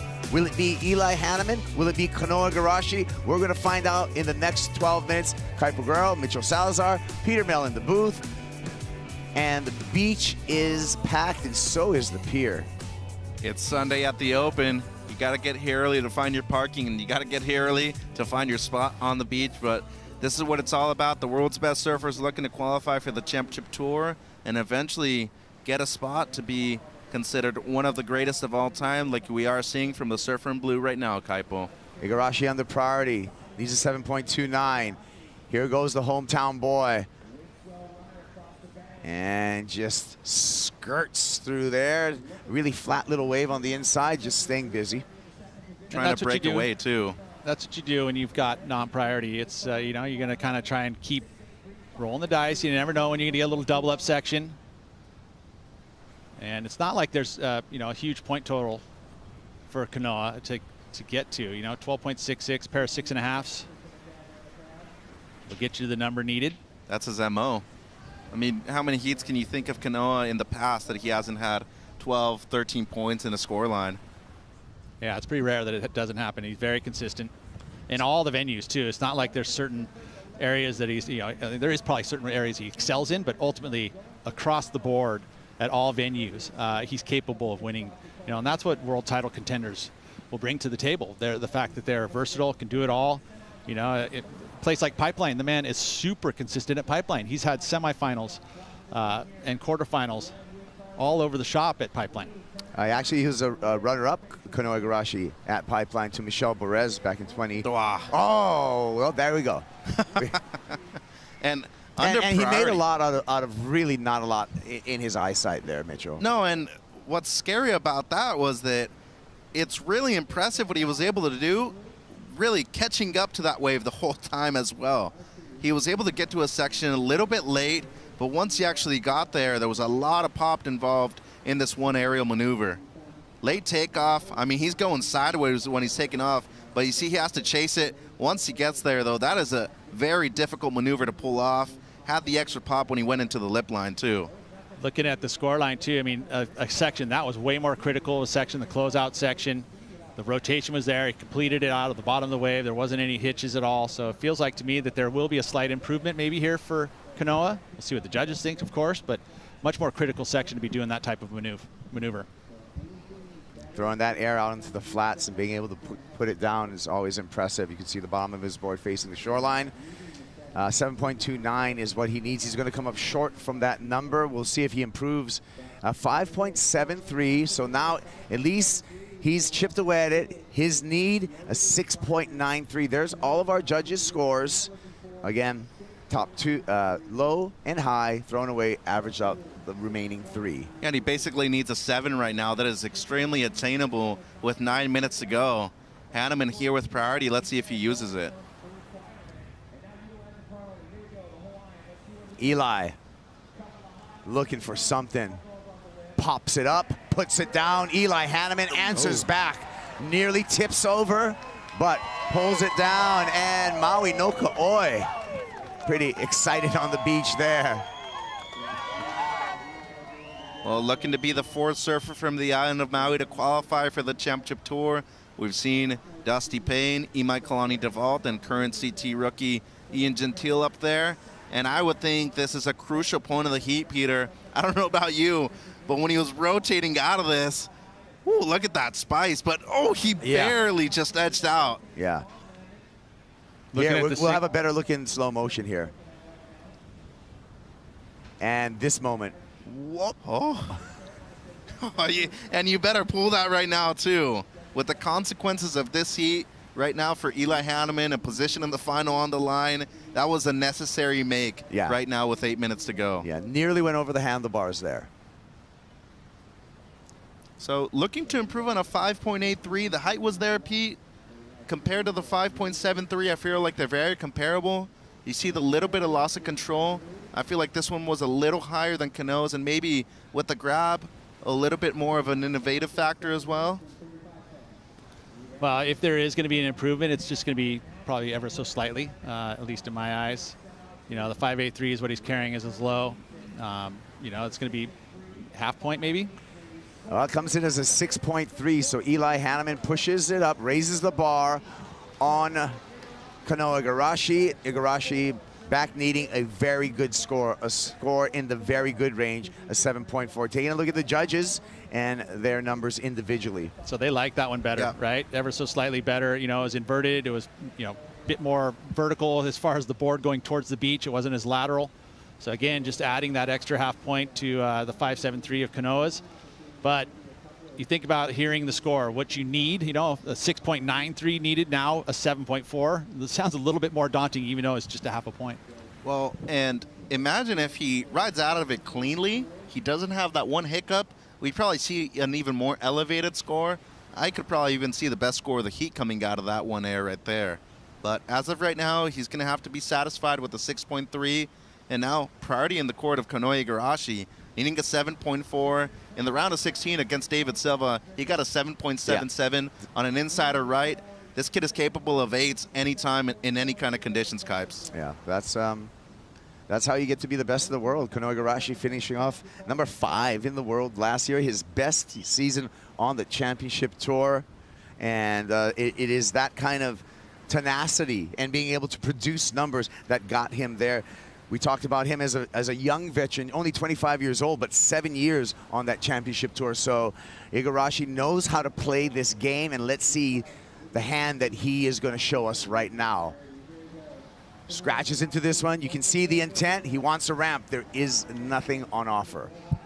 Well, very unfortunate right there. He used priority with just under 6 minutes to go, and now he's going to have to depend on the kindness of the ocean, providing a couple of scoring opportunities, and the way that Eli Hanneman is going to approach this at the end, too. Let's see if Eli Hanneman starts showing his fangs right now, Peter, and coming at Kanoa Igarashi and playing a smart final 5 minutes. He's got heat control. He's got the lead. He's got priority. Yeah, and you remember he was touching on the fact that he learned something the last of man-on-man heat, where he was able to go and sit on his competitor. He thinks, oh yeah, I'm just going to go sit in front of somebody. You know, so he's learning as he's going here. This is what tour is all about. You know, regionally we have man-on-man competition. Even on our lowest rated events, there's the practice that can come from those early events, and that's something that's kind of developed through our tour, bringing that man-on-man format. I know that you and I were able to compete. We never had man-on-man heats unless you were on the championship tour. Free for all. Yeah, and there was no priority. So as the refinement and things have changed over the years, it's, you know, this is where you're training. And, you know, now we're at the mid-tier, the Challenger Series. So, again, he's going to cover him for sure. He's not going to let him go too far away. I like how Eli's not even looking at Kanoa right now on the coverage, Mitchell. No, well, not really at that point yet. I feel like with maybe a minute or two, you could kind of be given a couple of glances or glares. But we're also talking about a surfer who's won here twice. You don't want to do that right now. Don't give him any extra motivation.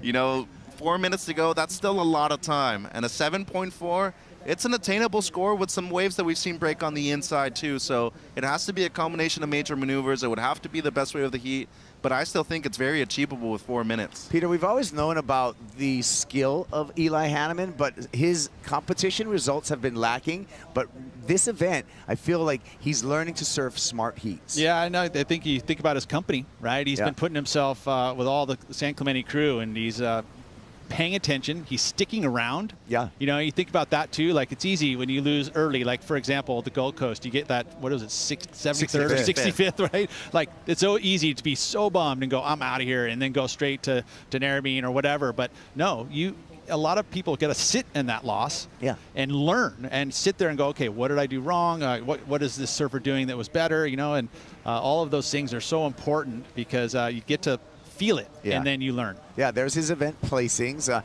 On this Challenger Series, he's been staying and traveling with Crosby, Colapinto, Cole Hauschman, Cade Matson, the whole posse, Jet Schilling, Liddy. Yeah, and making meals together, hanging out together, supporting each other, right? And appears to me, Mitchell, it's working. And let's be real. You get on the Challenger Series when you're a late teen. He's 20 now, but you're growing up on tour. Yeah, you're and grown. You're learning things about life, about yourself. Can't even rent a car. No, at least not legally. You got to count on some of the older guys in the crew to drive you around. Yeah, and a lot of times, it's just he's changed the way he's competing on the Challenger Series now by his environment, and you can see that it's maturing in the way he's competing. Yeah.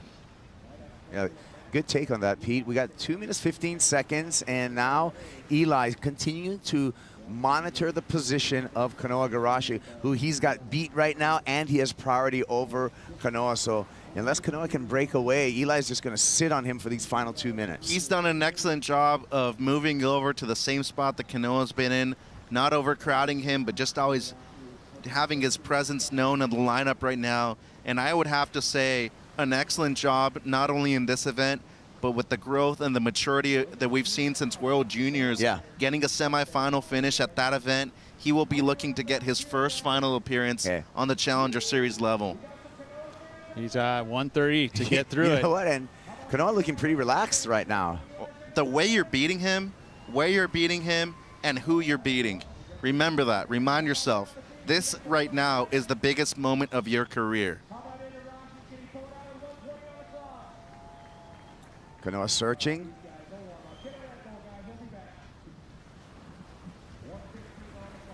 And Eli holding his place. He knows where the sandbar is, and it seems like he does not want to relinquish that position and try to get dragged off that point by Kanoa paddling away. No, and major props to Kanoa if this is the way he bows out of this event. You look at the last 4 events that he served, 3 on the championship tour, quarterfinals, semifinals, in 2 out of those 3, and then you get a semifinal finish here with a lot of pressure, a lot of advertising commitments. You have all your sponsors here. You're really the one person that everybody wants to watch at this event. So making it through the semifinals and gaining more consistency and bringing his confidence back up. Good performance by him. Yeah, it looks like we're going to see Kanoa Igarashi next over in Tahiti for stop number 10 of the championship tour. Remember what he did last year, Kaipo? Pretty amazing. I mean, to be able to turn it and get himself into that final 5, it was awesome. It's a little wave right here. We know the number's not in it. He knows the number's not in it. He's taking a trip to the beach.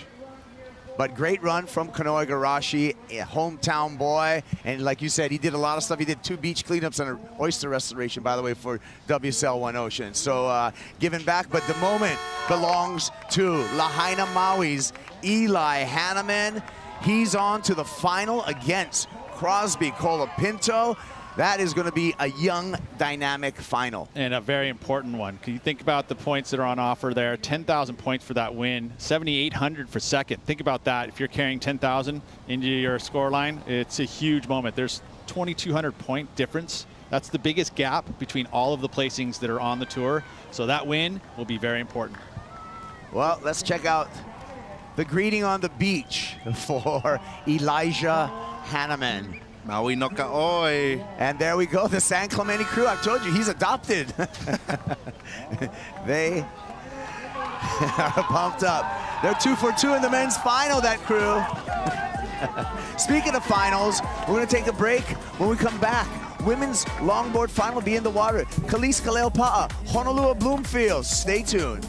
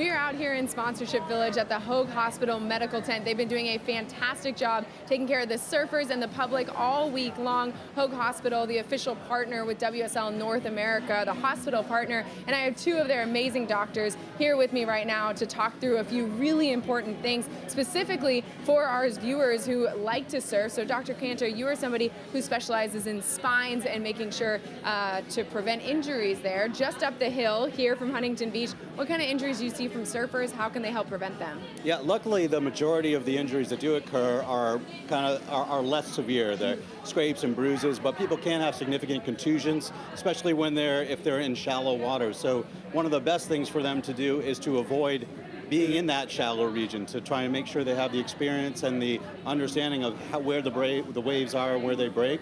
But in regards to the spine, of course, you can have a catastrophic injury, and we do see a lot of the folks come in during the summertime in particular. Again, it's about knowledge. It's about preparing and having that insight up front to make sure that you're being as safe as you possibly can, because a lot of times it's difficult when you're in that situation. You know, you're under the waves' control, and it's very difficult to predict what's going to happen to you. But we take great care. We have an awesome spine service and a spine center that's comprehensive in nature, with chiropractors, neurosurgeons, neurologists, physical medicine and rehab folks. So we've got the whole onslaught of docs with lots of tools in the belt.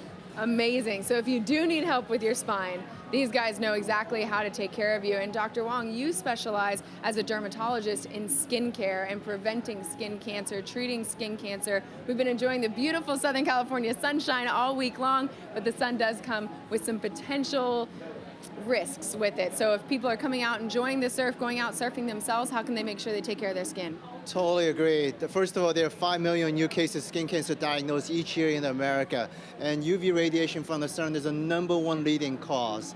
And very simple things to do: stay under the shade, stay under the umbrella, wear sunscreen, wear your hat, wear your sunglasses. Remember to reapply, stay rehydrated. That's the key. Avoid sunburn. And we at Hoag have a very comprehensive melanoma and skin cancer program. As a dermatologist, we implemented one of the first 3D total body photography unit, as well as other various imaging devices to detect skin cancer at the earliest stage, at the same time treat it comprehensively. We have a multi-specialty team to take care of the patients. So important, so critical. Thank you both for all the work you are doing to make sure that the public here in Southern California who comes down to the Wallex US Open of Surfing is taken care of. We appreciate the work you guys are doing. Send it back to you. Thank you, AJ. Vital information right there. Well, ladies and gentlemen, surf fans from all over the world, get ready for it. The semifinals are done. It's all finals from here on out, and we're going to start it off with a big one. We're talking about the women's longboard final here at the Huntington Beach Longboard Classic. I'm Chris Cote, Matt Chinoski, a.k.a. Waxhead, Rosie Hodge. We've all witnessed some incredible surfing throughout this entire week, but the pinnacle of that starts right now. Khalees Kaleopa'a going up against Honolua Bloomfield. Couple waves ridden straight off the buzzer. Waxhead, what are we seeing here from Khalees? This is the 6-1-7 for Khalees, opening up her account nice and strong, looking for an end section to tee off on. So the judges really realizing the pier bowl rights back, which is where we saw the shortboarders, and this was Honolua, Rosie. Yeah, beautiful footwork, and both of these ladies just so natural in their approach. Honolua redirecting there, looking for that bank off that one. Unfortunately, the wave dictating her direction and falls off. It looked like Honolua was off to a real big score. That wave had a lot of push and power right when she took off. Unfortunately, the finish didn't quite come. So in that opening exchange, Khalees Kaleopa'a gets the edge, but we've got plenty of time to go. 28-45, and just judging by the looks of that first set wave, I'm not trying to jinx it, but it looks like we're getting a pulse. The tide is working perfectly in our favor.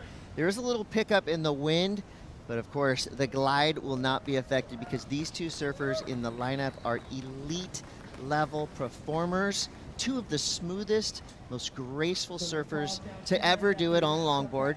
And that's saying a lot because we've been longboarding since surfing started. So that's a long track record. And Matt, when you look into this lineup right now, of course there are waves already in their score lines, but you know, would it how challenging is it to pick a favorite in this one? Because both of these surfers have an incredible track record. And we've seen a change in conditions. We have that southerly picking up, but it did go really glassy for those heats earlier in the morning. Went a little messy for the men's and then glassy again. So it's lefts and rights, and it's going to make it really tricky because Honolulu does favour. Well, she's neutral. She can get good scores that we've seen on her backside, but also on the front side. But then Khalees, on the other hand, being from Queens, the lefts and the rights are both as equal as well. So a tricky one to pick the match up, but I'm picking Khalees's. If she can connect on those sets and engage some smooth transitions, that'll be the difference. But if it's smaller and grovelly, Honolulu with the nose riding, Rosie. Yeah, and it's interesting because Khalees had narrowly snuck through her semi-final, and we watched her really get that news and absorb it. And I feel like that little shot of adrenaline can carry through the day. And also, I'm sure she'll be making little tweaks here and there. But both of these women, I mean, you think about their recent history together. They've had some matchups together. This is an amazing final. And Honolulu with 3 World Championship titles behind her, but Khalees, our reigning champion, the current queen of Huntington Beach longboarding, winning here last year. Honolulu, though, you saw her right there fire up her engines, and she is in, straight to the nose. Hang 5, hang 10, cross-stepping back, beautiful carving turn to reset her place on this wave. Up and into the lip, great way to finish. The glide is with this young surfer, Honolulu Bloomfield, right there, making the difficult look incredibly easy on a 9-foot-plus board. I'm just going to say it one more time. The basics are these boards have to be 9 feet or over. They got to be 15 pounds or over, and you got to make them look easy to ride, which they are not.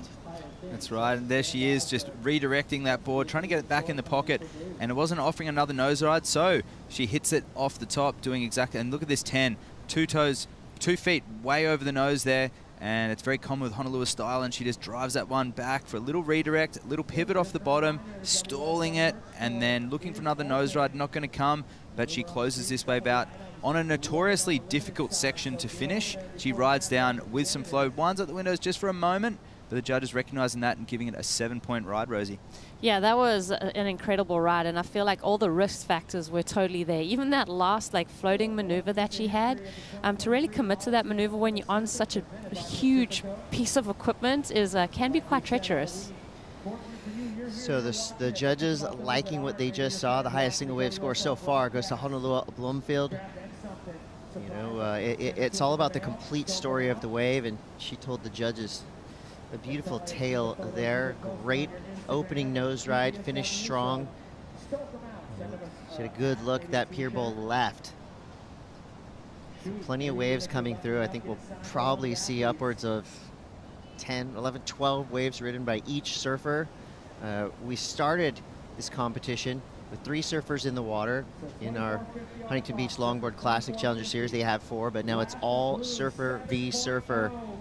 But it seems like the cadence of wave catching has been pretty similar. We've already seen a lot of waves ridden today. Yeah, and out of priority on the longboard, it's not necessarily a bad thing to be in because we can chase waves up and down the beach. You'll see these surfers swapping peaks, which we have seen so often throughout the event, but they're right back to where they started on day 1, way back on Saturday. The women were in on the Sunday, and we haven't been back here really at a predominant pier bowl bank since that last weekend.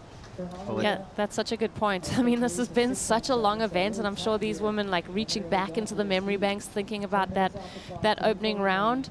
Kind of similar conditions with that southerly flow and that little bit of bump in the swell.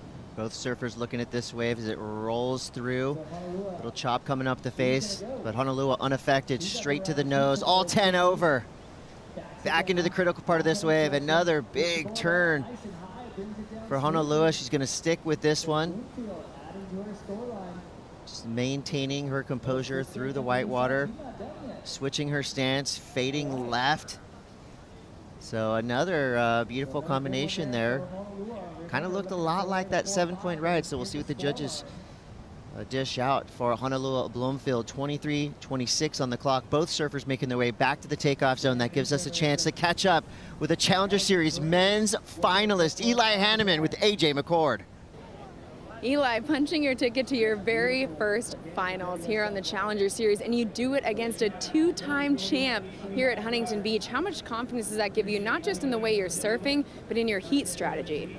Yeah, I feel so good right now. I had complete silence in my head going into that heat, and I just felt Jesus in my heart, just like keeping me calm, sending me the waves, making the waves go flat when I needed to. So yeah, he controls the wind and the waves, so it's all credit to him.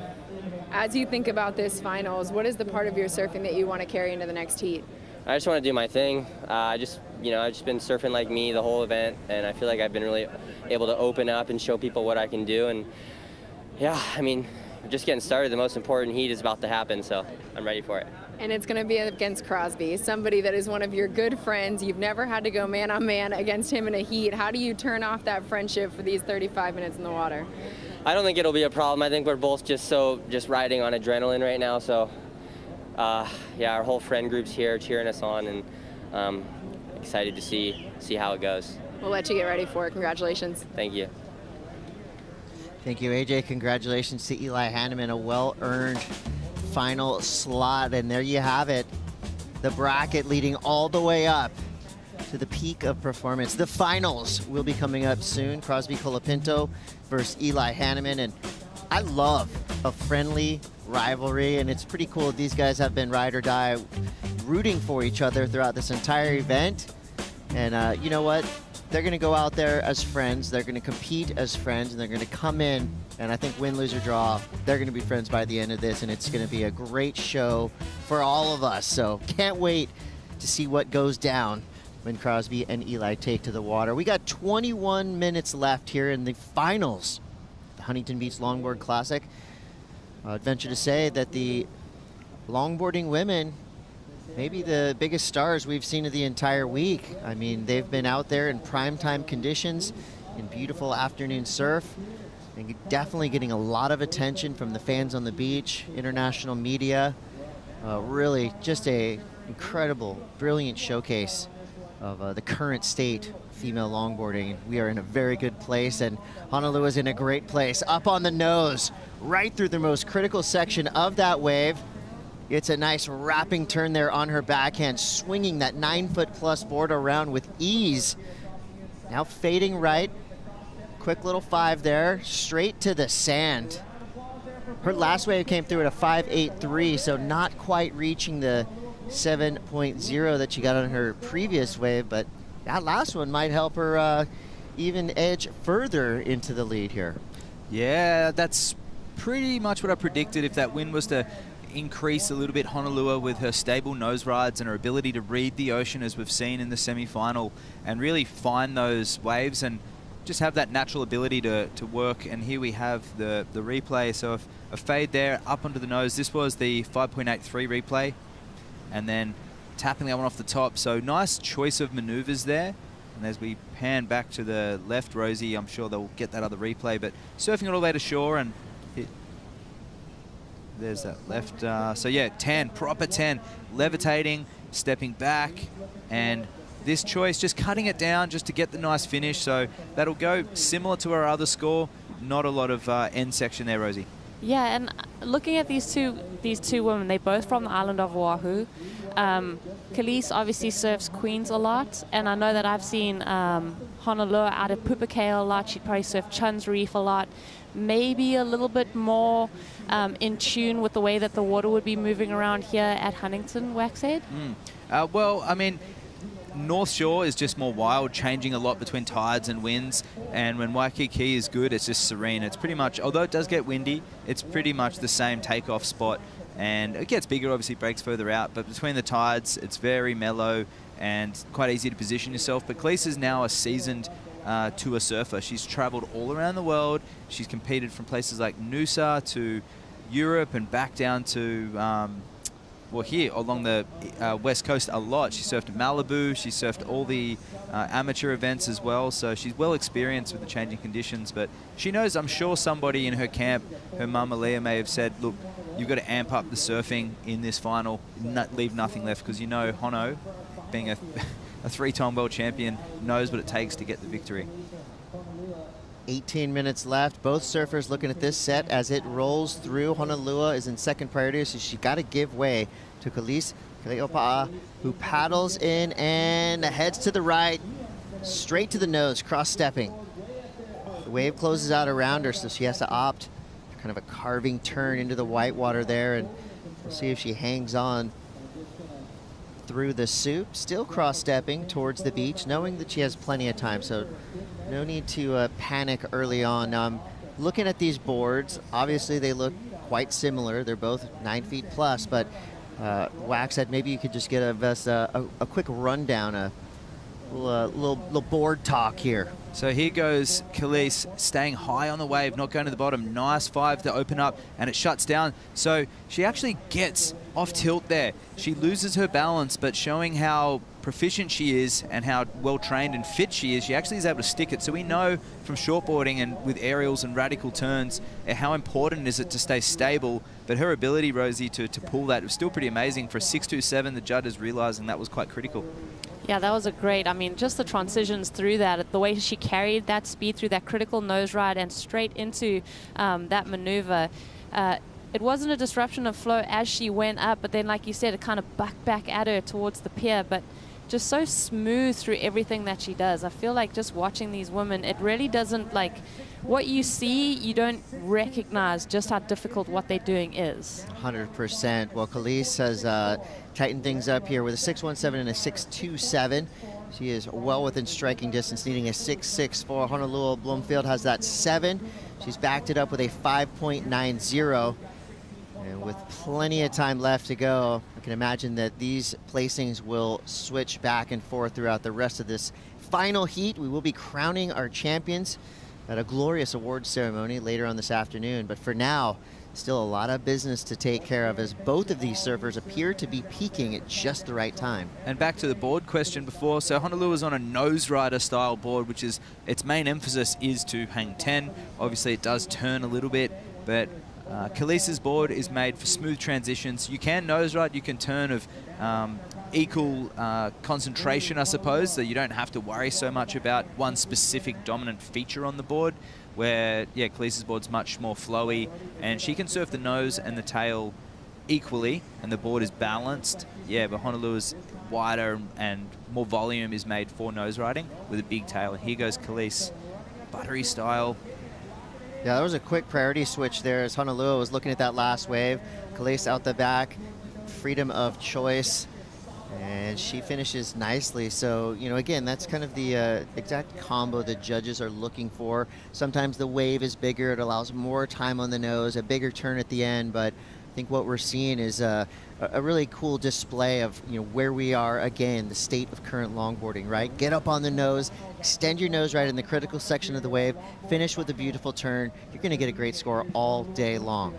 And I love that sweeping bottom turn from Kalise, who's setting it up into that nice nose ride and then finishing cleanly. So use of nose, here we go. Beautiful 5 up top, very much on the face, but carving this one back and just watching the footwork out of this. Stepping forward, opting, nope, I want to step back and ramp that one off the top. So going back to what she knows, getting that 6.27, Rosie. In this heat, you've got a lot of competitive experience, not just here, but on the World Championship Tour. This is a final, so what is she looking for? Yeah, I think, like you guys said, you've got to up the ante. The provisional work that you've done to get to the final, you almost have to go out of those bounds. You're really looking for something special. You want to bring your best to the final, especially when you're up against, I look at this matchup and it's so evenly matched. I think the prep going into this one is really dissecting what your competitor is good at and trying to neutralize that. And like I said, bring out your best surfing. Find the best waves and find sections that really make your surfing stand out. Well, we're over halfway through here in the women's final of the Huntington Beach Longboard Classic. A huge number comes through for Kalise Kaleopa'a, and it's a 7.87. She flipped the script, now in the lead. That means Honolulu Bloomfield needs a 7.15. It's anyone's game here at the Huntington Beach Longboard Classic, as Kalise Kaleopa'a just grabbed the lead. What's going to happen next? Stay tuned to find out. We will be right back.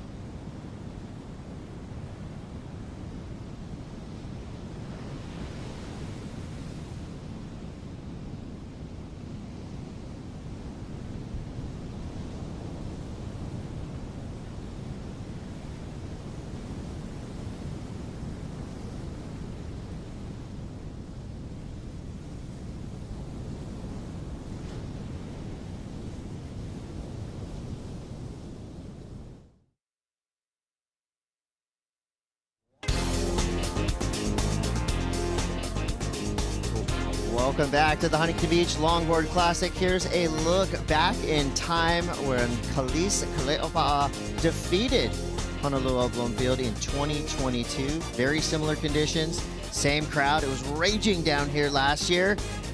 And I'm wondering now if Honolulu remembers every minute of this final. This was kind of the same scenario.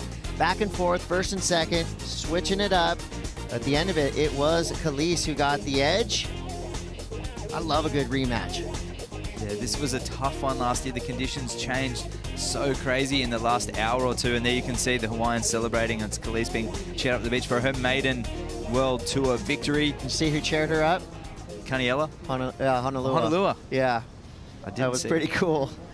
Well, we're back at it. Live action here from the Huntington Beach Longboard Classic. It is Kalise Kale'opa'a. Can she recreate the magic she provided for all of us last year in 2022? Well, that's a good way to keep the momentum going. Her last score before that wave was the highest single wave score of this heat so far, a 7.87. What was the big difference there, Waxhead? Why did that number eclipse everything else we see on screen? It was, this is a replay of that wave just before. So I love this turn here. Almost a drop knee, almost. And coming off the bottom, middle of the board, another nose ride. So this was on its way to a good score and just falling off the back.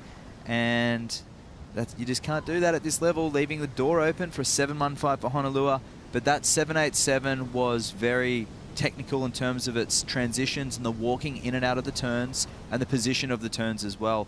And we haven't seen the speed through the turns. Honolulu's turns have been a little more on the end section, and she's had to do those turns where Kalise didn't have to do those turns. She sort of really lent into them. She could have just been smooth throughout the transitions, Rosie. Yeah, a little bit more measured, maybe more contemplating what the wave's going to offer you instead of, I feel like Kalise was really riding what was on offer and then transitioning through that with the footwork was just so seamless. We've got 9:30 to go here in the final heat of the Women's Huntington Beach Longboard Classic. Our two highest scores so far, a 7.87 and a 7.0. Here you see side by side on the left, Honolulu, her 7 on the right, Kalise, the 7.87. So the hang 10 for whereas a lot of the points came from Honolulu, but Kalise with a dynamic end section and that mid-turn transition, instead of a pivot stall like Honolulu, Kalise actually driving through that turn. So they're really noting the transitions, walking in and out of those turns, and use of the rail, not tail turns, which is very common where you'll see on a longboard with someone jam the back foot down instead of actually initiating the rail through the turn. I love those side-by-side looks. Could literally watch that all day long. This is like surfing ASMR at its finest. It is just soothing to watch, and you know it doesn't feel like that in the water. I mean, this is their job, and they've basically reached the Super Bowl moment with 8:30 to go at the moment. Kalise Kale'opa'a in the lead. She has a 7.87, so that's the biggest number we've seen in the last 35 minutes, or in this 35-minute heat. Honolulu is still firmly entrenched in this one, though. She only needs a 7.15 in order to regain that top spot. I feel like I've learned so much from Waxhead, because when you're watching it, I mean, everyone can do the nose rides, the hang 10s, the turns, but it really does come down to the moments in between all of that and how you kind of turn it into such a beautiful sequence. So it really is such a subtle difference, but it makes up so much of what you're seeing and turns it into this flawless ride. So yeah, it really makes sense where you see that side by side, like you said, the kick stall, and then maybe staying more in the middle of the board and, like you said, engaging the rail instead of jamming back on the fins. Thank you, Waxhead. Thank you. Well, thanks for having me and analysing shortboarding with the different camera angles. We're so lucky at the WSL level to have this professionalism associated with longboard surfing. Now the regional qualifiers, these surfers will see themselves on this stage like they haven't been in ever before, with a 4-stop tour, and to see where longboarding's going, to be able to analyse these little intricacies that I've spent a lifetime doing because it feels good. And it's an accentuation of my personality and creative outlet. I truly believe longboarding as a performing art has a place as a sport, but also it's one of the few things where on a Sunday whoever wins or loses this, I can guarantee you they're going to be checking what the surf's like on their app tomorrow, wherever they're going, whether it's Malibu, Sano, or Huntington, or maybe back home if there's a swell. There is no other sport in the world where the surfer or the athlete is checking the conditions of, their given craft the next day. They're having a break. Yeah. It's pretty clear. Yeah, it's pretty clear to see every time either one of these surfers stands up on their board that they absolutely love this.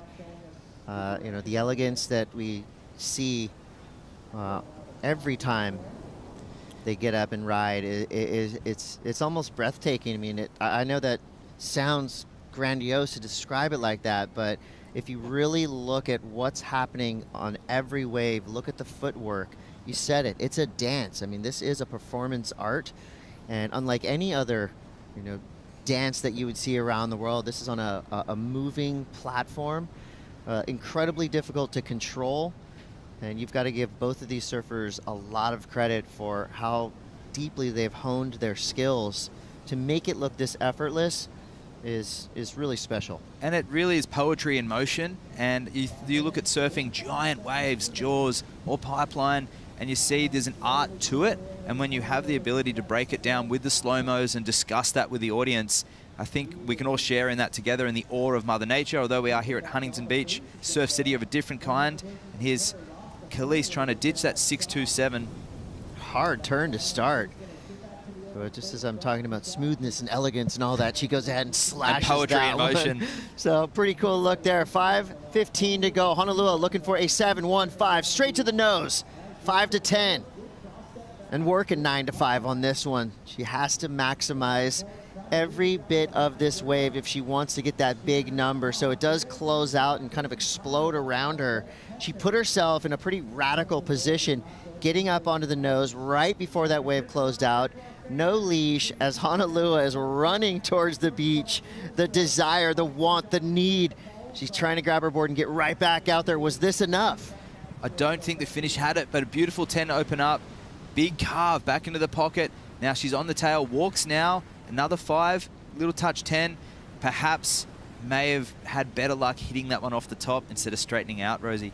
Yeah, I mean, there was almost 2 minds when she was going towards this end section. I loved all the work that she did on the outside section, but as she reached into her bag of tricks here, you almost feel like she felt like she needed to do something before she got to that end section.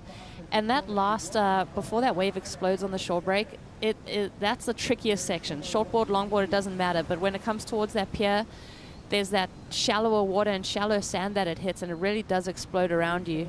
And to explain that to the audience, Huntington is one of the few beach breaks that I've ever surfed that speeds up and slows down so much on the wave. So Hono's moved forward to gain momentum, and then it's almost died off. So that's why she's gone to the nose. And then step back, and the section, it's actually a bit of north in the swell coming at you through the pier. And it's a lot to take in. And we see a lot of the shortboarders struggling with that end section as well. Yeah, it's the bathymetry of the bottom there. The sand patches, I mean, the sand really does congregate all in that bottom section of the bottom pilings of the pier and build up there. That surely is no joke, especially on this lower tide. Well, when time is flying this fast that good things are happening. As expected, a ton of waves ridden. That last one from Honolulu Bloomfield comes in just under, so a 6.73. So remember the finish of that wave. All week long, we've been talking about how important it is for these longboarders to end their ride with style and grace. We were looking for a nice kind of pull out or straighten off into the sand, and I think that's what we missed from Honolulu. It wasn't really her fault. The wave kind of tried to smash her right by the pier. She did grab her board pretty quickly, so it wasn't really a waste of time for her as she got right back out there. The unfortunate side of that wave for Honolulu is that knocked her into second priority, so Khalees is out the back in the top priority spot, and here's where we're going to start to see some kind of technical heat surfing come into play as Khalees has her choice of waves, so she's going to try to command and control the lineup, and time is going to start running quickly away from both these surfers in the water. Honolulu using all of her experience right now, but starting to play the game, hoping that some of that luck that she's had throughout the event, well, not luck, she's put herself in those positions, and here she goes. Little bobble on the nose, and she's out of there with 2 minutes left to go. Things are getting down to the pointy end. Yeah, that was a glitch in the glide matrix right there. You saw the nose just catch her slightly, and subtleties are huge. I know that's an oxymoron, but when competing at this level in the Huntington Beach Longboard Classic, everything counts. So inside of 2 minutes, we're at a minute 41. Kalise Kaleopa'a, representing the island of Oahu, in the lead. Honolua right there, looking for a 7-1-5. There's our photographer, Tommy Pierucci, who's one of the familiar faces in the Waikiki lineup, both surfing and shooting photos, and was a big part of the resurgence of longboarding in Hawaii, especially in the Waikiki region, thanks to Tommy and his hard work showcasing this beautiful form of wave riding. Yeah, and if time went by too quickly for all of you out there and you want more, trust us when we say the longboarding scene is alive and thriving all over social media and the internet. I mean, one keyword search and you will find yourself in paradise. So much incredible imagery coming in from all over the world. So 43 seconds left. Both surfers paddling in. It's going to be Kalise. Fading right, straight to the nose. Fancy footwork. And back up. I just love that. I mean, to me, the hesitation is almost part of the act, right? You know, that kind of question. Is she going to get back up there? So 19 seconds left. Where is Honolua Bloomfield? Kalise is done. One more opportunity here. Is this going to be enough? Honolua Bloomfield, 3-time world champion, trying to take the top spot, needing a 7-1-5, and things go awry.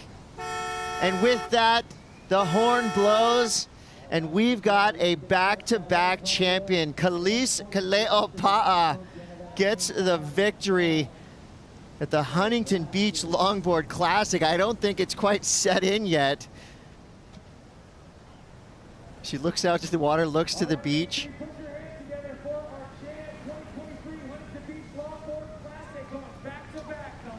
Listening to the beach announcer now. What If you can hear moment. that come through the sound. That was awesome. They've just announced it. She was waiting to hear that score of Honos, and she can't believe it.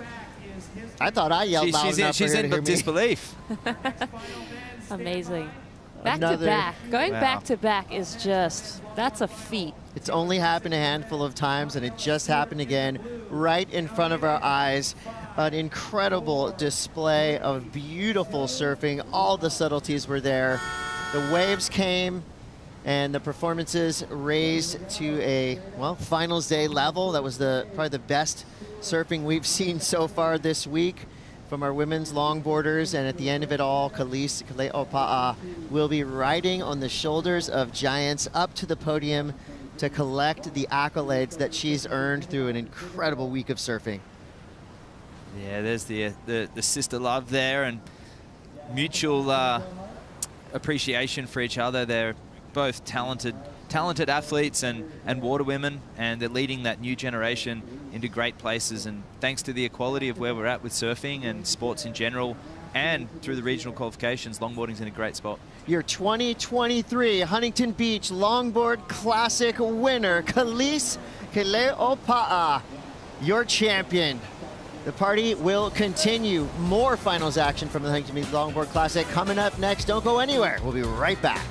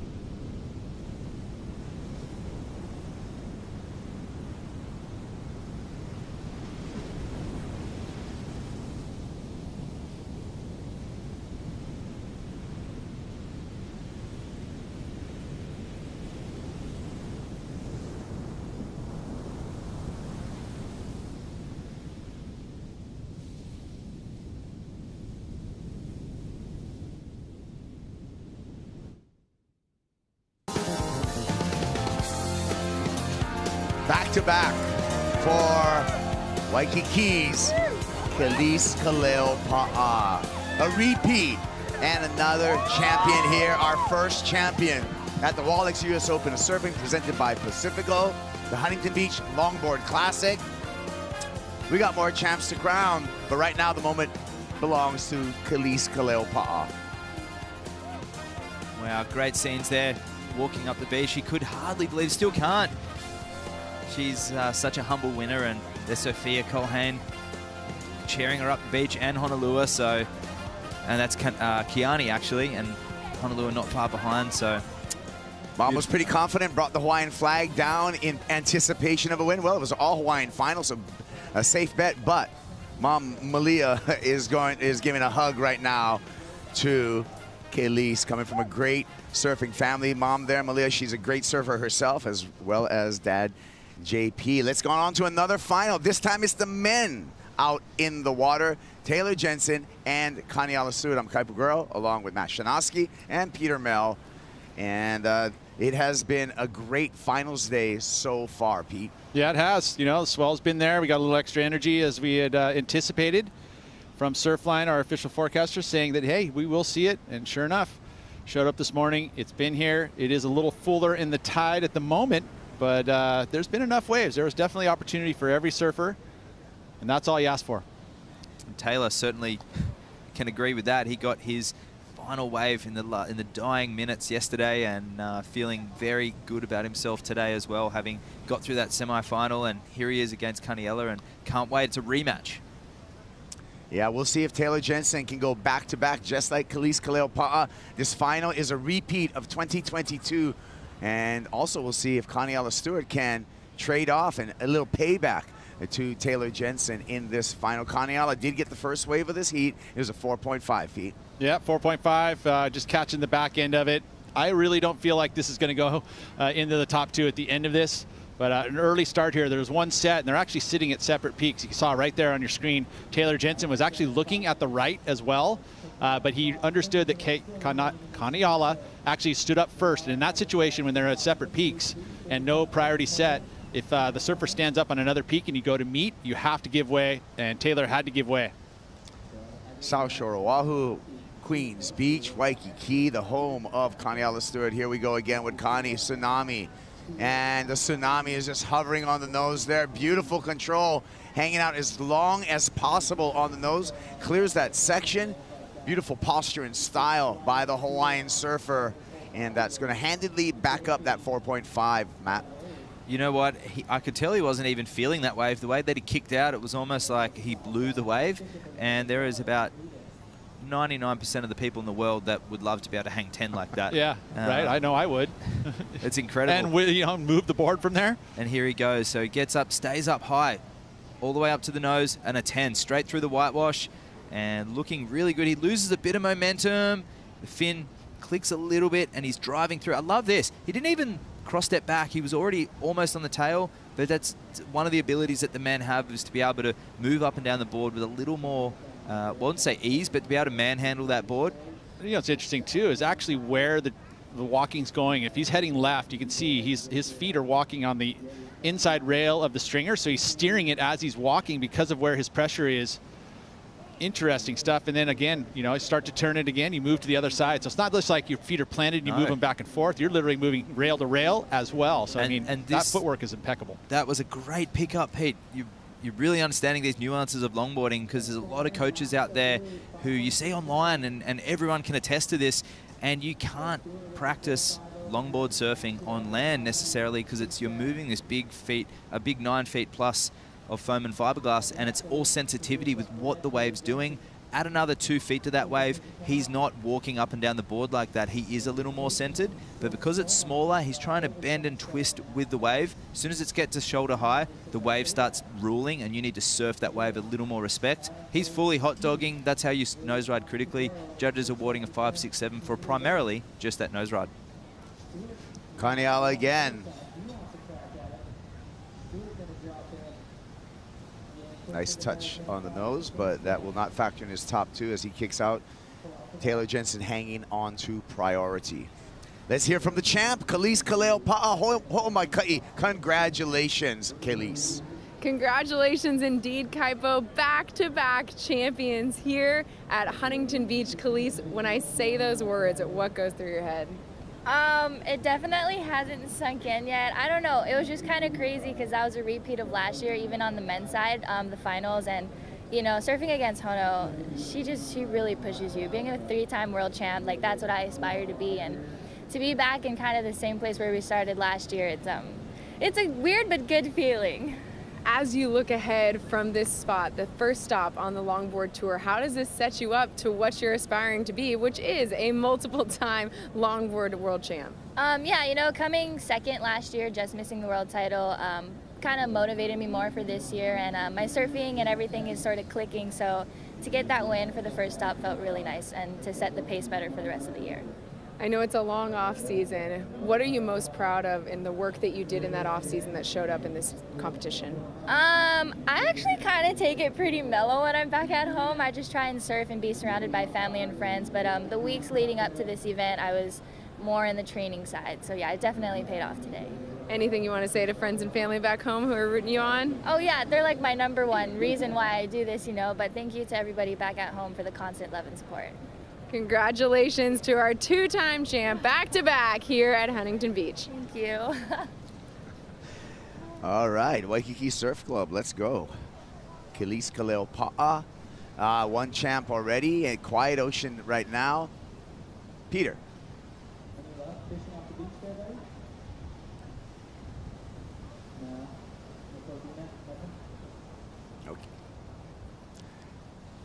Clock continues to tick down here, and you can see the positioning a little bit further to the south is Taylor Jensen in the red jersey, Matt. Taylor's taking his time, still holding that priority, long time, 25 minutes for a longboard final. That's a long time already left, so he's just trying to find what Khalees and Honolulu were catching. There was some of those rides have got a bowly end to it. We saw Nolan Raposa in his semi-final, really trying hard just to get some scores under priority. Those on a longboard also lack a little bit of intensity and a critical, just the critical nature of what the surfers are looking for. They need to have a pocket nose ride. Taylor recognizing that, thinking he wants to set, he wants to hang 10 in the pocket and do his turns in the pocket, Pete. I would say that for him too, specifically, you know, he understands what his scoring potential is going to be. You know, bigger set wave obviously gives you a greater opportunity right out of the gates to get a bigger number. And, you know, being patient, there's a 35 minutes. They add extra 5 minutes in these finals. So there's lots of time. And I think, you know, thinking strategy-wise against a guy like Kaniala, got to be on the 2 best waves. Remember that tide just coming back down again after the high. So we might experience a bit of a lull. We had a decrease in conditions from this point onwards yesterday, so Taylor's been here hanging out, he knows, and he's got nothing to lose. He wants to take this win, 1 more, but a final finish, he'd be first or second. That's a nice takeaway from this event. Second time these guys have met up back-to-back final years. Let's take a look back at 2022. It was a sunny day at the pier, and Taylor Jensen, with powerful turns mixed with nose rides, took the title away from Kaniala Stewart, but it was a tight final, Matt. It was indeed. Kani with the nose riding advantage, but Taylor was just surfing once again in the pocket, bringing his power approach and was silky smooth and had just a perfect final. And here he goes. Just that board looked a little smaller, but it allowed him to do turns like that back into the foam. And he's got a bigger, more cumbersome board this year to accelerate some of that nose riding. See him pushing a little bit of water there. And I think he's improved this year, which is a scary thought. Kaniala, though, always smooth. Let's see if he can do one better this year, but a great effort in 2022 by the Waikiki local. But it was all about Taylor Jensen. That's a hefty hoist when you have to chair that guy up.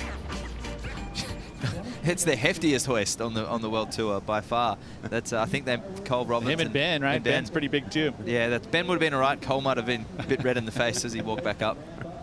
I've done that. Have you ever chaired anyone up the beach and regretted it halfway?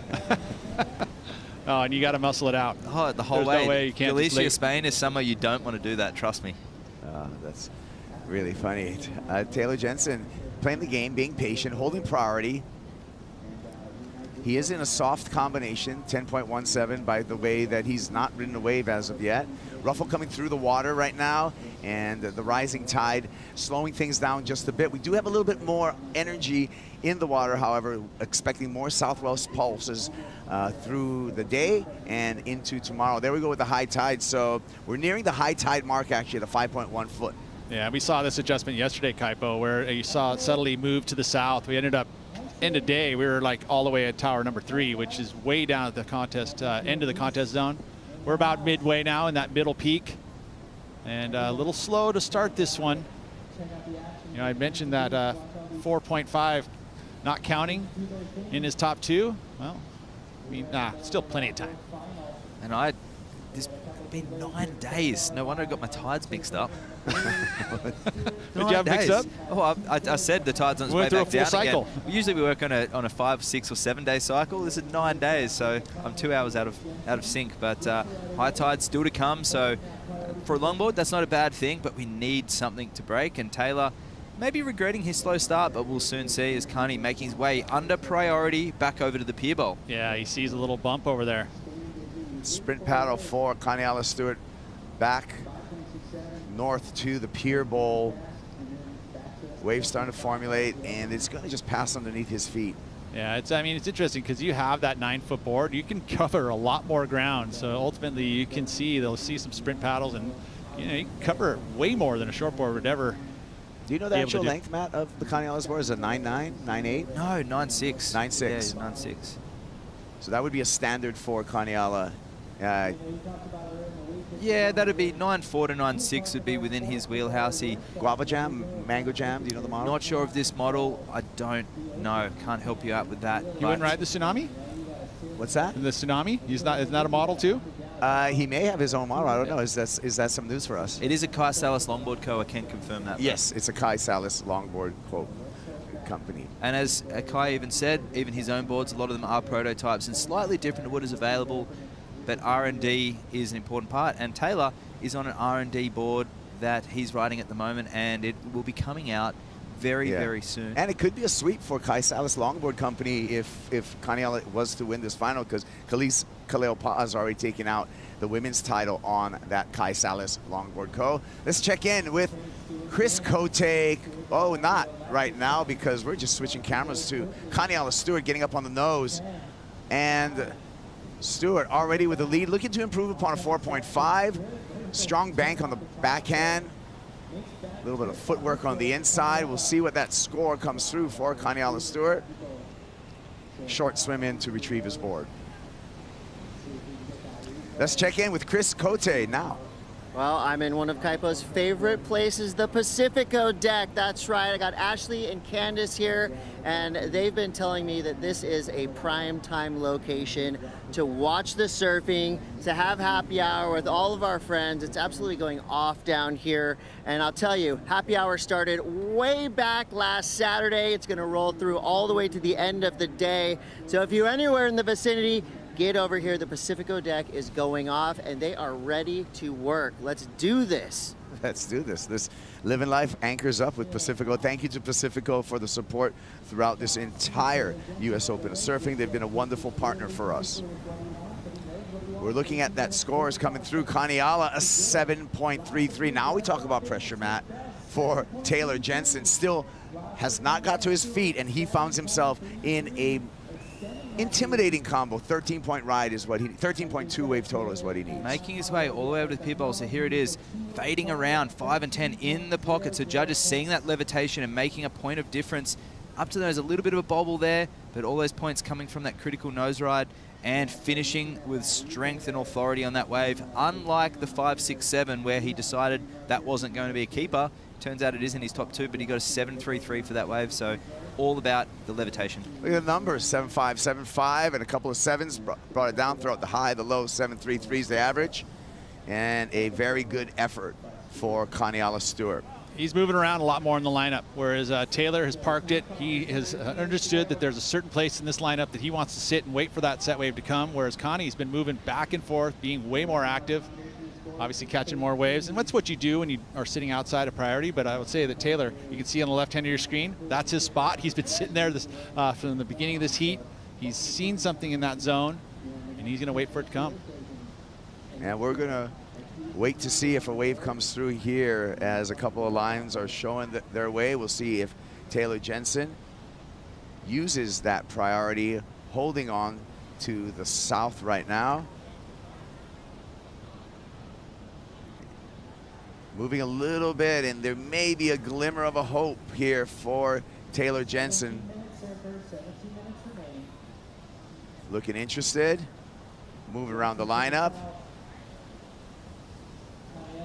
Nothing going for Taylor right now. So as he continues to wait for his first ride, we're gonna step away, take a break. We'll be back with the conclusion and be crowning a champ at the Huntington Beach Longboard Classic, men's action in the water. We'll be right back.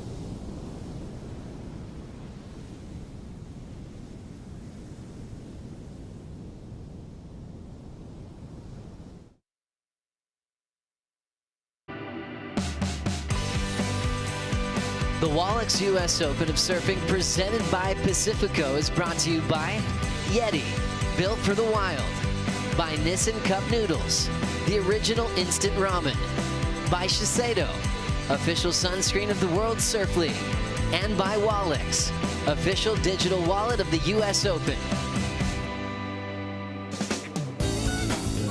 It's finals time here at Huntington Beach. The pier is packed, and the men's Huntington Beach Longboard Classic finalists are out in the water. Kaniala Stewart putting on a clinic right now. Check this out. Kaniala Stewart shows us how to go excellent here at the pier. Fades into that nose ride, Matt, and off to the races. Yeah, so the judges making that point of critical nose rides. The first section of that was critical, and they're really liking his body posture as well, getting those hips flexed outwards and showing just how cool and calm and comfortable he is. And here goes Taylor. Taylor Jensen, the defending champ, on his first ride, touches the nose for a 5. Gets the trim, gets the 10, hanging on to that 10, cross steps back into a nice drop knee cut back. Maneuvers onto the inside, another touch on the nose, and Taylor Jensen waited a long time to get going. And it looks like he had a great first ride. Meanwhile, that replay that we saw of Kaniala Stewart, that was an 8-point ride. Here goes Kaniala again. Stoic on the stance on the nose. Snapping on the back. Kicking out there. And really the important thing now, Matt, is to see what the open score is for Taylor Jensen. Is he back in the game? Obviously in combination, needing a 15.33, it's impossible. So we have to break down 2 waves, and here we go. He knows that 2 steps up. Now gets his 5, sorry.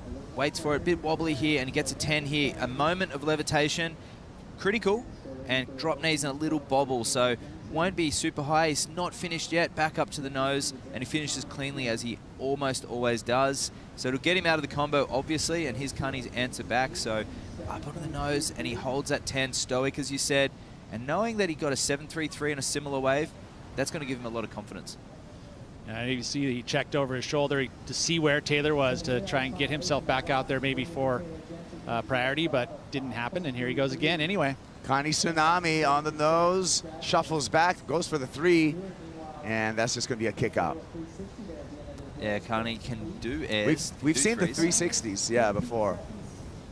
Taylor too. Yeah, and they're cool because they're okay, Matt, I'll let you break down. They're tail 360s as opposed to nose 360 where you pop the fin out and kind of spin helicopter style. Yeah, otherwise known as the helicopter, exactly. Yeah. So you go to the nose and you're spinning it with the fin release, and these days in the criteria that shows a lack of control. It's a fun maneuver and it's not functional. There were a day where that was a score, but not anymore. 100%. There was a day when that was a score. There's an event called the Hot Dogger where it's called Spin to Win. They have a division, Kaipo. Oh, nice. And it's about the helicopters, much like the Makaha Classic. But yeah, tail 3 can be practical, obviously like a linking maneuver, like a floater or a chop hop in shortboard sense. Taylor Jensen just scratching through that wave, not able to catch it. He did get a 5.93. So he's out of that combination right now. Needs a 9.4 to take the lead off of Kaniala. He just lost priority right there. Unfortunately, he was sitting with the P next to his name, gave it up, so mistake at that point. But the 5.93, helpful to get him out of combo, but ultimately you'd have to say that he's going to need 2 good numbers, much better than the 5.93 if he wants to catch Connie. Yeah, he's really going to have to match Kaniala's numbers in a way, Pete, right? He needs a 7.33. He needs like at least a 7 to really get back into the game. Quite enjoyed the 5.93 though. He did have those little bobbles which he knows on that cutback, that drop knee. He's had those down pat all week. That nose ride was there, so if he can get a bigger wave and showcase that, he is looking really good. And I love that little adjustment on the nose where he went upright and it was that moment of levitation. So the surfing's there, just add a bigger wave. Here's the... When you talk about levitation, what are you referring to? Just here. He goes to the nose, that's on the, and now bang, a little bit of air under the nose there momentarily, which means the fin and the tail are being pressed down by the momentum of the whitewash, and it's lifting the nose up ever so slightly. Carney going to work. Cut back to bank for the Hawaiian Kaniala Stewart. Another well put together wave. Looks calm out there, Peter. Considering, look, he's already on wave number 9, right? This is, he's been obviously being very active. And Taylor, unfortunately, you think about this, the 8 was where he all of a sudden, Taylor took a wave that basically wasn't what he was waiting for. He just kind of got forced into that wave. We watched the tip ride and then the whip. I mean, I love that. He's been doing that all event long. The judges have been very good and loving it as well. Again, will it go into better the 7.33? We'll see what the judges think. But I mean, this pressure that he's been applying to Taylor, Taylor's been obviously, it affected him, and he took a much smaller wave than you would have thought that he was waiting for with priority. That's it, hearing those scores, and that turn, wow, that was an amazing turn. Carney is just so fun to watch. He is unpredictable, and you don't know what he's going to do next, and that's what makes his scores so, you know, the judges have to score it because it's dynamic, and they've been loving that all event. When you can surf what's in front of you and look a little different, you're going to get the scores, Kaipo.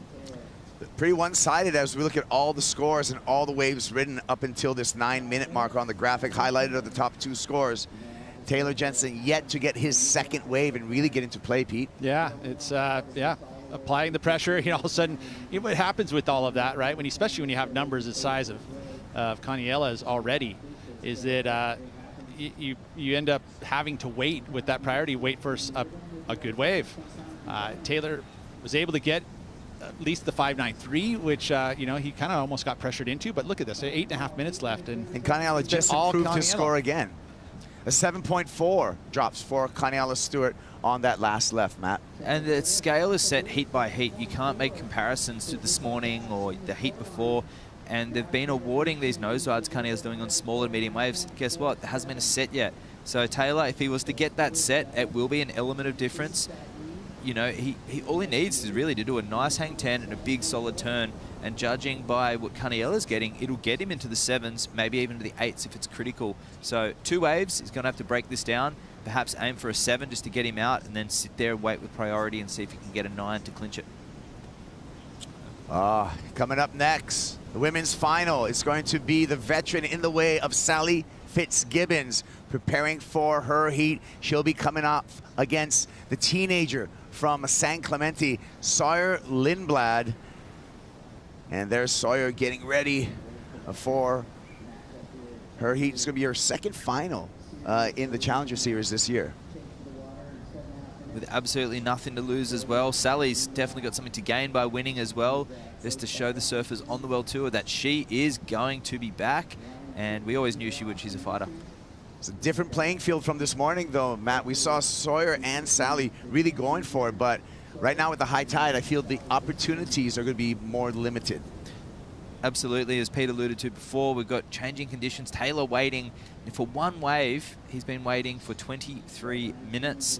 And earlier it was very consistent. We had a lot of pulses. Tide was changing, but we had elements of clean conditions. And Sawyer's been really tipping, really hitting in the pocket and using her body. And these choppier conditions could be a little grovelier. What are you expecting for the women's final, Peter? Well, since it's so quiet right now, I expect fireworks. And I'm going to be that positive hat on and go, hey, look, we should have more sets. And that happens. Generally, you'll get these flurries. And we touched on it all week long. And south swells are coming from all the way down the bottom of the earth here in the southern hemisphere. They group together as they travel across. So you'll see 3 or 4 sets running together. And hopefully that's the case for the women. I mean, and that's been unfortunate for Taylor Jensen, really.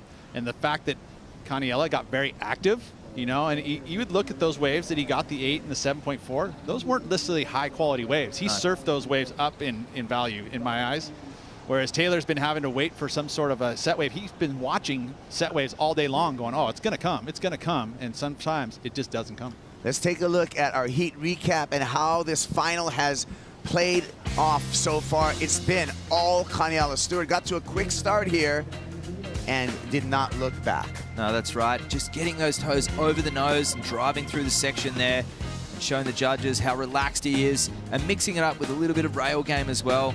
And he was feeling it from that first wave onwards. And on this left here, getting the toes over again, and he steps back here, and a little chop, and then cuts it back into the whitewash. So showing the variety from the rail and the nose riding. And the most important thing is that he's looking free and loose, and at any moment he could do anything, and here goes Taylor. Taylor Jensen, wave number 2. Nose ride and a sharp slash there for our defending champ. Finds the inside section. A little difficult water on the exit. Still gets the drop knee cut back right on shore. Right behind him, Kaniela Stewart. Smooth little bobble there. That's going to cost him. He's going to kick out. So 5.93 to beat for Taylor on that last one. I think that will go higher. That'll reduce the requirement for a 9.47. We'll see that locks in at. But Taylor's surfing so good. That was a really well surfed wave. Yeah. Battle. See if you know, this is an important part of the heat to have priority. It looks like Kaniela is going to have that extra edge, even though he rode the last wave. But that bobble and the kick out actually turned out to probably help him out. Yeah, forced him out of that wave, right? So we'll wait for the priority decision. There it goes. Yeah, so Kaniela Stewart with heat control. He's got the lead. He's got priority. All he has to do is manage a 4-minute clock. Here's last wave of Taylor Jensen. So critical nose ride. You see the board buried in the whitewash. Cutting that back, getting it short, 4 steps up, back up to the nose, and gets another little bonus nose right here. Really critical, quick involvement style surfing from Taylor, and he trims that one through, and he finishes a little drop knee. So a 6.5, well-placed wave for Taylor, but once again, on the smaller end of the scale, where Carney stayed busy early, getting an 8 and a 7.4 to build that pressure. Oh, they're chatting it up at the end of the heat. 2 surfers are friendly. There's all the numbers from our 5 judges to get that 6.5 for Taylor Jensen. Now needing an 8.9 to take the lead off of Kaniela Stewart, who's sitting on top of him with priority. And just 3 minutes remaining. Kaniela Stewart should be able to play this one out, Matt. US Open final. We're all the way here, and 3 minutes left. We have seen some fireworks as we saw in the semi-finals, the quarterfinals yesterday with JR and Richie Cravey. So don't think Taylor's thinking interference, but you never know. Kaniela's got priority in Taylor. I mean, longboarding, it's not something we've ever attributed. Yeah, no, but I don't think. I mean, we've seen finals. They're competitive, but I mean, it's pretty tough to actually think about how to get somebody on an interference. But it would be a magic trick at this point. Yeah. Well, I mean, there was Stranger semis things decided, you know, and we've seen it at this event in the past and this year, and it is. We saw it yesterday. Yeah. Richard Cravey. I mean, that was. I mean, JR that was a situation where like JR knew exactly what was happening there. He had priority, and he literally made sure that he gave his competitor interference at the very early stages of that heat. Well, don't forget Carniella came up against JR, so that would be fresh in his mind for the playbook this morning. Going up, is this guy going to play any games with me? And things changed again, you guys. Another score drop for Carniella Stewart, and he improved his situation, a 7.73. So now the need for Taylor Jensen, a 9.23. He's chuckling. He likes it. You think Taylor's probably saying something pretty funny, obviously. Yeah, well, look at it. He's saying, like, hey, man, you're smoking me, actually, because he's thrown away a 7.33, Carniella is, and a 7.4. Both of those throwaway scores are higher than any of Taylor's waves. He's had a good heat, and he's adapted to the conditions. And so if the judges, realizing we do have that onshore flow now, peak of the tide just about, so it was always going to go slow. 12 waves. I mean, that goes to show it. That's this picture. I mean, straight up 12 waves when he was way more active in a slow lineup, gave himself all of those opportunities. He's thrown away a couple sevens too, right? He's 1, 2, yeah, 7, 4, 7, 3. Yeah. You predicted that when he had the 5, 6, 7 and the 4.5. You said, you know, there might be a genius. 10 plus waves in this heat. So there you go. Taylor, on the other hand, Taylor is just unfortunate that he played the patient game. That could have went his way if a beautiful wave did come through, and he had a game plan out there. He knows what he's doing. He chose to, okay, I'm going to be patient until something super obvious and meaningful comes in. And there has been lots of that today, right? Yeah. I mean, there's been plenty of waves. It just, this heat right here was very slow.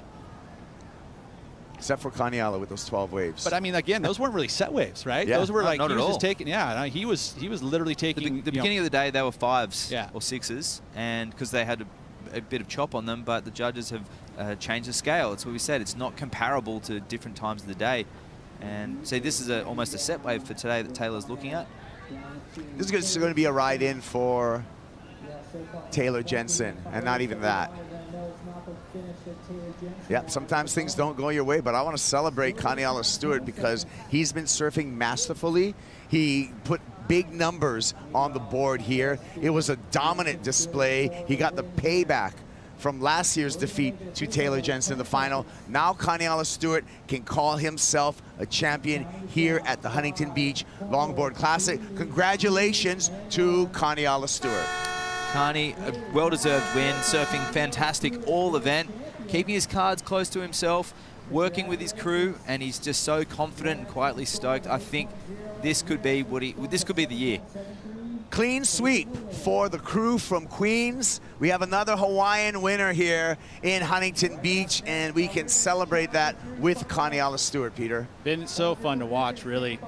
You know, exceptional. We watch him every year when we get to come and see him here, and he did not disappoint once again. Getting the win finally, as we see them share. Of course. The lap end. Good job. Both surfers, really. I mean, and you think about it, to be going back-to-back into the finals for both of these surfers, very difficult to do. Yeah. So impressive. US Open champion, Carniella Stewart. That one would feel so sweet after last year, walking with Taylor Jensen. What a fantastic longboard final against one of longboarding's greats of all time, Taylor Jensen, 3-time world champion, and Carniella just sharing that mateship. And there we go. And Elise, his cousin, actually handing over the Hawaiian flag now to Carniella Stewart. Like I said, clean sweep for the Hawaiians from the South Shore. Queens took over the show in 2023 here at the pier. Congratulations to Carniella Stewart. Got all his Johnny the Ripper there. There he is, one of the competitors, and Kai Salas is down there as well, and signing some autographs. Everyone's stoked. Look at that. He's the people's champ as well, Carniella. All right, well, congratulations to Carniella Stewart. We got more finals action coming your way. When we return, women's finals in the water. Sawyer Lindblad, Sally Fitzgibbons.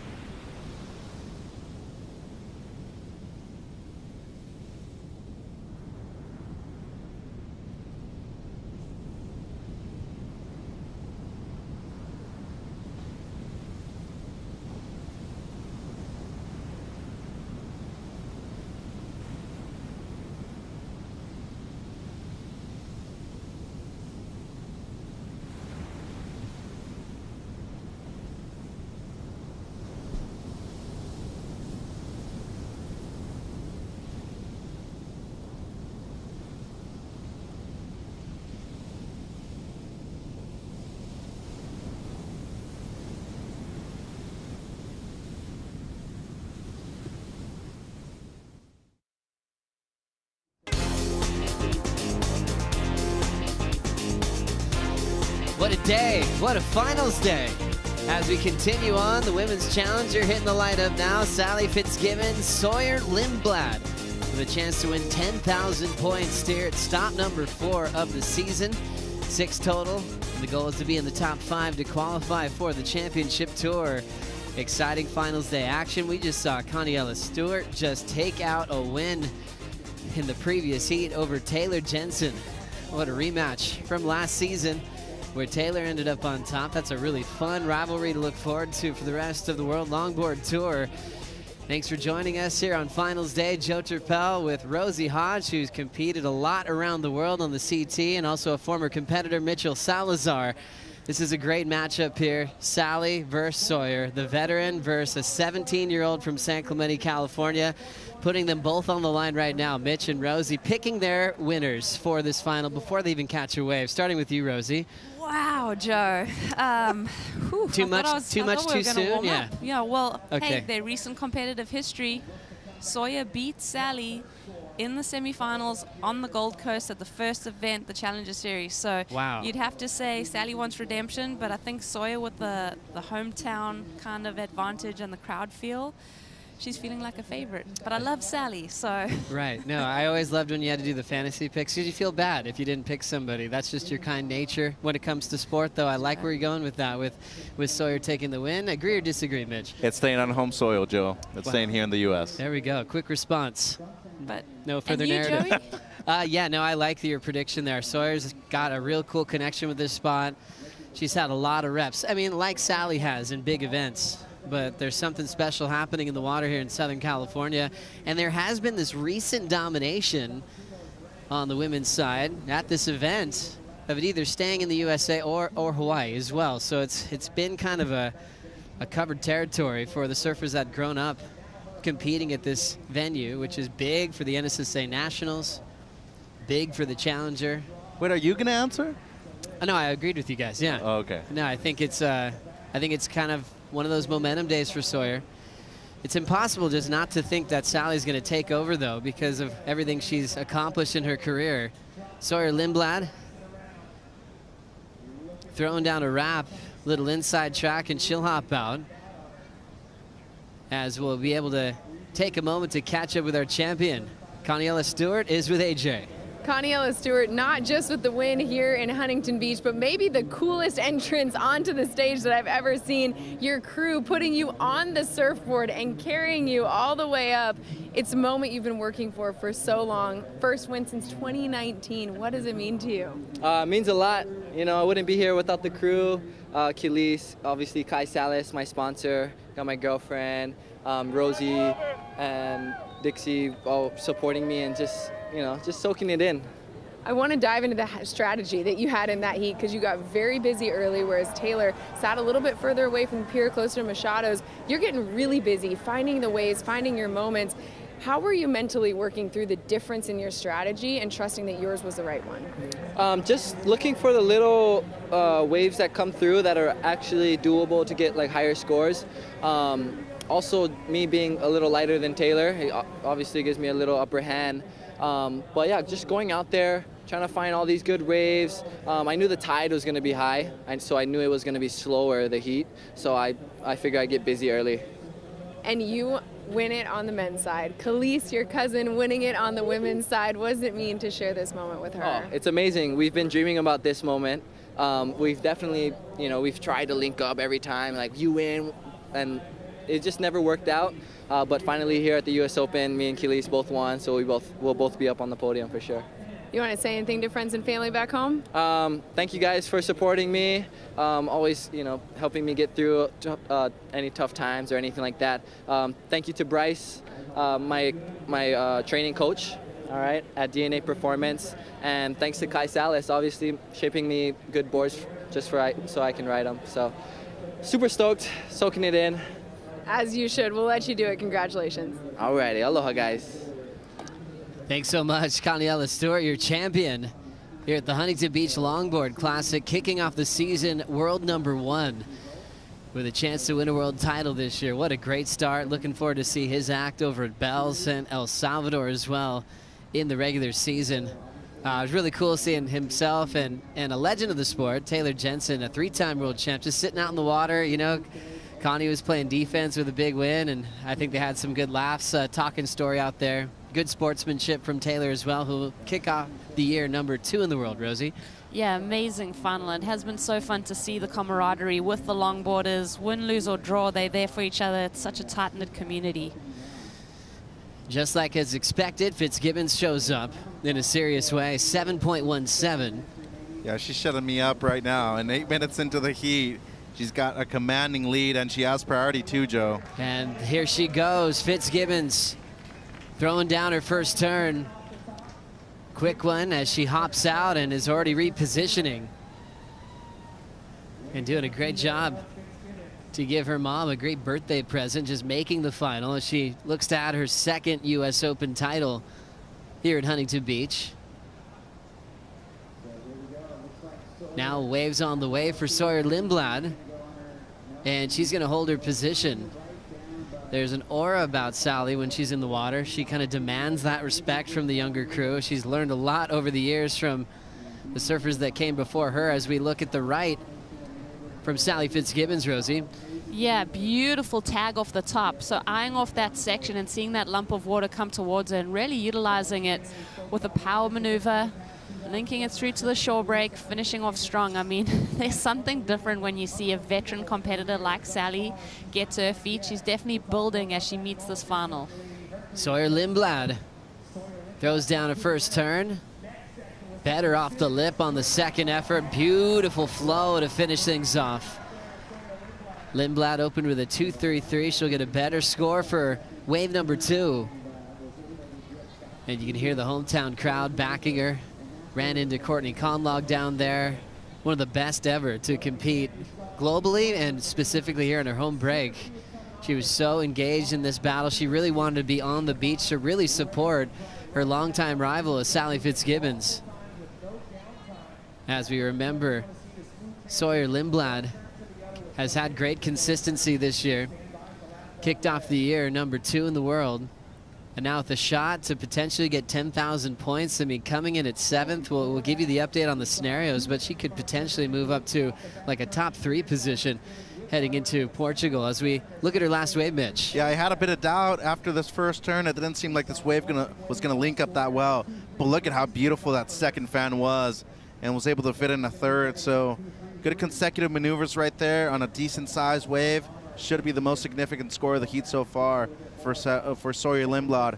But talking about Sally Fitzgibbons, experience prevailing right now. She had the backup score of the 3.07, and conditions have drastically changed for both surfers since the semifinals. Yeah, that's such a good point. I mean, we're just a few minutes off that high tide. The surf definitely shifting more focused on that pier bowl section at the moment.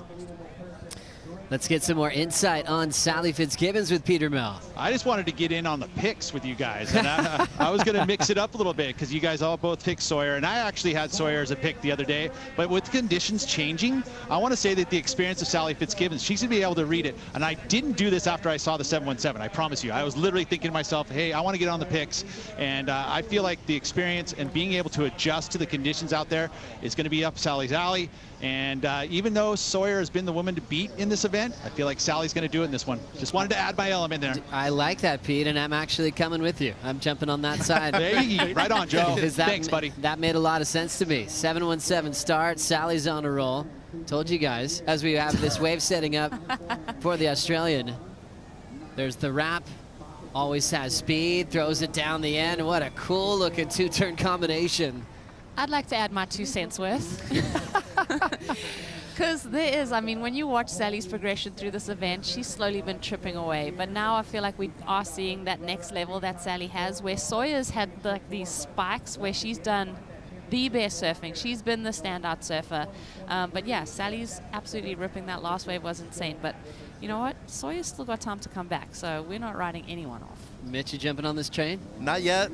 Not yet. I think there's plenty of time, as Rosie was pointing out. 23 minutes is a long time. But the experience right now of Fitzgibbons is definitely showing off. Great wave selection, first of all. Excellent use of positioning for Fitzgibbons. The short setup wrap and then straight up into the lip afterwards. That 3.07 very much gone, Rosie.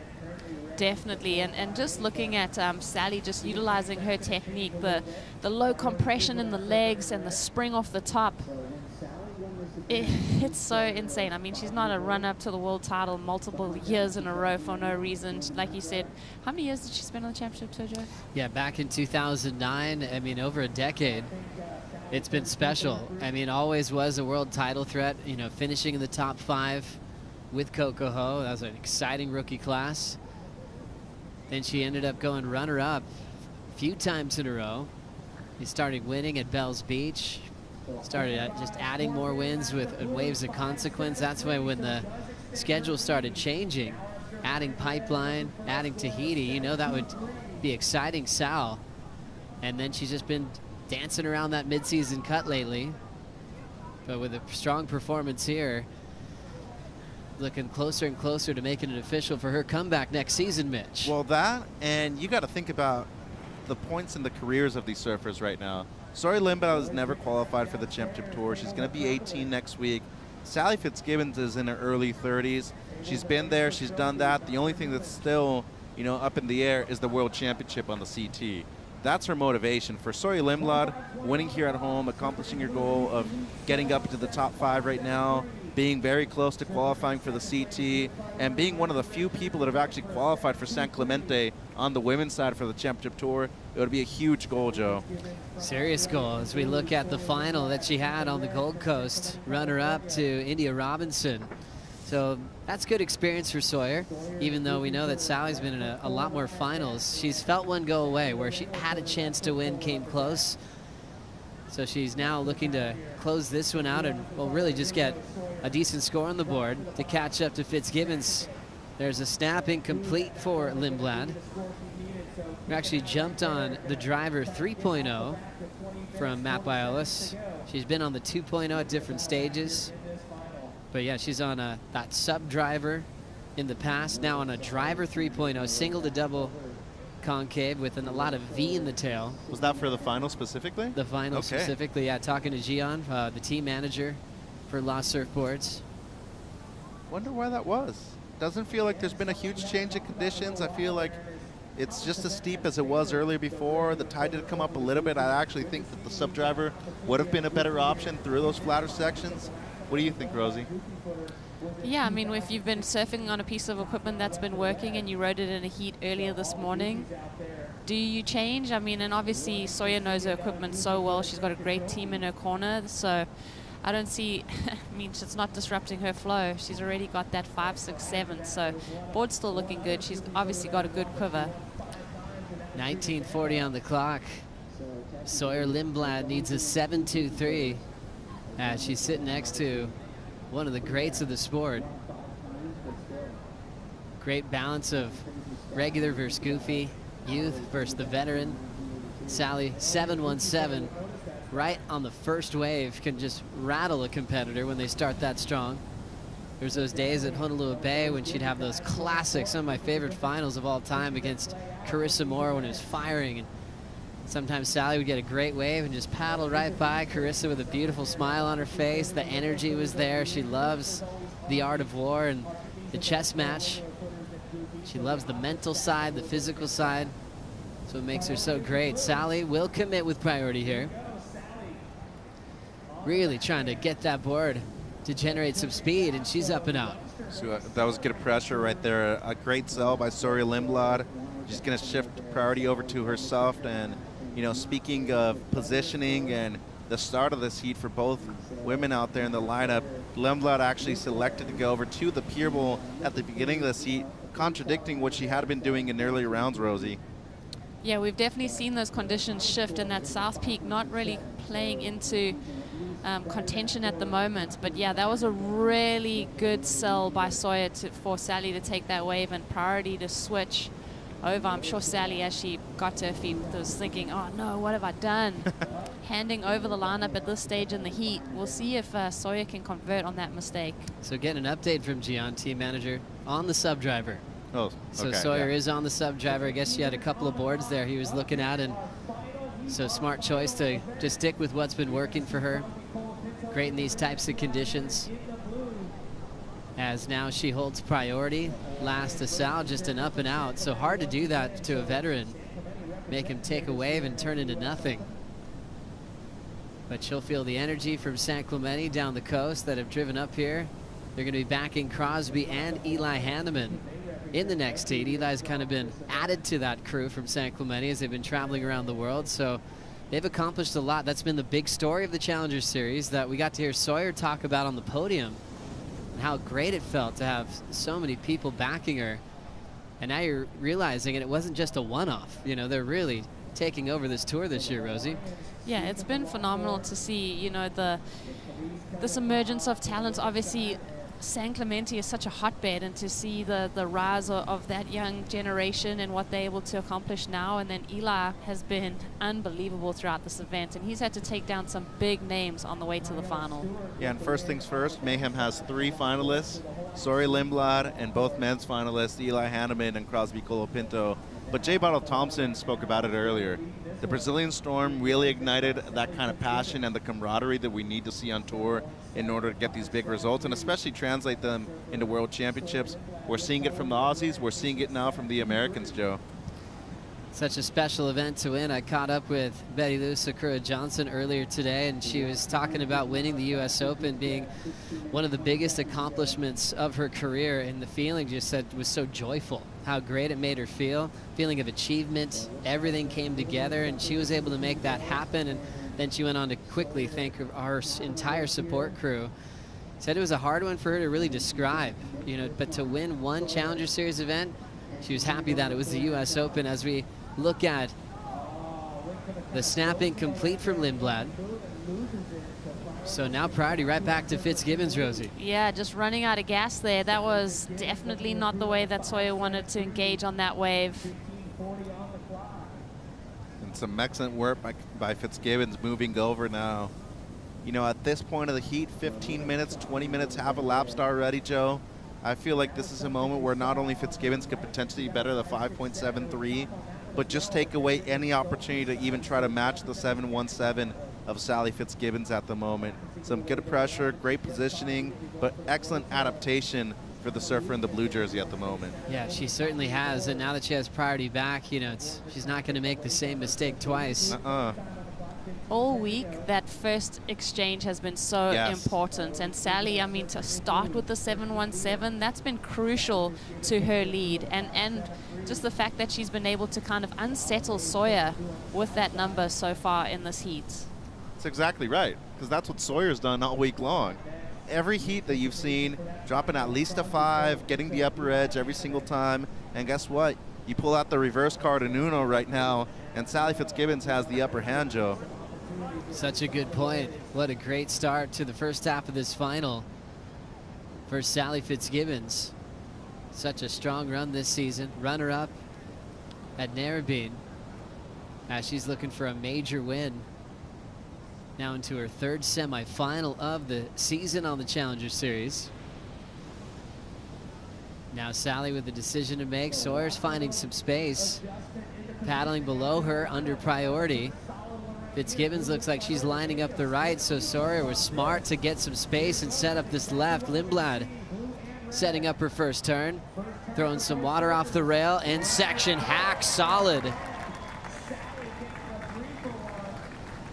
So great split of the peak and good awareness for Lindblad, knowing that Sally was really just positioning for the right, so he did have the split peak.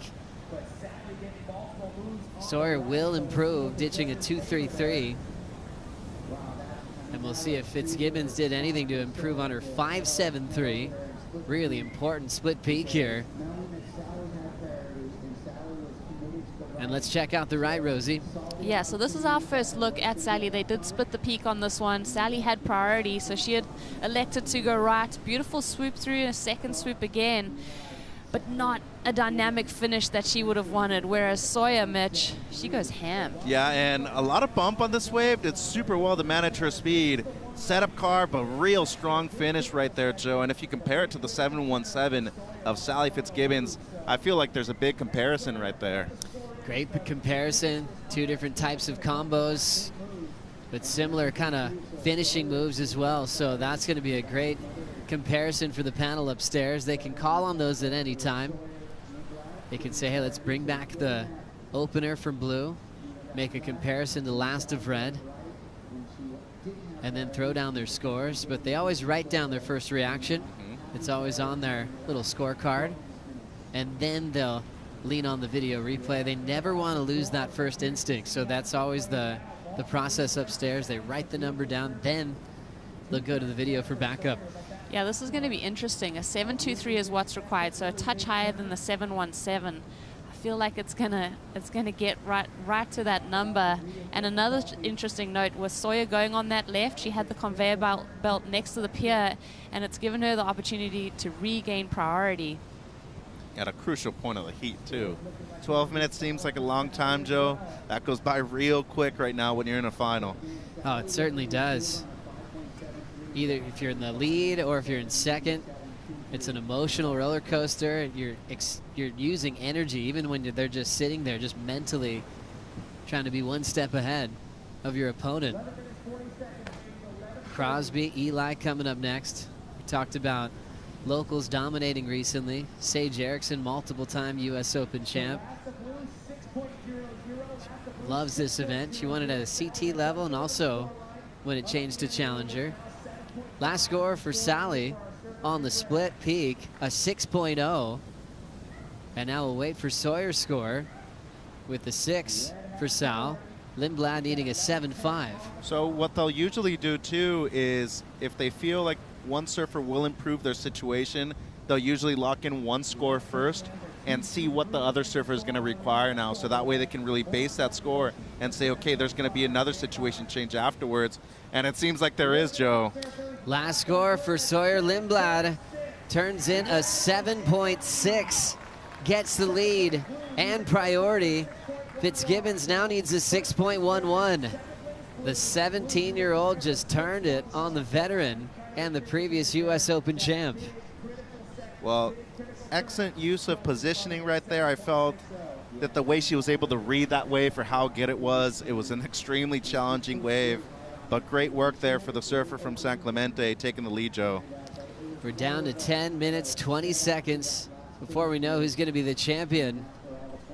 A great battle, still with plenty of time. Sally Fitzgibbons under priorities, chasing a 6.11 as Sawyer is still sitting out in front. We'll be right back.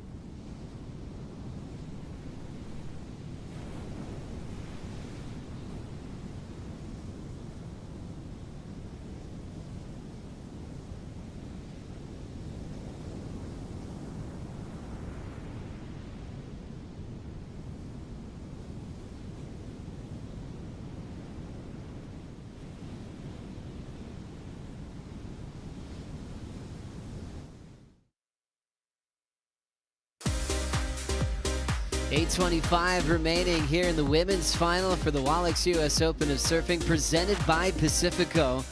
Sally Fitzgibbons coming into stop 4 of the Challenger Series, number 2 in the world, and looking for her first win of this season.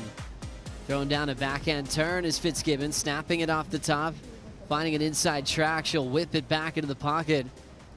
Surfing with intensity and purpose, pushing hard on her board to really generate some speed.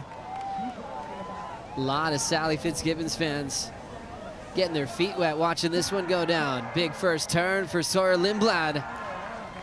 And the local energy is getting behind the Goofy Foot's performance here through the inside section.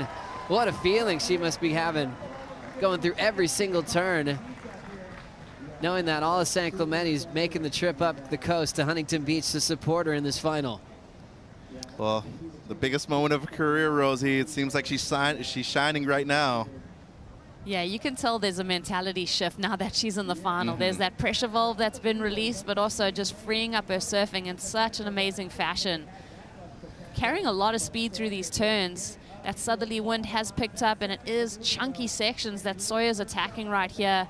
And just like a hot knife through butter, I think her surfing with the flow, with the connectivity through all the maneuvers, and showing us a different series of maneuvers every time she meets the lip line, Mitch. Right, good variation. I really like the maneuver selection right there. She saw that the section was going to stand up, wrapped it back, and then fortunately for her, that wave doubled up a little bit on the inside. She got a little bit of extra points going on. But 6 minutes 40, Sally also had a wave in that exchange, so let's see if Sawyer is able to improve on the mid-5, Joe. Gosh, that was impressive. Just looking at the way the 17-year-old's putting together this final with this type of energy, she could easily be overwhelmed, but it's showing her grit, her determination, her confidence. You know, when Sally puts a 7-1-7 on you early, she knew she could answer back. 7-6, slightly better, and now another big score heading her way. Last of Sal was the 5.2. Last of Sawyer Lindblad turns in an 8.93. Back-to-back giant numbers for the Californian. And now Sally Fitzgibbons needs a 9.36. We saw Lindblad do this yesterday into the 9s, and almost a very similar score with an attack mode on every single section. I mean, how much has this woman matured? This is only her 3rd season on the Challenger Series. So her 3rd, going into her 3rd season. So this woman has matured. She's just bringing out such an impressive approach to competitive surfing. How about that? Fire up from Cross. Cole Pinto coming up next, Mitch. He's been a champion at this venue before. 2019, won the Jax Pro. Given, that was in March, April, so your swell directions are a bit different, but it's just the experience of being here. He feels at home. Seems like he's enjoying himself, Joe. Wow, what a final coming up next. Crosby feeding off the energy of competing at home. He'll have Eli Hanneman in the men's final. Dang, dude, it's not every day you get a 16.53 heat total in the final against Sally. Wow, what a roll. There's something that you guys were feeling out of Sawyer Lindblad. Taking down huge names. A lot of names that have been on the championship tour in the past as well. Just building with her confidence. That's been really fun to see her get on a roll this year. She always gives back as well and takes the younger crew surfing. Goofy Foots like Remy Todd from San Clemente that loves to surf lower. Sawyer's always picking her up and getting some practice in together. Always focused though on her game of trying to make the championship tour. What a highlight reel this final is going to be as we enjoy this recap. 17 years old in the final at the U.S. Open. Sawyer Lindblad built on her scores, had a 5.67 she's throwing away. The last 2 have been the keepers, Rosie and Mitch. Yeah, and the combination of major maneuvers right there for Sawyer Lindblad, getting the best score of the heat, the best score of the day so far as well. And look at the way she's able to engage the rails on the 7.6. Took the lead with this wave, but it hasn't been an easy path to victory so far for Sawyer Lindblad. Sally came out guns blazing, a 7.17 here, Rosie. Incredible. Just to watch the form of both of these surfers, I do feel like the best surfers of the women's event have met in this final. Yeah, I feel like the wave selection has been great, too, on both ends. Really fun to see Sally's approach. I love how fast she's been going, finishing the majority of her rides throughout this event. And I love that Courtney's here to give her a lot of love in this final. Courtney Conlog winning this event in the past. They've been battling together for years. A lot of similarities between Sally and Courtney. Courtney recently falling off the tour, but here to support Sally on Courtney's home break. Fitzgibbons chasing a 9.36 now. We're starting to think like Sally. What could she possibly do? She does have priority. We know how much she practices big fin throw reverses above the lip.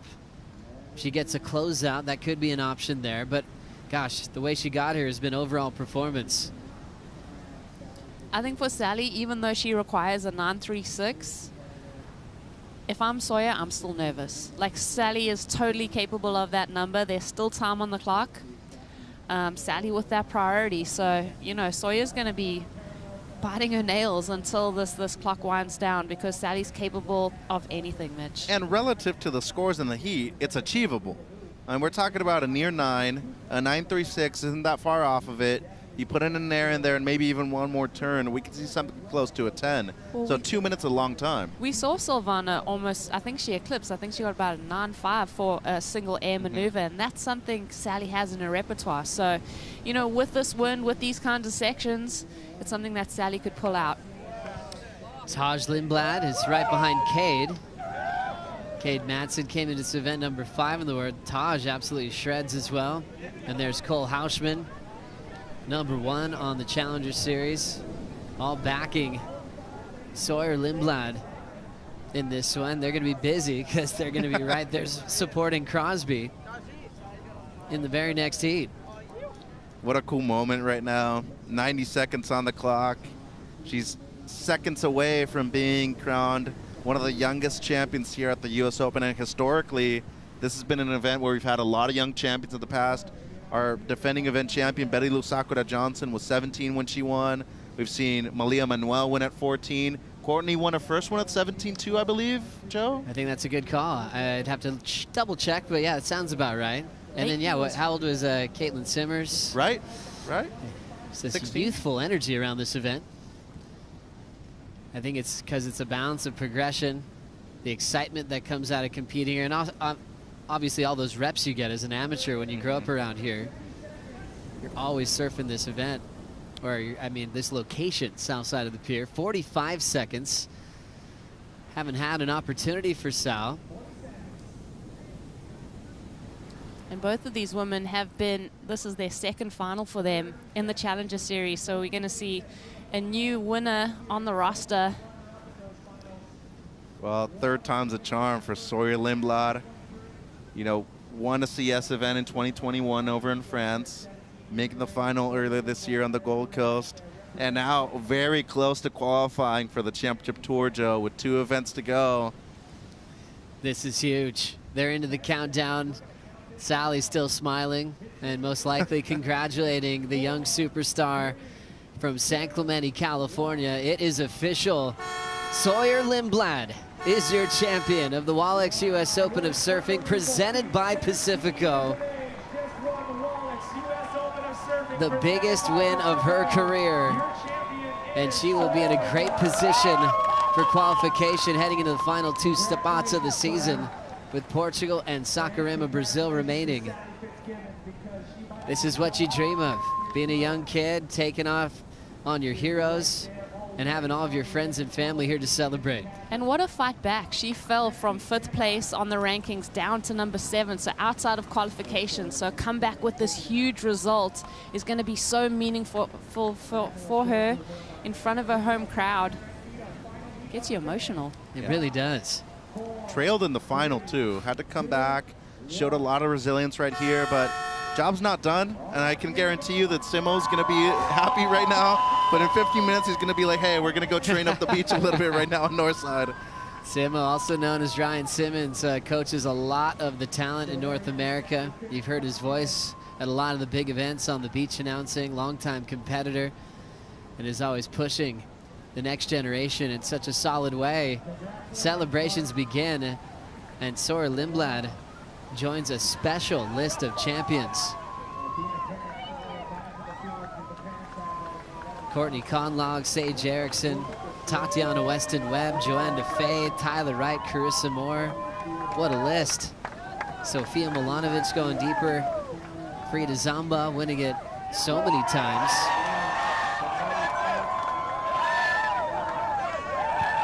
And this year will always be remembered as the year for Sawyer Lindblad. Cade Madsen and her brother Taj on the chair.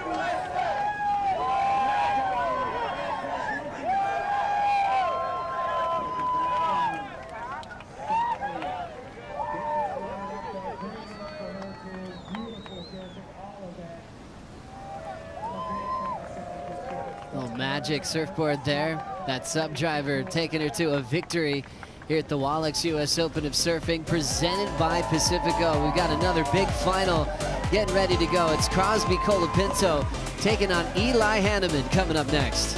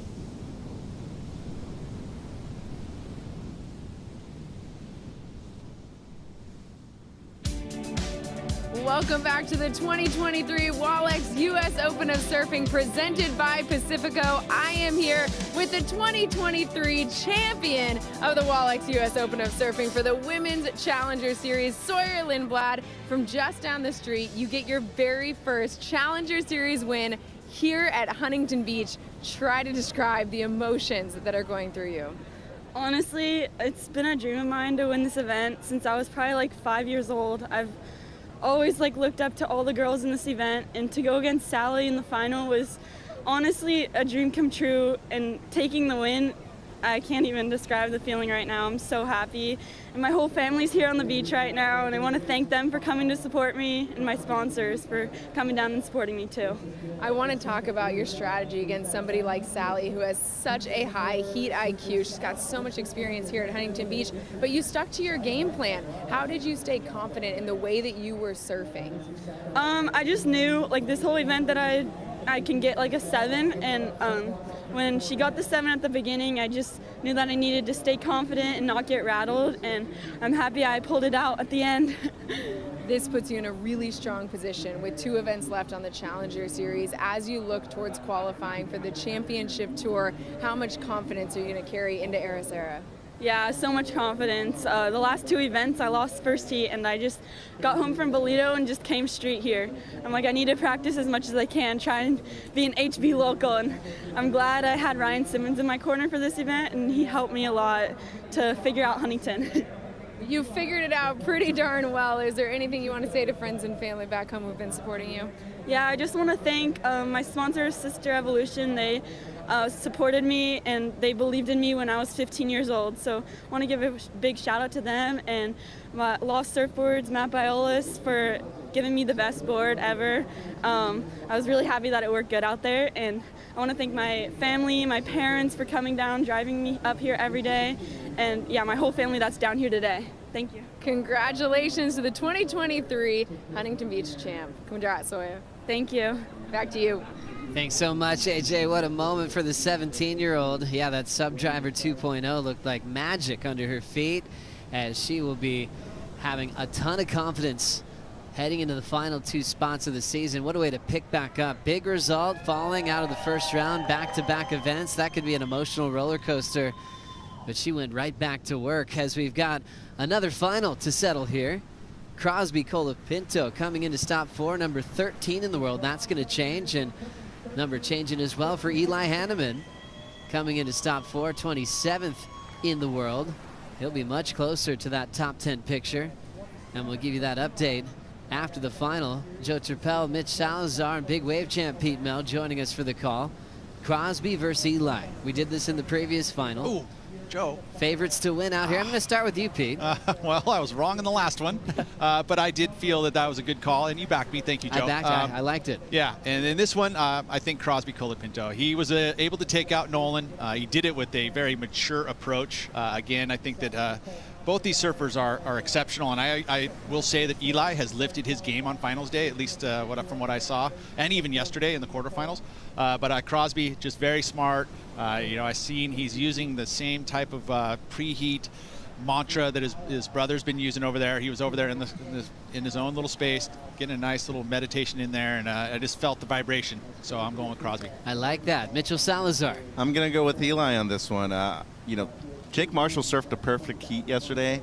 Eli had a priority at the end, dropped an 8.5, won the heat, and his victory against Kanoa today demonstrated to me that he's capable of winning a Challenger Series event. Really like the way he's been surfing, and I feel like he still hasn't even peaked. But he's dropped a couple of excellent scores. I think Eli has what it takes right here. But big opening exchange coming up with 27 minutes on the clock.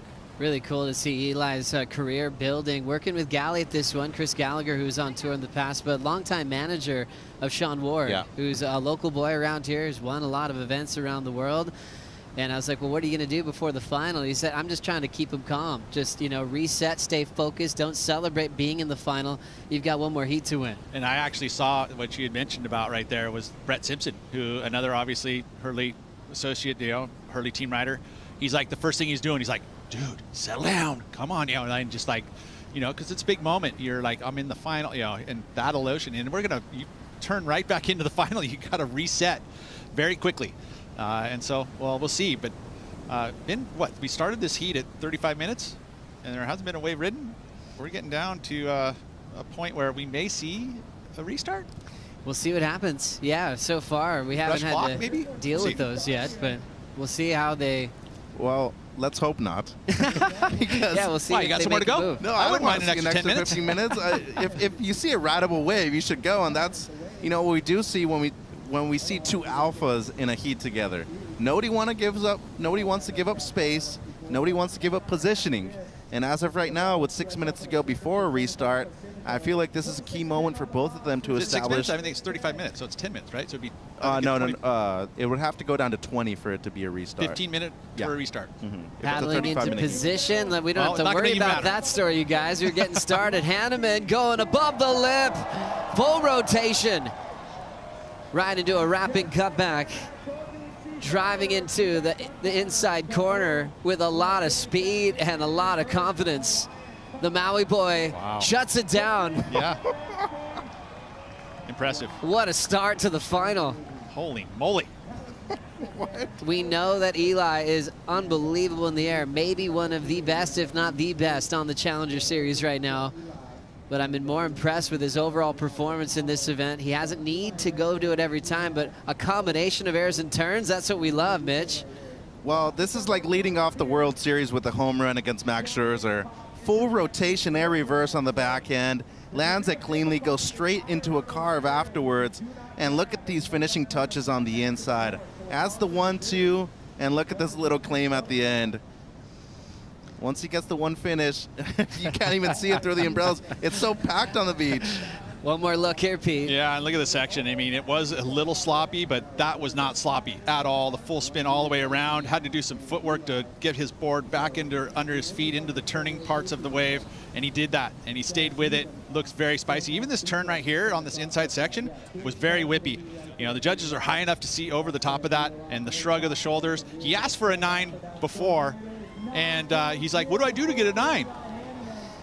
So true. I think he just did it. That's what he's got to do. A 9-point ride to kick off the final for Eli Hanneman. We know Kaipo's down there somewhere. Where are you, Kipes? I'm right in the middle of it right now. I'm with the San Clemente crew. Griff, brother's got to come back right now. What are you feeling about out in the water?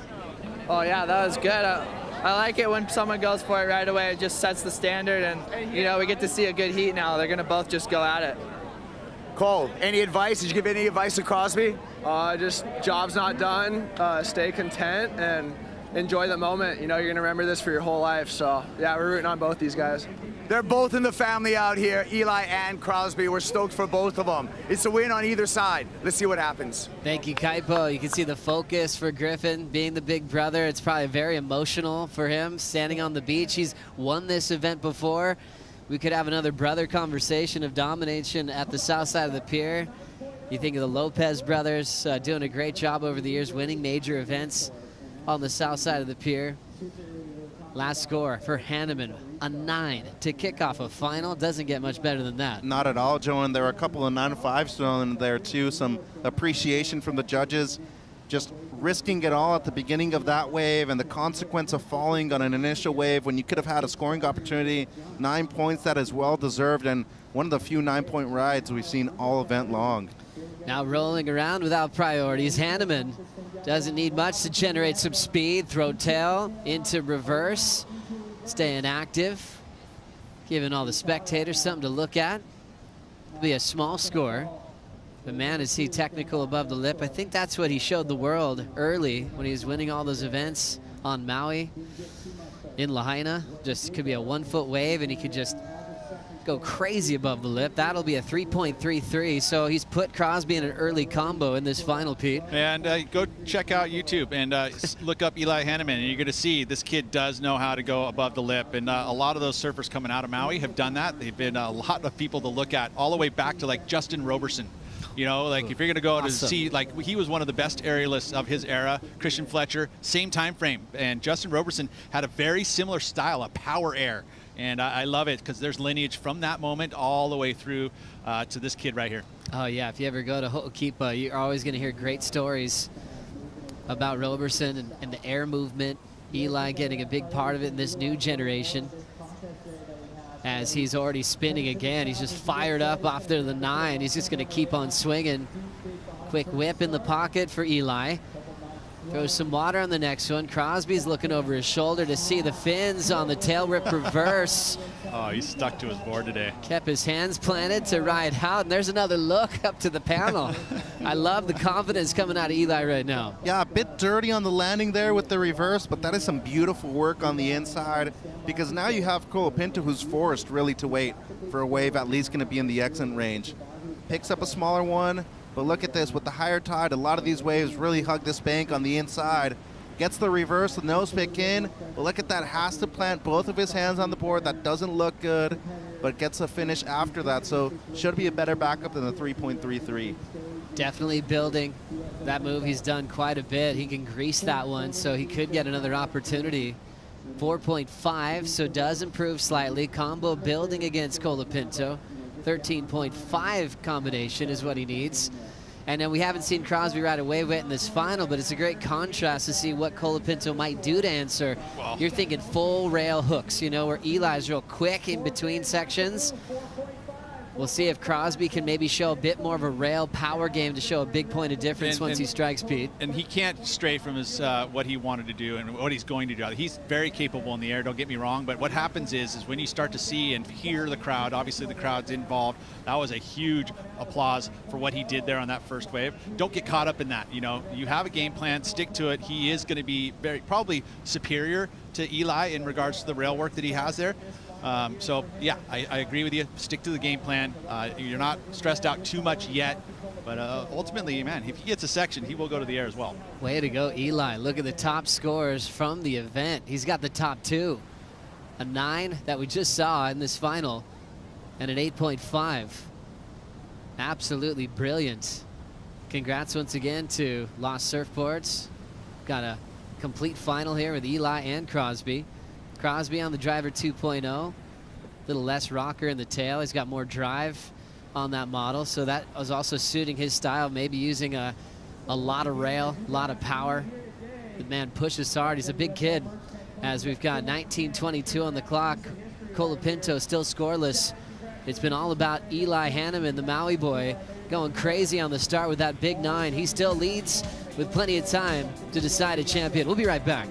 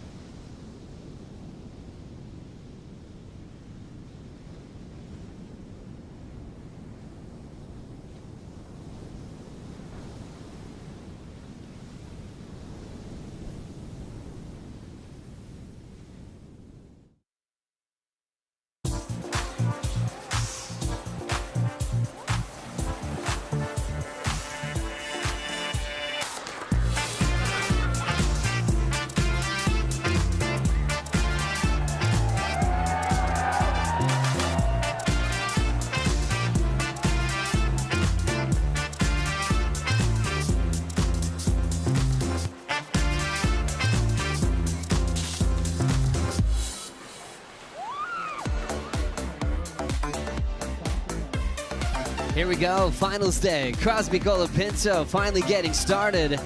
Snap to slide over the foam, throws down the wrap and has to get out of there. So after a long wait, a short ride there for the Cross. He's still gonna need some serious momentum in the back end. Advantage Eli Hanneman. And that's a tough feeling after you've dropped anchor with a game plan in mind of exploding, trying to match Eli's start. That's going to be a 3.93 here, Pete. Take us through it. Yeah, a little bit of chop on the face. You know, all of that lull, the wind starts to affect the lineup, and that's exactly what happened here on this one. It was a wave that broke on the outside. It had some scoring opportunity, but as dirty and chunky as it was, a little more challenging to ride. So Crosby only, he didn't even really finish it. He almost kicked out knowing full well that it wasn't going to be a number that he wanted to keep in his top two. So head back out there and hope that there's something at the end, because at 16 minutes, you just got to keep that positive mindset. He's been understanding of all that. And I think of anybody, he's probably the most prepared to deal with it. It's interesting when you think about these two in the final, kind of sharing some highs and lows recently. I was talking to Mitch Colapinto the other day at J-Bay. And it's like we all deal with social media. After Crosby lost in South Africa, he kind of went into like a little black hole on social media and thinking, is he good enough? And watching, comparing clips and kind of getting lost in that, wondering if he was ready for this tour. You think about where he's sitting now in a final, about to win an event. We know how talented he is, but that mental space starting to be effective, by just having that moment. Turned the phone off, recovered from it well, just got himself into some good waves. And I think the main thing Mitch was talking about is like they can all talk about that. They can openly say how they're feeling and then rise back up, and go in with the journaling that they've been doing. Eli's been really honest and open with his posts after a loss and how hard it is to say, hey, this tour is really, really hard, even winning a round one heat. So I'm really stoked, just that honesty from both of them, sharing their lows, and now we get to celebrate their highs, Mitch. And you want to manifest things into existence too, Joe. There's a lot of keyboard warriors out there nowadays, and I think that's the bad thing about social media, is that you need to be able to know when to shut it off too, and it seems like both of these men doing that for this final here. This is a nice wind-up off the bottom for Hanneman. Slides out, falls, priority to Colapinto. Good pressure right there from Crosby, I feel, Pete. Yeah, and that's what he needed to do in that moment, right? Sitting outside of priority, let's go and look at this wave and pressure Eli into making a decision, which he did. Not going to improve, so job done. Nice positive sign for Crosby to run off of. Okay, I got priority back pretty quickly. Didn't take long to get priority back. Now he's like, hey, Ocean, come on now. And of course, I mentioned about, as we watch this replay here, Troy Eckert's been kind of giving some spiritual advisor to the Colapintos, and there, another one. Somehow he got it. Where'd that come from? So Eli staying connected here, even after the fall. But our intentions create our reality. That was today's manifestation for Crosby. And hey, Wayne Dyer, famous. Passed away, unfortunately, but famous self-help. He's one of the very first kind of people to really start kind of working with people, and that's what's happening nowadays, is that we are able to talk about mental health and how to stay positive. As we see Eli on this one, Mitch. Oh, and this was just beautiful positioning on the inside. Fell on the wave before using priority and gets a great combination of turns with consecutive fashion on the inside, and he was able to find that wave on the inside when Crosby had already just regained priority. He was sitting on the outside, and it seems like there is no doubt that he's going to improve on the 4.5. And to quote Goodwill Hunting, how do you like them apples right there? I mean, with 13 minutes to go, it just doesn't seem like he can make a mistake right now in this final, Joe. 6.83 from Eli Hanneman, and right after the fall, under priority to get a score like that. Solid headspace. We've been chatting a lot with Chris Gallagher. He's loving working with Eli as he's already up again, searching for a ramp. Look out. He'll just kick out of that. Everyone was holding their breath, waiting for him to just skyrocket over the pier.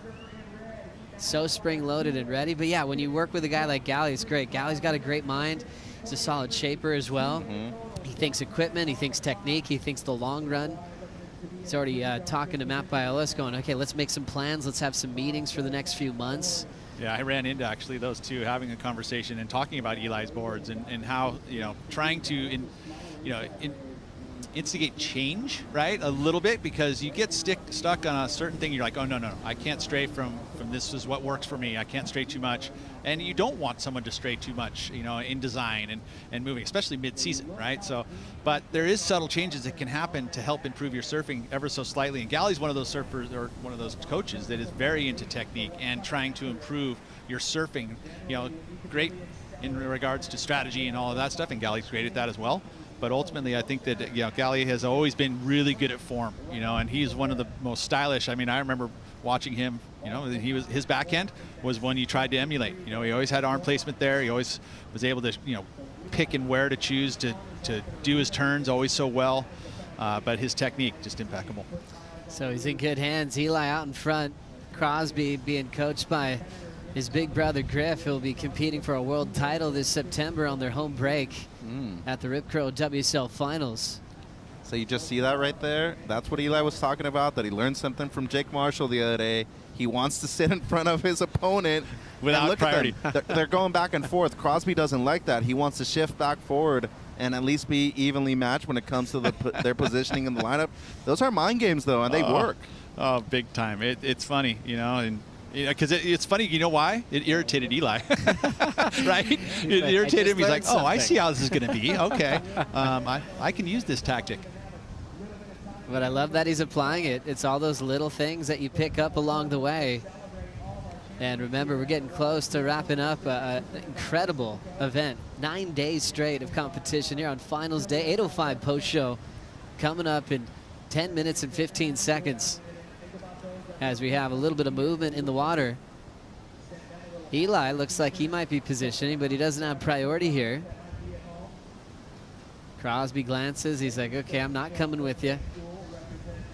Holding court, 3-9-3. Problem is he's comboed, 15-8-3. So at some point, Crosby is going to have to leave that position and just try to break the combination so he has a chance in one wave. He needs 2 8s. And with just under 10 minutes to go, one of those would have to happen in the next 4 or 5 minutes, I feel, because then really applying the pressure with positioning and the use of priority from Hanneman is going to come afterwards.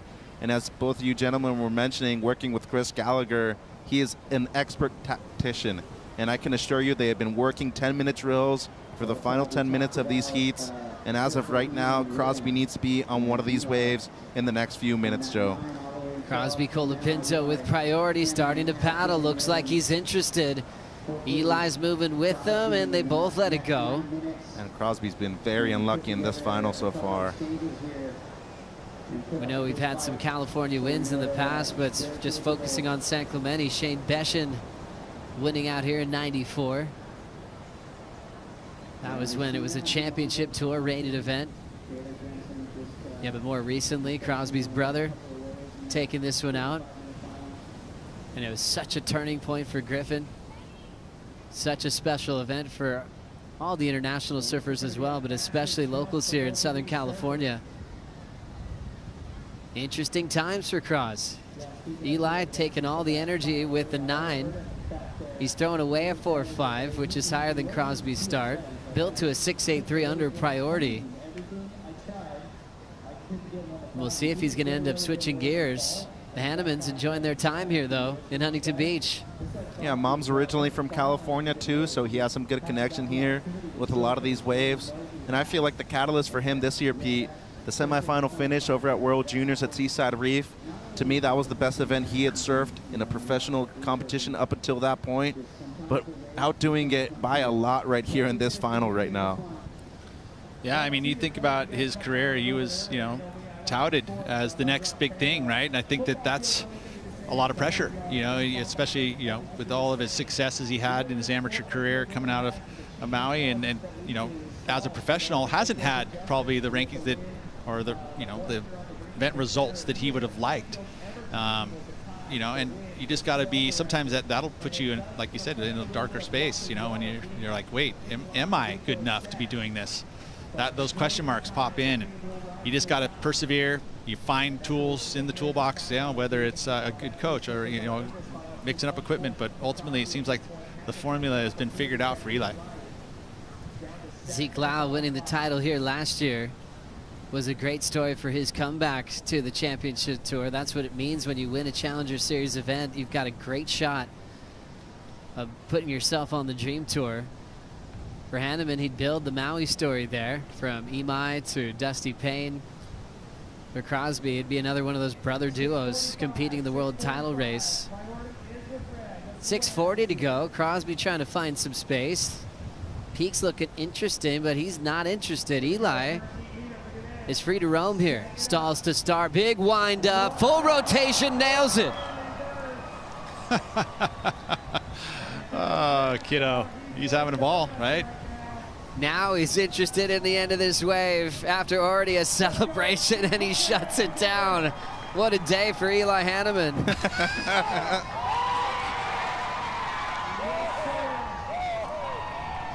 Look at his dad. Stone cold, too. He's like, oh, yeah. It's not over yet. Kurt's awesome. Real cool guy. Can build a house for you in a matter of moments. He's really talented in that. But obviously a longtime surfer, loving his boy's performance right now, Pete. Yep, and look at, stomps it, no worries. A little cleaner than the last one. Probably not as dynamic as a section. He's asking for 10s now. Well, you ain't gonna get that. No, but no, you better than 6.83. Hey, and nothing wrong with asking. But how about the performance, the showman in him? He stopped in that wave to just celebrate it. Why not? To cheer with the crowd. Then he shut it down. Let's go, Crosby. Looking like he's ready to show up. There's a little fin throw. Laying down a wrapping turn. Cros punches the fins out again. He's just trying to put something together. Hanneman looking to better a 6.83. Crosby just had the 3.93 before it. Just looked a little bit rushed. And just maybe just a little bit rattled to this point of this final, Pete. I will say that sitting in the water and you hear that crowd go that loud, you've never experienced it. I would say that in a jersey, I would say that this is an absolute new experience for both of these surfers to be able to perform like that. And I love that Eli's just soaking it in, isn't he? Yeah. He is just on fire. Any positives out of this wave from Crosby, Pete? Well, I mean, fin ditch was nice. It just didn't have the power. There's not enough critical sections with this higher tide, not enough juice, but it'll be his best wave. Over a 5.83 gets him out of combo. I don't know. I still don't even know. I mean, when you even look at the 6.83, was everything as good? The combination was decent, but I felt like there was a moment in time where he let a few waves go at the 14, 15 minute mark, where I kind of felt that was the moment in the heat where he needed to make a comeback right now, Joe. And, with 4 minutes, I just don't see it happening right now. Well, it's the left of this last one is really what it was. I mean, he let that wave go. He had priority at that moment. It wasn't a great wave, though. No. Like, he wouldn't have been able to turn the score that Eli's going to get right now out of that left. Oh, my goodness. Eli Hanneman locked in an 8.10. Last of Colapinto, 5.67. Eli way out in front, back to a severe combination, 17.10. Unbelievable performance. Crosby like you said, a left that Crosby could have had. Yeah. But this is where Eli's starting to flex what he's famous for. He can do a big full rotator on anything. And the really cool part is he's balancing it with some big turns as well. He did that full rot and then shut it down with a big backside hack. Shake his hand. Full of confidence. And these guys are two really good friends. Yeah, big time. Eli's a part of that whole crew that travels together on the Challenger Series, even though he's from Hawaii. Those are some of his best friends in the world. So this would be a dream come true to sit next to each other in a final like this. And literally Eli, since the beginning of the season, with Kolohe and that whole crew traveling together, Eli has jumped on that bandwagon. So yeah, they have sparred together. I wouldn't be surprised if Eli's actually staying in SC San Clemente, during this period of time. Oh, he's been with the whole crew, no matter who's surfing, representing that part of California. Crosby, see if he can do something big for us here. Snaps and just falling out of pace. His rhythm's been solid. I saw him doing his warm-ups. Man, he's got a big smile. He's such a cool guy to be with. And he was fired up. Remember, we ran down the beach before the final started. He was just soaking in the energy. As soon as Eli dropped that 9, just everything seemed to shift. Yeah, the energy was sucked out of him at that point. And, it was a changing moment in the heat. Colapinto's got to look at the positives right now, though. His first final ever on the Challenger Series. Already 2 Finals Day results, Joe. He has 2 more events. And especially when you look at Ericeira, that is a great event for him. His style suits that wave perfectly. Then you go to Saquarema afterwards. You could potentially get a great result there, a victory. And as of right now, just be stoked with your performance. It's a long event, 9 days. You got to be able to keep up a consistency that you don't see anywhere else. But a statement is being made right now by the Surfer in Blue. There is no doubt in my mind that this is the best performance I've seen out of every single finalist beside Cole Hausman on the CS. Eli Hanneman's having a special day. His first final of his career on the Challenger Series, talking about the ups and downs. He's had the highlight reel of being the best surfer in early rounds this season and then has fallen out of the draw. He's split it around now. He's gone from building through this event. I mean, even if you look at every single performance, I don't know for sure, but I would say that his points probably have built. I mean, yesterday's performance against Jake Marshall, Jake was hands down putting up big numbers against Eli, and Eli responded. And again today, same thing, responded once again. And look at this final. Look at that point total. 17.10. That's the best heat he's put together in this event, and it's in the final. So peaking the final, we always talk about that, elevating your performance through an event. He's done that. What an animal. Animal. Leaving the best for the last. Peaking at the right time, Joe. Doesn't get any better than that. A lot of the hard work that he puts in, it's got to be so special for him to realize this moment. And now he's just able to chat with his good friend on tour. Hats off to Crosby. He's going to be moving up in the rankings. We'll have a big jump for Eli Hanneman. We'll give you the whole setup on WorldSurfLeague.com of what the rankings will look like heading into Portugal. And now Crosby's showing how cool he is. He's just enjoying the moment with his good friend. But remember, Griff built too. He had some close calls out here before he won. Runner-up will be Crosby. And let's make it official. Your champion of the Wallex US Open of Surfing, presented by Pacifico, Eli Hanneman. A 9 and an 8.10 in the final. A victory lap as he throws the shove it and reverse. He can do no wrong today. It is going to be raging in San Clemente tonight. The Hanneman's down there. His mom is a wonderful human being, very caring, always inviting everyone over to her house during the holidays. So proud of her boy right now, officially a US Open champion. The biggest win of his career. That's awesome. Look at that visual right there. Jet Schilling, Kate Matson, Jackson Crawford. Dorian's in there too. Yep. Cole. Don't drown him. Easy, you guys. They're so like. Look at the boards. That's love right there, Pete. Okay. I guess so. Couple of hard knocks there saying congratulations. And it just shows how Eli is officially part of the tribe. You'll run into a lot of kids from San Clemente's house when they're there on the North Shore of Oahu.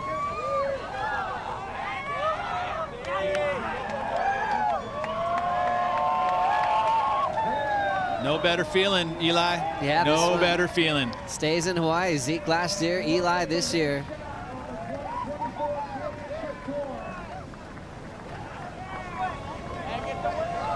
Shion Crawford. Yeah, that's right. Shion on the chair with Jet Schilling. Shion's been hanging out with those guys as well. I think he stayed at Crosby's house. Clean sweep for the Mayhems too, as well. Well done. Matt's been here all day long, been supporting the athletes and talking about how these are really important to him, these events, especially when he's got all these athletes and he gives away a lot of surfboards.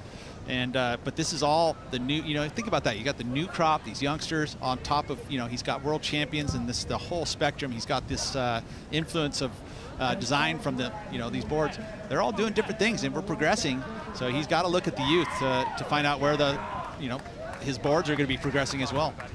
Yeah, Matt's one of those guys. He stays up all night watching heats. He's taking notes, even from team or guys that aren't on his team. He just loves the whole process of surfing, loves the title race. It makes sense why he's making such a charge on the Shaper rankings on the CT as well. Well, he'd be leading on the CS too if he were to have one. Oh, what a final. Eli, a 9 and an 8.10, and getting those numbers with or without priority. making a serious statement today on the south side of Huntington Pier, preparing for a big celebration here on Sunday. First winner, Sawyer Lindblad in the women's. Now, Eli Hanneman, who's with AJ. That's right, Eli, you just looked at me and said, is this real? Your Challenger Series started off this season by losing that very first heat. You've worked so hard for this moment. What did it take for you to become the 2023 champion here at Huntington Beach? It just took a little bit of trust in God. That's all it took. And a lot of very good surfing as well. I want to start with the first wave of that heat. You drop a 9 on a massive air. How did you find what you wanted in the wave so quickly? I don't even know. I know Crosby's so good on the face, and he's like the best of our generation at on the face surfing. So I just went out just kind of thinking like, okay, I got to go do airs because that's what I do. And I felt a little wind come in, and I knew it was my time, but I just had to stay calm and stay ready. I wanted to ask you, so you drop a massive score, that 9-point ride, but there's still so much time in the heat. How did you approach the rest of it to make sure that the strong start you had could be backed up? I honestly wasn't even that stoked when I got that score because I knew what Crosby's capable of, and I just had to stay patient and wait for another one, and it just came my way, and I did it. Yes, you did, and you now have your very first win here on the Challenger Series. Just walk me through what this moment means. This means everything. I mean, you work so hard every single day, and for it to finally pay off is just crazy. It's unbelievable. Like I feel like I've lost so much in the last 2 years of being on this Challenger Series, and I can't believe I won one. Like, it's like just making one heat is just so hard on this tour. And I mean, I came from round 1. I was in the round of 80, and I surfed like 6 or 7 heats. I've been in this event for 9 days, so I'm ready for a nap. And it all comes down to the chair up. You have a massive crew who's been here supporting you all week long. What do you want to say to family and friends? Yeah, I just want to say thanks to all my friends, my girlfriend, my family's here on the beach. My friends are the best ever. Like, it's so unbelievable to have friends that support each other and that are like happier than I am and that I just won. So without these guys, like, I don't know, they push me so much, and I don't even know where I'd be if I didn't have such a good friend group. So thanks to the boys, thanks to my family, my friends, my girlfriend, everyone at home in Lahaina, this is for you. I know everyone's watching. Sorry I haven't got back to your messages, all of them, but I'm coming home. With the trophy, congratulations. Thank you. Back to you. Thanks so much, AJ. Eli Hanneman. What a special interview. Definitely my favorite. I've ever listened to him speak about his performance, what he's been through, and to be a U.S. Open champion. A really special day for the Maui boy. Yeah, and looking to qualify for 2024, Joe. It starts here. Got his first win. Really special day. Eli did it in a lot of different ways, air and on the face as well. And I love that he mentioned that. He said, hey, I know what I need to do to go out there and win, and he did it very first wave, very first maneuver of the final. And so congratulations to him. The fact, 9-day event, right? This was a marathon. It was a long, long event, one of the longest we have on tour. So you have to persevere. You have to stay involved. He did that all the way till the last heat of the day and did his best performance that he could possibly do in that moment. Good job for Eli. Thanks so much, Peter Mel. Muchas gracias, compa. Michel Salazar. We are going to enjoy this celebration here on finals day at the Wallex US Open of Surfing presented by Pacifico. 8:05 post show coming up next with Cote, Matt, and Mitch. We'll see you there.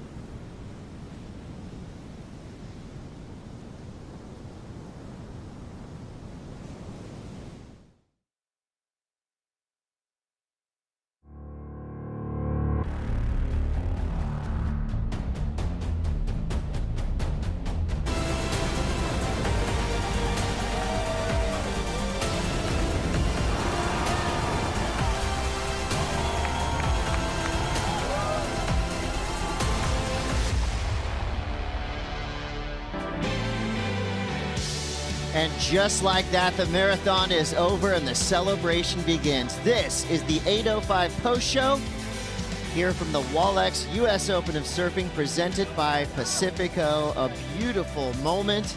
Our champion, Eli Hanneman,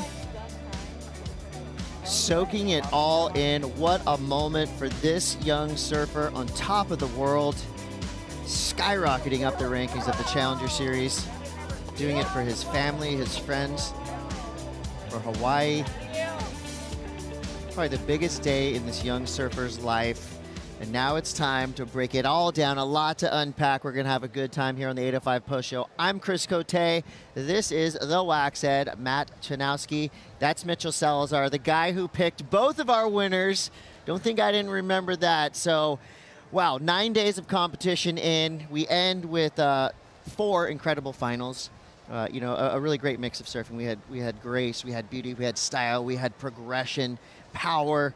Really something for every type of surf fan. So let's get right into it. That last final, I think that, you know, I wouldn't necessarily call Eli an underdog, but in terms of beach support and kind of hype levels, you would think that Crosby was going into that as the favorite, but that story quickly turned in Eli's favor.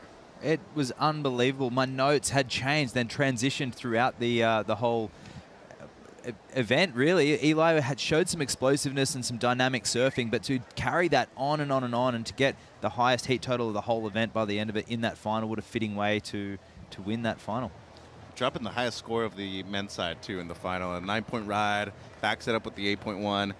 Talk about peaking at the right moment, Chris. He did it right there, and I just feel like right now he's over the moon. It's obviously the biggest win of his career so far, but he proved a point right here, too. A lot of people doubted his skills when it came to competitiveness. Being in a jersey, that's no longer the case. He's up there right in the top of the rankings and looking for a shot to qualify for 2024. Absolutely. Eli has always been a threat in a jersey, but that has since magnified with a huge win like that. Let's take a look at how Eli Hanneman became the champion here at the Wallex US Open of Surfing. No easy task if you look at all the names he had to go through. Last year's runner-up, or 2 years ago, runner-up Jake Marshall, he went through him in the quarters. Then he went through the event favorite, hands down, Kanoa Igarashi, a 2-time winner here. Eli took him out in the semis all the way to the finals, where you're absolutely right, Mitch. He peaked at the right time. This is how he started it. I mean, flying out of the gates. Did some of the best airs we've seen of the entire week, and he did them right at the appropriate time. These waves did not look super easy to surf, but he put on an incredible show for all of us. He just looks so explosive, came right out of the gates, and look at that, just looked up the judges, wanted that 9, and just so much unpredictability the whole event. And you're right, Mitch, just peaking at the right time is the best just way to sum it up, because he's just so aggressive, but he had this weight transfer that looked effortless, carrying flow throughout these radical maneuvers. And you know what happened too? It just seemed like his confidence was sky high in the final too. After getting the better of the opening exchange, Crosby wasn't able to answer back. His best right there, 5.67, still didn't break combo. Had a high 3 at the beginning of this heat that we're looking at on screen, but Eli Hanneman had the best performance in his life at the end of the event, and he made it through from the round of 80, as you mentioned too. Had to surf as many heats as anybody else, Chris. Well, and for Crosby Colapinto, of course that's going to sting in front of his hometown crowd, but I think the main takeaway for Cros is that now there is the belief, right? He's had some real up and down results throughout this year on the Challenger Series. With a second place finish here, huge points. He jumps up the leaderboard here. So this is what we're looking at right now for the Men's Challenger Series. Your top 5 is Cole Houshman, Jacob Wilcox, Crosby Colapinto, Eli Hanneman. Look at that. Our top 2 finishers. And we've been talking about that all week long, right? A big result here can change everything. You go down the line to number 10, Joan Duru. Of course, this is all going to switch up even more. Cole Houshman, he has qualified for the 2024 Championship Tour. And now we're just waiting to see who's going to join him up there in that rookie class, which we know is going to be stacked. So with that, now it's time for the real celebration to begin. Our award ceremony here from the Wallex US Open of Surfing, presented by Pacifico. Take it away, Joe. Thank you so much, Chris. Hi, everybody. Thanks for being here. Did you guys have a good day? Oh, we love it. You fans are incredible. We love being here in Surf City, USA. Welcome to the official awards presentation for the Wallex US Open of Surfing, presented by Pacifico, a 9-day surfing festival that's kicked off last weekend, and it was incredible. We had great waves. There was no Huntington hop this year. The sandbar was insane, and we absolutely scored. We know we've been surf-starved in California for a couple of months, and everything came together. We couldn't be happier. Big thanks to the local crew for giving us your lineup for 9 days of competition and all the support from a lot of the heroes from this event, from two-time US Open champ Brett Simpson, who didn't even miss a heat. So thank you so much. This event is important for the Challenger Series for qualification. Stop number 4 out of 6. Also being a prestigious US Open title that has gone on for many years. It officially was branded the US Open back in '94. And we have so many great stories, from Lisa Anderson beating her hero, Frida Zamba, who was the best out here at the time. Also Lane Beachley, her longtime rival, getting big wins. The great rivalry with Kelly and Shane Beshin in the title race, where Kelly paddled around Shane and when a world title was on the line. And so many more to look forward to in the future. Officially, WSL would like to formally recognize that Huntington Beach is the traditional homelands and shared territory of the Ahashiman and Tongva peoples. It is known by the place name Lukupagma in the Ahashiman and Tongva languages. The Ahashiman people have lived in the place we call Orange County for over 10,000 years.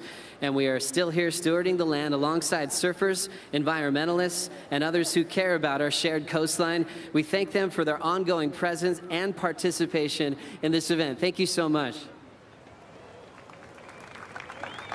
Big thanks to our partners, our title partner, Wallex, and our presenting partner, Pacifico. Thank you so much. All of our event partners. Yeah, let's get behind them, making this event possible. Cup Noodles, Hurley, 805 Beer, Red Bull, Sambazon, Shiseido, Surfshark, Yeti, Aloha Collection, Aventon E-Bikes, Board and Brew, Boxed Water, DeVille Canned Cocktails, Feel Goods, FlexFit, Fujifilm, Huntington Surf and Sport, Jack Surfboards, Nixon Watches, Pura Vida, Ralph's, Tractor Beverage Company, USAF 330th Special Warfare, Visit Huntington Beach, William Grant & Sons, Professional Tech Ball, Tractor Soda, Victoria White, and U Theory. Let's give them a round of applause. Special thank you to our WSL One Ocean community partners, Native Like Water, Orange County Coastkeeper, Surfrider Foundation, and Wild Coast. And a special thank you to IMG and all the event staff that make this 9-day festival possible, and the city of Huntington Beach for hosting us once again. Thank you for our athletes providing us a big show all week, and the local community for giving everything for us in the water and on land. We got some really cool people up here with me today. Travis Logie still got it, by the way. He could have put a jersey on, no worries. Thanks for all you do, Trav, for the sport. WSL Senior Manager of Tours and Competition. Let's hear it for Travis Logie. And jumping over to Will Hayden Smith. Thanks, man. You've been around for a long time. You made great decisions in this event. Always great to have your company. WSL Senior Manager and Global Development Tours. Thank you so much. We also got Mayor Strickland here from Huntington Beach. Always fun hanging out with you. Thanks for being a great host for us and helping us with our runner-up trophies for the presentation. Let's hear it for the mayor.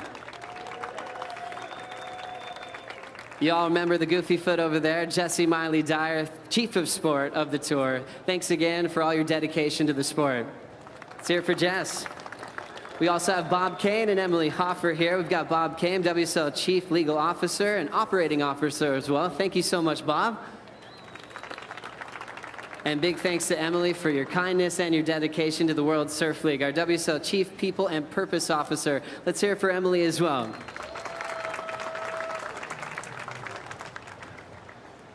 Let's get into our champions here.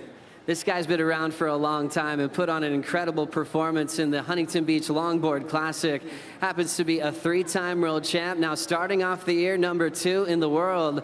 Let's hear it for the man from Southern California, Taylor Jensen.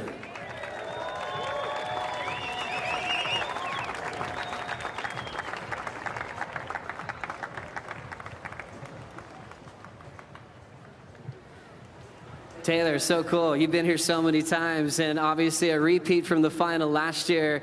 It's got to be fun when you see Connie Stewart's name in the draw when you get to compete against him. Yeah, super fun, a little terrifying. He's getting really good, obviously.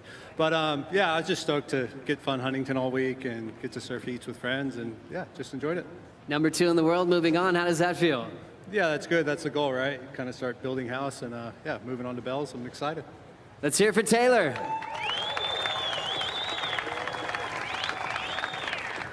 Speaking of 3-time world champions, let's get behind this surfer from the North Shore of Oahu. Your runner-up in the women's final, Honolulu Bloomfield.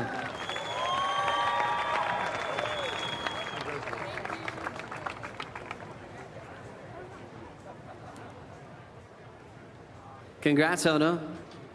Another kind of repeat moment from the final last year. Had it been fun to get through a lot of great heats again and showing that you've got a special connection with this place. How'd your surfing feel for you? Oh, you know, it felt pretty good. It's always fun to surf finals with Kaylee's. We've done it quite a few times now. But yeah, I think it's a good start to the year for me, and I'm really happy. So congrats, Kaylee's. And yeah, thank you guys. Awesome, enjoy the moment. Let's hear it for Hono.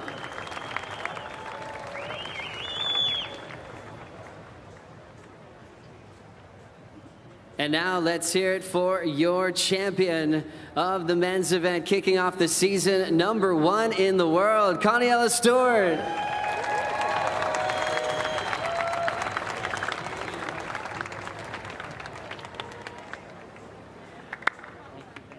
Congratulations, what a special feeling. Got off to a great start in that final with Taylor. I saw you guys at the end kind of sitting really close to each other. But you guys had some big smiles on your faces. What were you guys talking about with a couple of minutes to go? It was pretty funny. He was asking me how I scored an 8, and I was laughing. He was laughing, and it was fun. Really cool. What is it about Taylor that brings out greatness in your surfing? This guy's the best of the best. Definitely look up to him, and I watch a lot of his surfing. And yeah, the goal is just to win a world title and bring it back home to Hawaii. Have you been to Bells in El Salvador before? I have not yet, but I can't wait. What a brand new year. Congrats, you're number 1 in the world. Best of luck, best of waves. Thank you guys, aloha. Connie Stewart, your champion of the Huntington Beach Longboard Classic. Another great champion, also like Connie, representing Waikiki. Let's hear it for your champ, Kaylee's Kaleopa'a.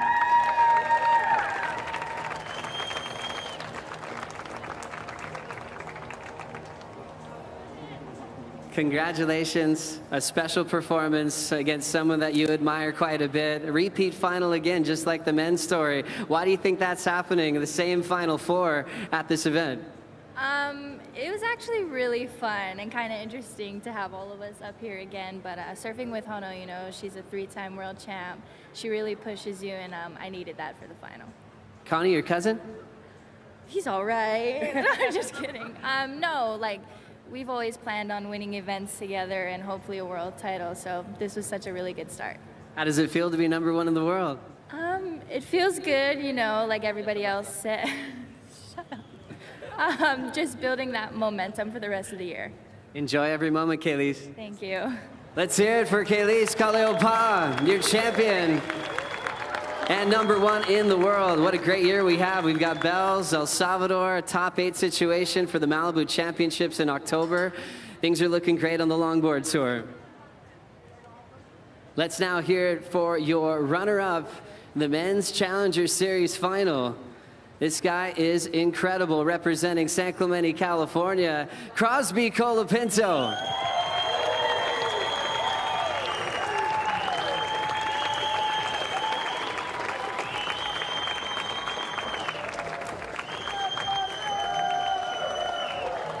Special day for Cross. Congratulations, my friend. This has got to be incredible. And knowing that, you know, your brother's been in the final here in the past, but I think every part of your friends and family crew is here on the beach really backing you. How does that make you feel? Yeah, it was great. You know, I had my whole family here, my grandparents and my dad, and my brother was coaching me. So it was a super special contest just to be home and surf in front of my people. And shout out to my grandparents and my whole family because I wouldn't be here without them. So yeah, it was just a really fun event, and I love Huntington.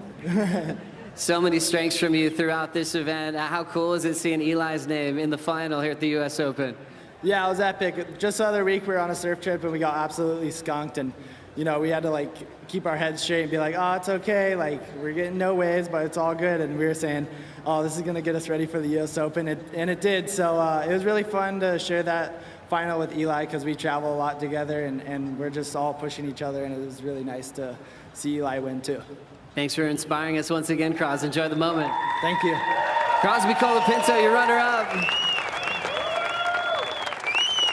Let's now hear it for your runner-up in the women's final, someone we've seen for a long time competing in the world title race, Australia's own Sally Fitzgibbons.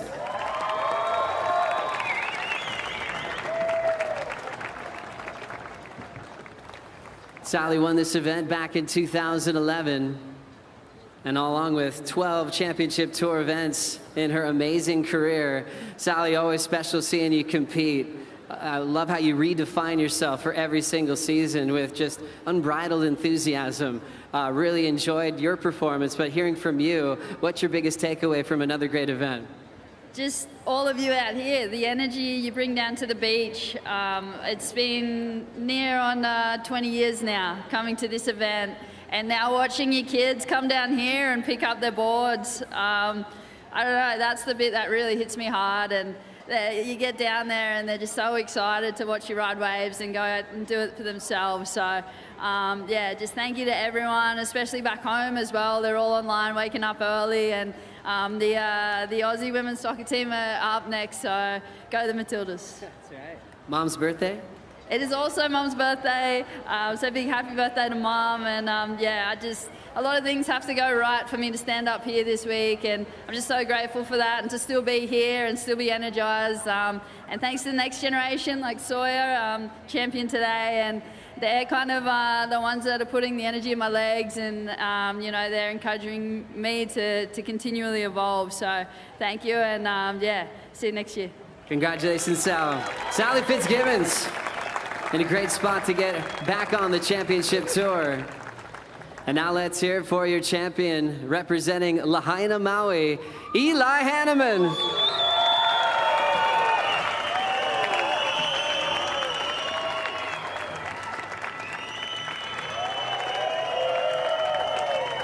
What a special day. Eli, this is incredible. I've been loving how you've been kind of sharing the ups and downs of competitive surfing through your social media, talking about how hard it is just to win a heat at this level. But to win a Challenger Series event and the prestige of the US Open, does this feel real at the moment? No, not even close. But yeah, I don't know. I just had this like weird feeling all week. Like I've been in this event. I was in the first round, so I've been in this event for like, feels like 2 weeks. But yeah, I just felt like, I don't know, I just felt God's presence inside of me the whole entire week, and I just felt calm and collected and confident. And I'm just happy to go out and execute. Execute 9 to kick off the final? What did that feel like? To be honest, I was like so locked in, I didn't even remember, but it didn't feel like a 9, but I got to go watch the replay and just, I don't know. I would say see what I did wrong, but I won, so I'm fine. You didn't, I can tell you what you did, but we'll get back to that later. Then you backed it up without priority. It kind of looked like you were lights out at that point. Crosby obviously had the role of sitting priority. You're just having a free surf. Did you have adrenaline kind of firing you up after the 9? Yeah, I don't know. It felt like it was better than the first 9 that I got, or it wasn't a 9, it was like an 8, 9. But yeah, I mean, you never are too sure at this level. Like guys can get 2 8s in a matter of like 5 minutes. So I wasn't counting Crosby out at any point in that heat. And yeah, this feels fake. What's the plan tonight? I don't know, but I'm gonna go hang out with all my friends for sure. Enjoy every second of it, Eli. Thank you. Your champion of the Wallex US Open of Surfing, presented by Pacifico. Sally was just talking about the next generation. I remember seeing Sally surf here when she was about similar age. I couldn't believe how fast she was going here at Huntington Pier. And what a special day for a surfer that represents California and San Clemente just down the road. Let's hear it for your champion, Sawyer Lindblad.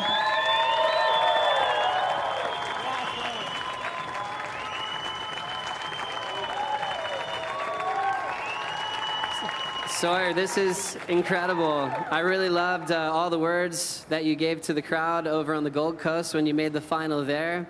And you were feeding off all this love that you had from your great support crew. It feels like that's when you turn in your best surfing, and you got to get this major win. Is this the best win of your career? And how does it feel to get it at home? Yeah, for sure. I feel like I've gotten so many seconds in my life, so this is definitely a pinnacle moment in my surfing career. I just knew, like, before the heat, there's no way I'm getting second. I'm just going to go out there and try my hardest, and I'm happy I got to came through with the win. Kind of different from Eli, where he got the big score early in that heat. Sally got the 7 early on you. Were you doubting yourself at that point? Not really. I knew that I needed to stay calm and confident, and it was honestly really hard. Like, she put a lot of pressure on me at the beginning of the heat, and I knew that I just needed to surf my absolute best to come back. What did she say to you at the end of that final? She just said to enjoy the moment. I think that's what you should do. Congrats, Sawyer. You're a legend. Thank you.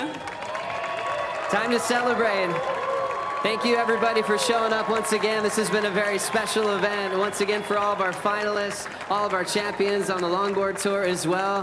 Thanks for having us, Huntington Beach, and we'll continue on the broadcast with the 8:05 post show. Take it away, Chris.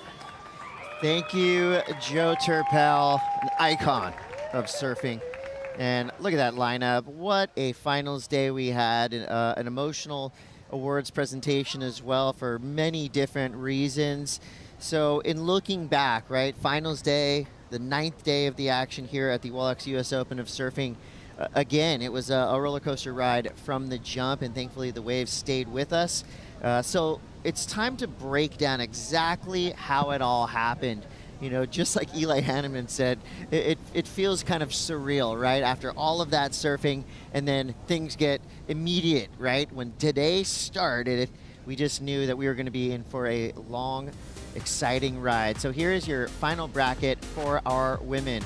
On the Challenger Series, Sawyer Lindblad, I mean, she did it the hard way as well, going through Luana Silva, Ellie Harrison, and in the end, taking out one of the greatest surfers of all time in Sally Fitzgibbons. And she told Joe right there how special this win was. And, you know, to be 17 years old and to get a victory like this early on in her career must be just an incredible feeling. And here's how she did it. Pure power surfing style, fluidity.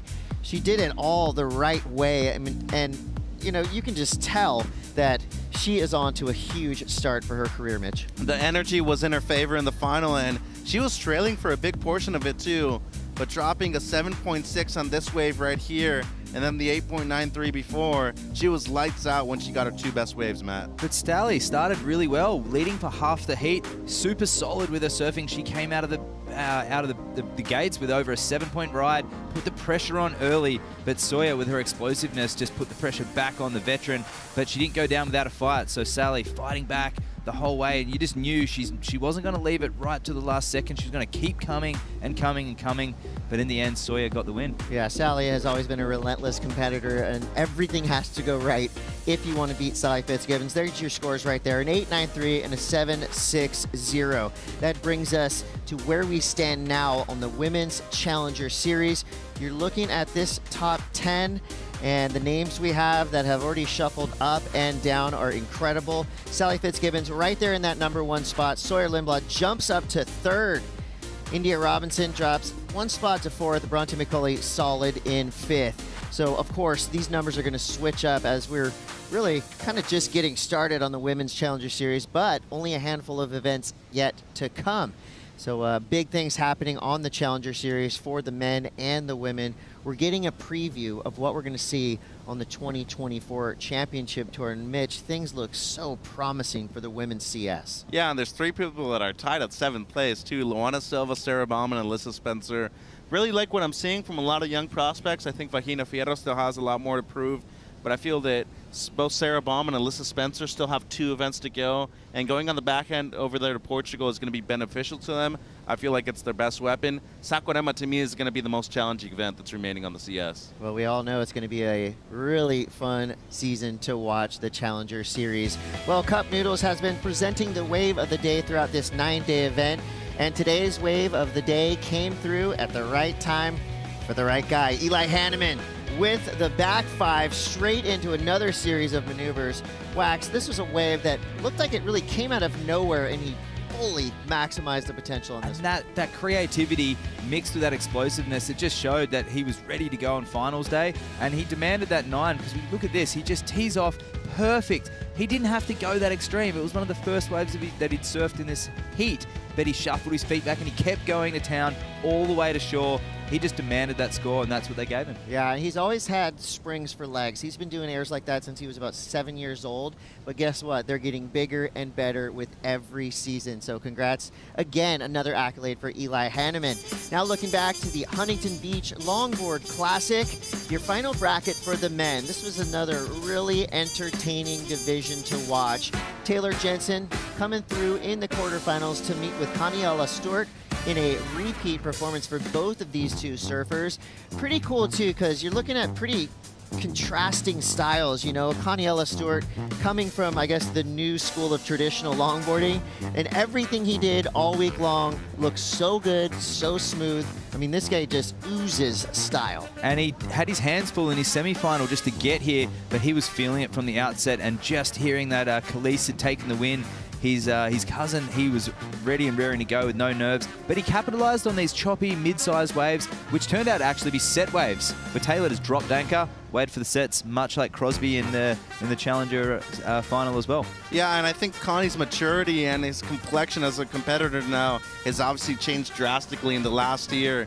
Coming up against last year's champion, Taylor Jensen, as we see there, no slouch either. I mean, he can do it on rail, he can do it with the nose rides as well. It just seems like the wave selection was a bit better in the final. That's why Connie was able to get the excellent score and the great backup afterwards. But you got to be very happy for Taylor Jensen starting off the World Championship run with a runner-up finish, Chris. Yeah. Pretty good start to the season. This guy's an absolute beast. I mean, he's going to be doing this for 20 more years. He is that good. And for Kaniela Stewart to beat Taylor Jensen in waves that I would say favor Taylor just because he has so much experience here. That right there is going to be a huge momentum burst for Kaniela, who now sits on top of the world. Your men's longboard championship tour, current #1 is Kaniela Stewart. Taylor Jensen will be your #2. But another huge story that transpired right here in Huntington Beach was the story of the surfer from the Philippines who may not have won the event, but definitely won the hearts and minds of this crowd.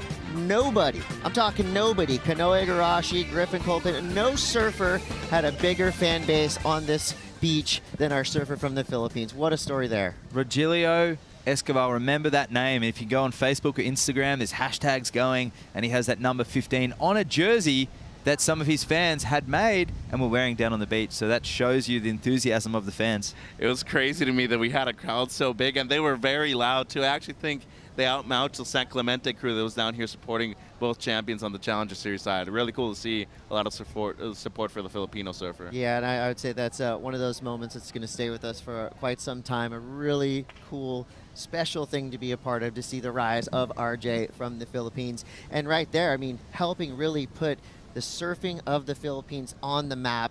And we'll see, because we know that that scene is going to be growing by leaps and bounds. The regional qualification series is the biggest breakthrough. 5 years ago, chatting about it in the early days and just seeing where longboarding could go, and that cultural evolution that we've seen through the longboard tour, thanks to so many people. But this is the evidence right here. We have uncovered this talent, and we knew he was talented, but he just hadn't had the stage to do it. He had a recent show in the ISA, but really this has elevated him to a new height, and we'll see where he goes and how he goes at Bells. Oh, and more to come for sure. Well, the Huntington Beach Longboard Classic women's division, of course, shine a spotlight on some of the most beautiful surfing we've ever seen in competition here in Huntington Beach. And Khalees Cleopa'a, again, no easy run. She had to go through past champions to get to the finals. Honolulu Bloomfield, a 3-time world champion herself. In a rematch from last year, and it felt like it had that push and pull that we saw from all of our finals. Both surfers getting involved quickly, dropping big scores. What was the difference in Khalees's performance to take over this final? It was just those clean turns mixed with the nose riding as well, but the dynamic finish keeping the flow, grace and style throughout her whole performance.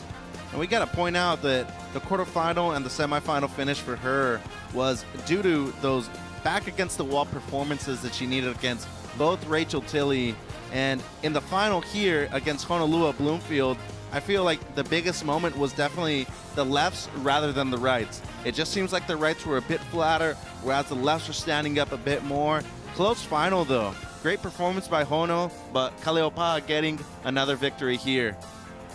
Yeah, this just shows you where we're at. The current state of modern women's longboarding is in excellent hands. Every wave was a beautiful story. It was, and Mitch is right. The lefts really told the tale with Kaniela getting some of his best scores, and obviously Eli as well, and Sawyer on the left. So right's looking good. Judges loving the lefts because it disappeared for 5 days. That's true, and we do have a wave of the day as well. As you see the scoreline for our surfers there, the Women's Longboard Tour, the Championship Tour, right now in the hands of Khalees Kaleopa'a. She is your current world #1. Honolulu Bloomfield, pretty much right where she belongs, up there in the top 2. That's going to be a fun battle to watch throughout the season as well. Congrats to Sophia Colhane and Soleil Erica on great performances as well. Your Cup Noodles wave of the day for the longboard division goes to, drum roll please, of course, the smooth stylings of this young man from Queens on the South Shore of Hawaii. Cool, calm and collected sums up Kaniela Stewart. Style well beyond his years, and he clicks the heels there, runs all the way back, and he finishes with a dynamic rail turn just to top that one off. Kani, the showman, the beach boy, but he's proving as a seasoned competitor that he's no one to be messed with. Hey, was the afro still dry on that wave I too? think his hair was dry. Absolutely, yeah. It was crazy. That thing gives him powers, but hey, awesome to see him win, and for the first time getting it here in Huntington Beach, I think even better. It's the cherry on top of the cake, Chris. Absolutely, and that sets us up for a really fun year on the WSL Championship Tour for longboarding, with much more to come. Well, we're going to take a quick break after you see these awesome visuals of our champions getting chaired up the beach. Your top 5 moments are coming up and more. Don't go anywhere. We'll be right back. The 8:05 post show continues.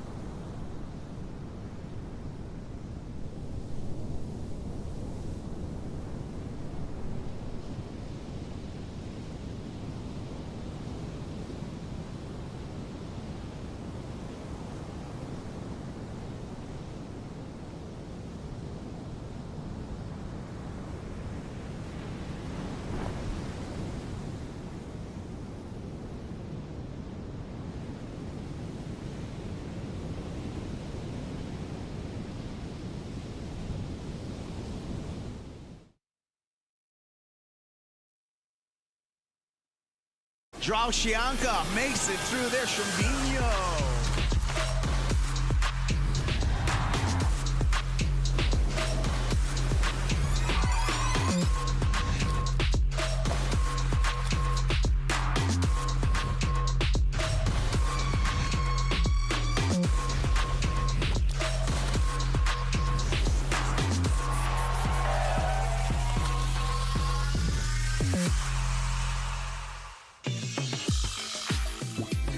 The end boss is near. The Rip Curl WSL Finals is around the corner, and I don't want to freak anybody out, but literally next week there's a monster lurking in the South Pacific at the end of the road. Shiseido Tahiti Pro coming up as well. I know surf fans, this is your favorite time of the year. Tahiti, trestles, it all comes down to this. The excitement levels have been building throughout the entire season, and the final 5 picture is actually starting to tighten up a little bit. A lot of those spots are clinched and filled, but there are a few surfers still in the hunt for potential glory in the upcoming Rip Curl WSL Finals. Let's start it off with your WSL Final 5 picture for our Women's Championship Tour. Here's what it looks like right now. One spot up for grabs is Carissa Moore. We've got Tyler Wright second, Caroline Marks in third, Molly Picklum in that 4th spot, Caitlin Simmers right now in the hunt in 5th. 6, we've got Lakey Peterson, Steph Gilmore, Tatiana Weston-Webb, Gabriella Bryant. Mitchell, I'm going to ask you first, who is going to fill that 5th spot? I think we're keeping Katie Simmers right there in number 5, but I do feel like there is a chance that both Caroline and Molly could flip-flop positions, and there is a change in positioning right there because you wouldn't have to surf an extra heat. Wow, both Carissa and Tyler are very far out front, though. I mean, I don't see anybody knocking out Carissa from number 1. And Matt, in looking at that list right there, you know, last year, the ultimate Cinderella story with Steph Gilmore going from 5 to 1, all in the span of one day. Do you think there's a possibility that Carissa Moore is going to let that happen again? I don't think so. I think Lakey Peterson will jump in. I can see that as a little bit of a smoky. I can see her coming and charging. She's given it a big, hard go in the past, and I think she's got what it takes to clinch that spot. A few things have to go her way, obviously. Same with Steph, but I think Lakey could clinch that. Yeah, it's easy. All you have to do is throw yourself over the ledge at the scariest wave on the planet. So good luck to our women as they head towards Tahiti. Now let's talk about the men. A little bit more breathing room here in your WSL Final 5 snapshot. Toledo, Ethan Ewing, Griffin Colapinto, they are locked in. Chianca, Dora, Medina, the 3-headed monster from Brazil, all trying to work themselves into that top 5. And I love that we have so many surfers still in the hunt. Mitch, who's got the best shot here? Well, I don't think Joao Chianca is still settled in at number 4, but there is a huge amount of separation between 4 and 5. I actually like John John's chances, but looking at the forecast, I'm going to have to go with Medina and Dora actually making 4 and 5 right there. All right, that's a great call. And, you know, Matt, when you're looking at this list, so for the men and for the women in the top 5, we still have to figure out where they're going to be in order. That'll happen after the Shiseido Tahiti Pro. And again, on the men's side, I mean, Toledo, lower trestles, of course, that's a big story, but then you got to factor in Griffin Colapinto and whoever else gets to slide in those last 2 spots. I mean, if Jack Robinson makes a late charge, we know his air game's there and he's got something to prove. But there's also one way down the rankings. Ryan Callanan, he feels like he's underdone a little bit in previous events, and I feel like he really could go crazy and make a late charge. From 2 top 5s to 1 more top 5 here to wrap up our event. Of course, we had 9 days of action to choose from, thousands of waves to look at. I want to give full credit to our crew behind the scenes for going through all these waves and giving us our top 5. Number 5, Connor Coffin. Final heat in a jersey, but do not say the word retirement. This guy's got a lot left for us surf fans. And thankfully, he is now free to roam the world and put together some incredible video parts. I can't wait to see what Connor does next. Absolutely. Even just on that wave, you see style and flow carrying through the maneuvers. And I have a feeling that whatever he puts out in the next few months or years will include those 2 words, style and flow. So it's a lot more than just, you know, heats and winning and surfing, emotional moments down here, Mitch. That was a really fun and special thing to be a part of. Connor Coffin, taking off the jersey, but keeping on the jersey, we know Silvana Lima's got a lot left in the tank in terms of competitive surfing. Did the best air we saw from any female in the draw. That was awesome. No, and got the best score of the event off of it, too, a 9.33, showing she's still got what it takes to compete at the highest level, Chris. Always exciting to watch. Cole Hauschman has locked in his spot on the 2024 Championship Tour with surfing like this. Qualified for the CT, made it official in Huntington Beach. And he has the body shape to prove that he can do it on the CT, throwing so much water. He was surfing very stylish, but he could have gone a lot further. This competition was clinched in the last 10 seconds, so he wasn't able to progress, but he was surfing so well. It must be tough to get the best news of your life, like midway through your work week. You know, you can imagine you win the lottery at your job. Do you finish that week, or do you start partying right there? Your number 3 moment, Cole Hauschman making it official, qualifying for the 2024 Championship Tour. Mitch, our women's longboarders, again, you can't say enough. They put on an epic show for all of us, inspiring stylists all over the world to try their best to surf like this, but I tell you, Khalees Kaleopa, she is a special, special surfer. And both of them getting wins coming from Waikiki and that part of Honolulu. But look at the style. That fade from Connie Stewart is a thing of beauty. Great to see him get his first win here in Huntington Beach with great conditions on offer. Yeah, and no surprise and fitting that the titles both go back to Hawaii. Absolutely. They put a lot of time in. You can tell the preparation in the background. Someone who's prepared a lot. Here we have our number 1. This is going to be a big time celebration in San Clemente for Sawyer Lindblad. She's still a junior. She's 17 years old, and she just won the Wallex US Open of Surfing, Mitch. And both are champions on the Challenger Series side, peaking at the right time, having their best moments and their best heats in the final. Here we see a 9-point ride from Eli Hanneman. Was loving the performance and the energy that he brought to these final performances, Chris. I mean, this kid's got a lot of pop in his surfing.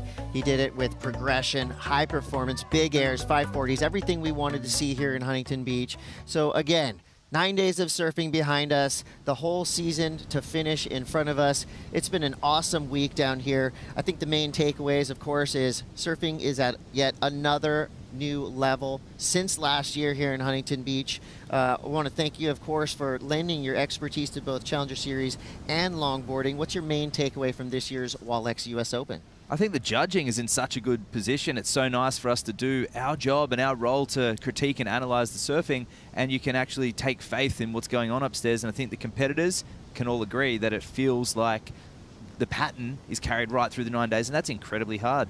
What about you, Mitch?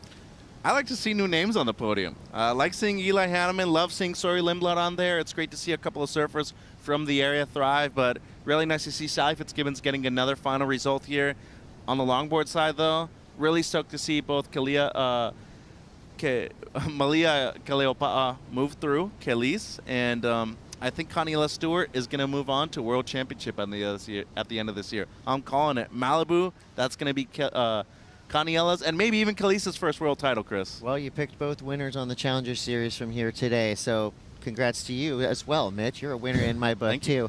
Well, hey, on behalf of all of us here at the WSL, all the people right here, all the people behind the scenes, we want to thank you all for watching. You surf fans, you did it, and you gave us the energy that we needed to get through an awesome event, and we can't wait to see what happens next. We'll see all of you in Tahiti.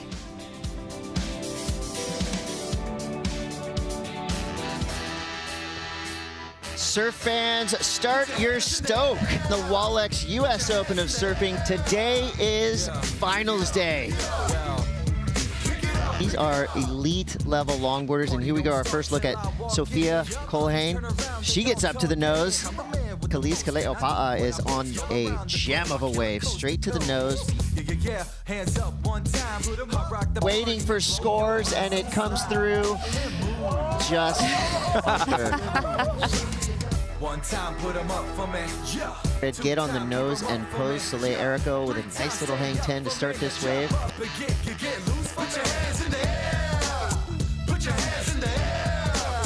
Your finals are set for the women here at the Huntington Beach Longboard Classic.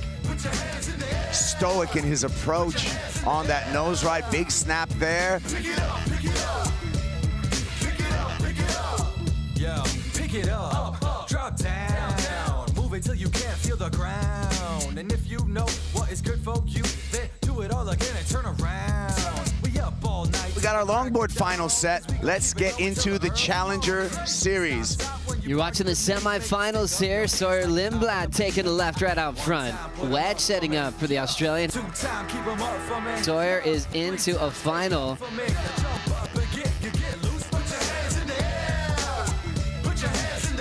Will be Sally Fitzgibbons in the final. Nolan Raposa taking on Crosby Colapinto. Crosby Colapinto doing it for San Clemente. Lahaina Maui's Eli Hanneman. He's on to the final. 2023 Huntington Beach Longboard Classic winner, Khalees Keleopa'a. Clean sweep for the Hawaiians here at the pier. Congratulations to Kaniala Stewart. Sawyer Lindblad is your champion of the Wallex US Open of Surfing. Your champion of the Wallex US Open of Surfing, presented by Pacifico, Eli Hanneman. This copyrighted event broadcast is produced by the World Surf League for broadcast around the world and may not be retransmitted, reproduced, rebroadcast, or otherwise distributed or used in any form without the written consent of the World Surf League.